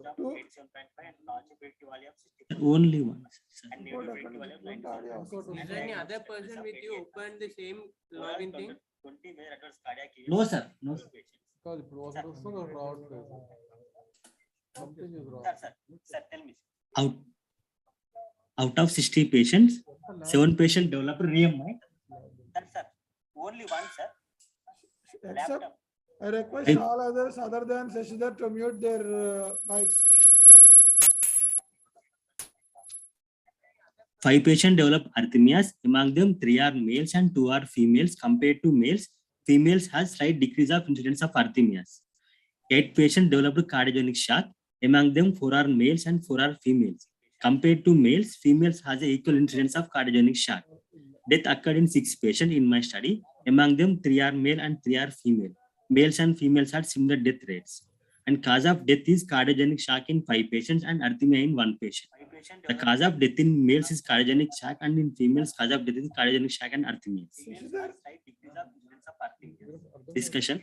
WMR incorporates 2 of the most prominent inflammatory mediators, namely mean platelet volume and WC count into a single value. MPV is a measure of platelet size, and larger platelets are known to be enzymatically more active and has a greater thrombotic potential and are thus more likely to occlude the coronary vessels.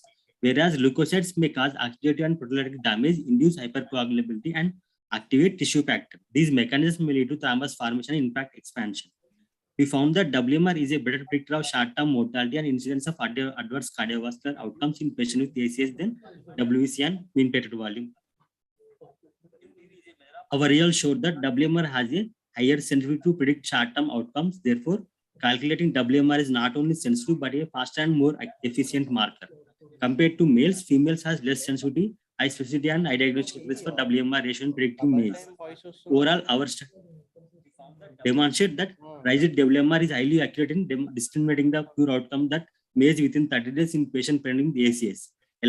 Along with WMR, higher WC, higher neutrophil count were other predictors of major adverse cardiovascular events. An elevated WMR and admission associated with what short-term outcomes in patients presented with ACS and independently predict short-term MACE. Compared to males, females has less sensitivity, high specificity, and high diagnostic accuracy for WMR ratio in predicting MACE. These are references, sir. Thank you, sir.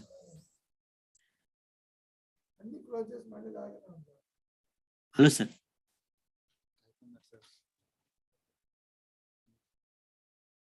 Hello, sir. Yeah, what do you conclude?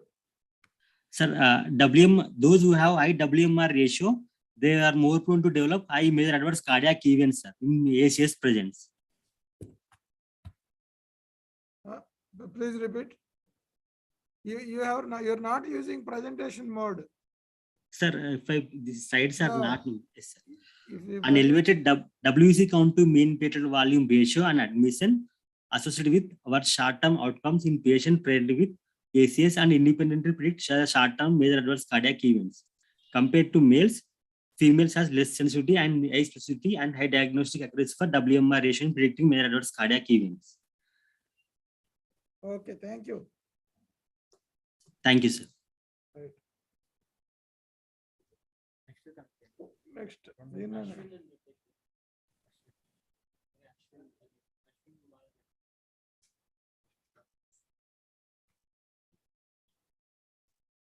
Dr. Ashwin, you can present now. Sir, but am I audible to you, sir? There are you're audible. voices. Is it still that same, sir?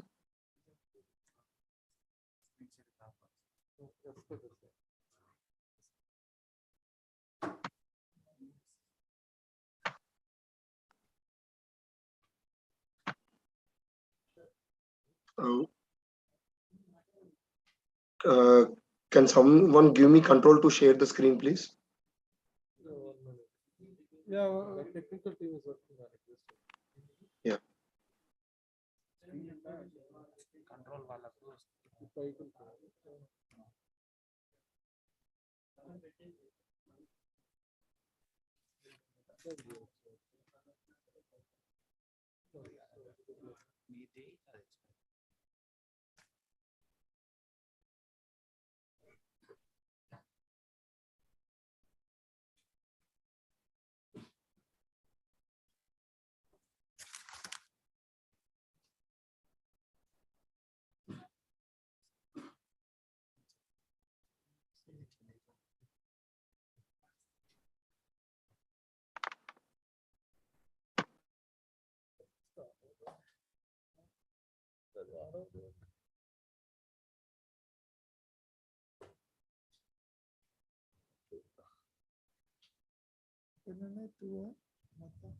మొత్తం 500.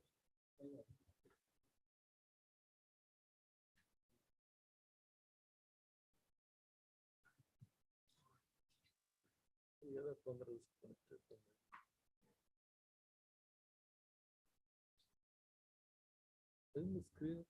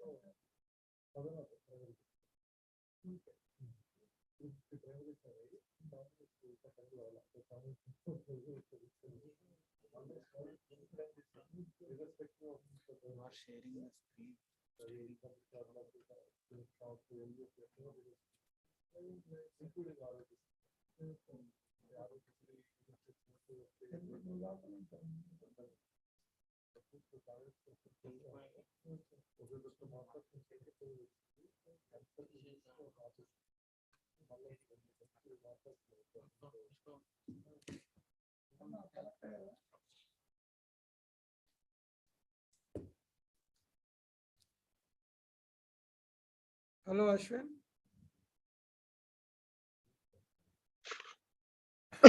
Can I share the screen, sir? Yeah, okay. But please let me know, sir, if the voice is getting two voices. Please let me know, sir, or if the slide is not moving, because that happened with the last presenter. Can you see my slide, sir? Yeah, go to presentation mode. Is it okay, sir? Are you seeing the presentation? Yeah, it's good. Yeah. At the outset, I would like to thank the APCSI members for giving me this opportunity. And today I would like to discuss on the role of OCT in detection and correction of a complication by a provisional technique in left main coronary artery PCA. So are the slides moving, sir? Yeah. Thank you. So this was a 51-year-old diabetic. Complete in 4 minutes. Sure.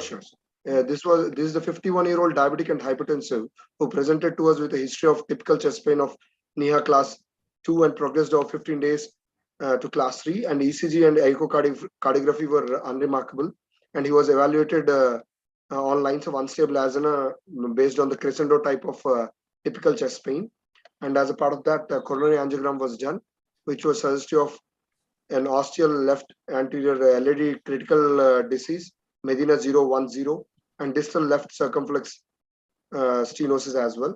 So we had to deal with the LCX was stunted initially for obvious reasons. And regarding critical ostial LED disease, we plan to go ahead with port side report technique, wherein we chose the stent based on the distal main branch LED dimension, and we stented with 3.5 into 22 mm stent, and LMCA port was done with 4 into 10 mm non-compliant balloon. And as a part of report technique, we recrossed the LCX distally. Distal recrossing was done, and an LCX ostium was dilated with a side branch. Then the side branch LCX ostium was dilated with 3.5 into 10 non-compliant balloon. And OCT was done twice, after the first port and also after the first side branch dilatation.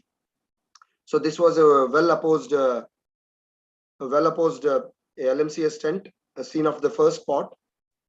And this is how port was done with 4 into 10, and side branch dilatation was done with 3.5 into 8. And this is what we have encountered on OCT pullback after the side branch dilatation. There is a gross malapposition in the LM stent at almost at the distal left main, progressing up to the ostial LAD as well, proximal portion of the LAD as well. So what do we do now? And the port side report technique usually employs port to correct any malpositions, but this was where the malposition extended even beyond the left main distal LM into the proximal portion of the LAD.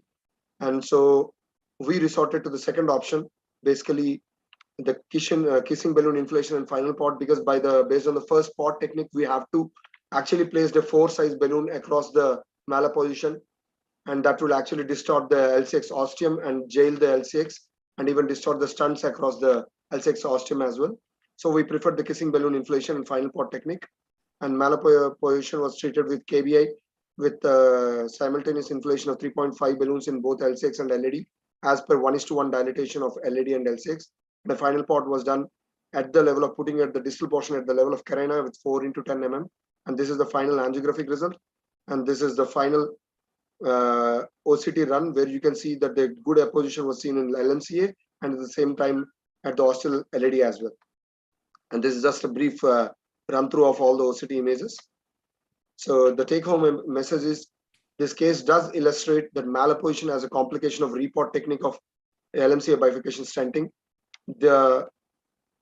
In 2020 bifurcation EBC white paper states that kissing balloon inflation is the way to go strategy in provisional stenting. But lately in 2021, there have been 4 to 5 studies which have actually compared report technique with kissing balloon inflation. And in view of lesser side branch dissections, lesser side branch necessity of going for further stenting, they have advised report as the better technique. And when the next white paper document comes, maybe that was going to happen. But what we came across in this patient is that the wall of the stent, which is opposite to the side branch, actually got malapposed, extending even into the main branch. So this case illustrates the importance of imaging in recognizing this complication. And port alone could not have corrected this malapposition. Kissing balloon inflation and a final port is the way to treat this kind of problem. And it is better to treat a bifurcation with a large caliber side branch. Maybe that is what we thought as a cause for this malapposition with kissing balloon inflation rather than report. Thank you.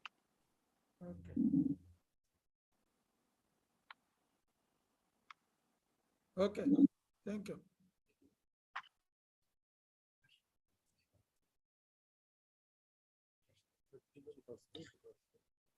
Hello, sir. Can I share my screen? Yeah, okay. Go ahead.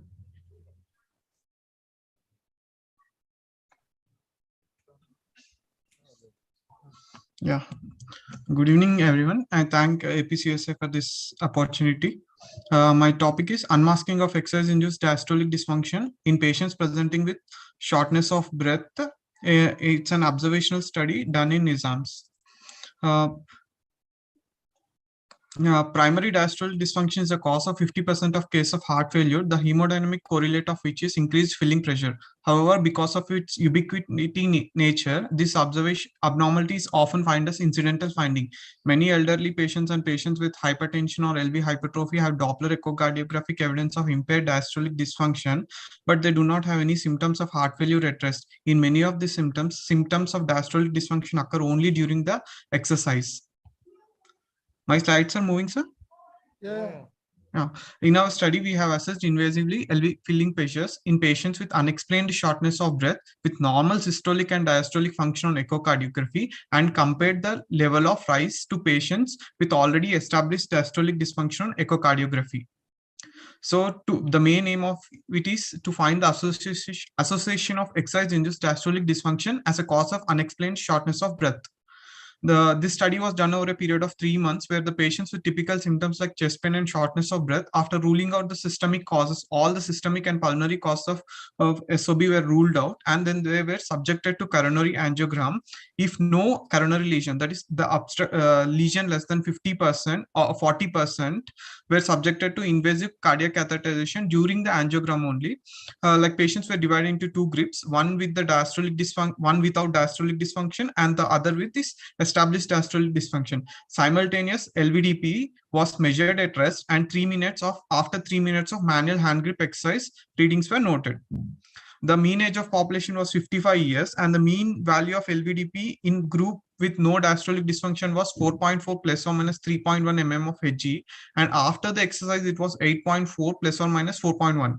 The mean value of LVDP in patients with already established diastolic dysfunction in resting state was 5.3 plus or minus 3.9, and after exercise it was 8.7 plus or minus 4.5. There was a significant rise of LVDP post exercise in both the groups. The paired t-test among 2 groups revealed a significant p-value of 0.01 after exercise among both groups, suggesting a significant increase in LVDP. Unpaired t-test comparing both the groups revealed that the elevation of LVDP no diastolic dysfunction group was comparable to that of patients with diastolic dysfunction. Although p-value was not significant, it revealed that it's almost comparable. The rate of rise of LVDP in patients with no diastolic dysfunction with exercise is almost comparable with the already established diastolic dysfunction. On subgroup analysis, LVDP for the gender evaluation, it was not significantly associated between male or female. And there was no significant association between the risk factors like hypertension, diabetes, smoking, or dyslipidemia between both the groups. This is the final results of our group. Group A with no diastolic dysfunction, mean value at resting 4.4. With the post exercise it was 8.4 plus or minus 4.1. There was significant increase, which p-value with a significant p-value of 0.01. In the patients with the already established diastolic dysfunction, resting LVDP was 5.3 plus or minus 3.9, and post exercise it was 8.7 plus or minus 4.5, with a significant increase of LVDP, which is showing p-value of 0.01. Discussion: patients with normal systolic function and systemic hypertension have symptoms of dyspnea on exertion as a result of diastolic dysfunction. In these patients, in the baseline state, diastolic filling can be compensated without any symptoms. However, during exercise, they fail to increase the cardiac output without increasing the left atrial pressure because of stiff left ventricle is unable to enhance its diastolic filling. So in our study, we measured the LVDP in both the groups from resting state to exercise, and there was a significant rise of LVDP compared to resting to exercise in both the groups. So in our study we have applied the hand grip exercise by motion adjustable hand grip exercise tool for 3 minutes after exercise as an exercise protocol to maintain the uniformity among all subjects. Many of the previous studies were done using bicycle ergometer, and many of the studies were based on the echocardiographic non-invasive. There were less number of invasive studies, and it is very difficult to exercise for many patients, and exercising with the bicycle ergometer is almost practically difficult during invasive catheterization, and especially in older patients. The advantage of hand grip exercise over bicycle ergometer is lesser respiratory and movement artifacts. In our study, we found no significant conclusion, sir. The increase in LVDP with exercise is a well-established fact in patients with diastolic dysfunction. Our study adds to the fact that patients with unexplained shortness of breath can have raised LVDP after exercise, thereby unmasking the underlying diastolic dysfunction. Our study stresses the importance of inclusion of exercise as a provocative test for assessment of diastolic function, either invasively or non-invasively, in patients presenting with existential dyspnea after ruling out systemic causes. This is a graphical representation of my study. Okay, thank you. Thank you, sir.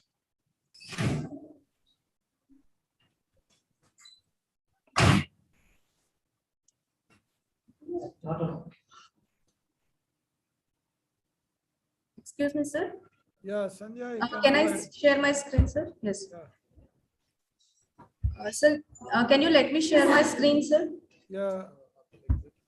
Sir, I'm not able to share the screen. Yeah, okay. Harish? Sir. You have to stop sharing. Dr. Harish, can you stop sharing the screen? Yeah, thank you.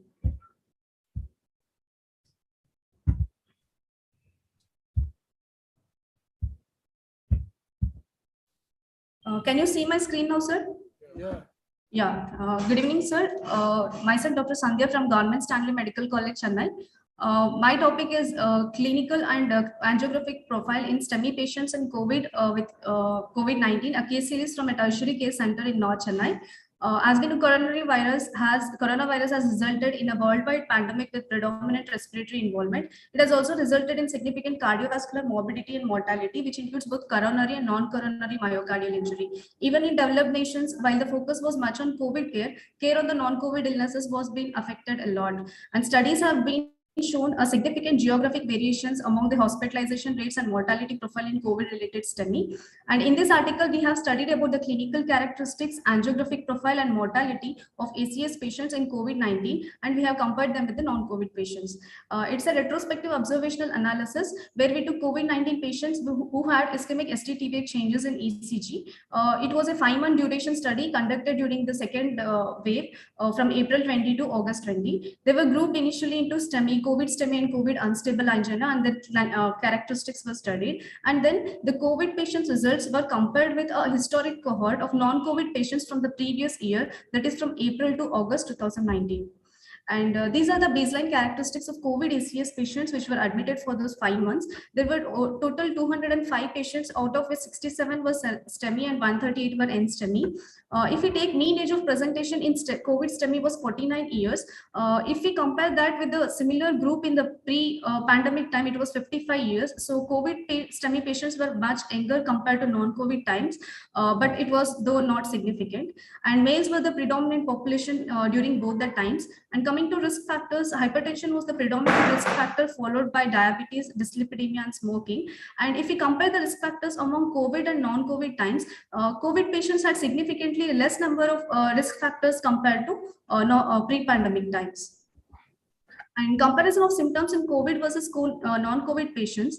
COVID patients usually present with atypical presentations, like they didn't have typical chest pain during presentation, and it was more significant in COVID NSTEMI and unstable angina group compared to COVID STEMI group. And other symptoms like dyspnea, shock, intubation status, which indicates the severity of the disease, was more in COVID group compared to non-COVID, of course, because of the multi-system involvement. And coming to coronary angiographic profile, the number during COVID times, fibrinolysis was the initial line of management in our setup, and angiography was done in those patients 4 to 6 weeks after the COVID recovery. And coming to procedural rates, during non-COVID times, the procedural rates were good, and it has drastically reduced from 84% to 56% in COVID in STEMI group, and in NSTEMI group from 97% to 32% due to various reasons. And coming to the angiographic profile among the patients who underwent CAG, the normal coronary rate was more in COVID times, that is 15.7% in COVID STEMI group, and 57 to 58% in COVID NSTEMI group, and it was very much significantly higher compared to non-COVID times. And coming to mortality statistics, in our setup, STEMI mortality was usually 8 to 9% during pre-pandemic times, which was almost double to 16% during the COVID time. And STEMI unstable angina mortality was much more higher compared to pre-pandemic times. That is it was less than 1% before, and now it has increased to 30 to 40%. And coming to results and discussion, as we saw, STEMI hospitalization rates has reduced by 26% during the pandemic period, whereas unstable angina and NSTEMI patient admissions had increased, and these majority of the patients were admitted for COVID-19 illness per se rather than ACS, and they were incidentally found to be having NSTEMI, unstable angina, and other ECG changes. Mean age of COVID-19 STEMI patients, it is clear that COVID STEMI patients were much younger, and the mean age of presentation was 49 years. Coming to atherosclerotic cardiovascular risk factors, COVID STEMI patients had lesser ASCVD risk factors, which shows that COVID per se is a risk factor. And they had atypical presentation, like they had less incidence of chest pain both in STEMI group and unstable angina in STEMI group. Coming to procedural rates, the total number of procedures decreased during pandemic, and fibrinolysis was primary modality. And COVID ACS patients had higher incidence of normal coronaries when compared to non-COVID ACS patients of pre-pandemic times. Coming to mortality stats, as we saw, higher mortality was seen in COVID unstable angina and NSTEMI patients than during the pre-pandemic times. Coming to conclusion, although respiratory illness is dominant in COVID-19, the sheer burden of the illness implies that many patients with COVID-19 can present with new onset cardiac dysfunction. And COVID-19 has reshaped the usual pathways of management of both elective and acute cardiac patients. COVID ACS patients present at an younger age with lesser ASCVD risk factors and with no typical chest pain, and they undergo less procedures, and they have higher incidence of normal coronaries and also have higher mortality. And hence it is highly desirable to have further bigger studies on this aspect to describe the incidence and mechanisms and outcomes of various cardiovascular manifestations in COVID. Thank you, sir. Excuse me, sir. Good presentation. Yes. Probably Yes, you have waited for some 4 to 6 weeks. That may be too long. Sir, actually our cath labs were shut for some time, sir, because ours was like per se COVID pure COVID hospital. So we had that problems. Otherwise, 2 weeks, even if you want to consider the infectious period, that would have been sufficient. Okay. Okay. Thank you. Thank you so much.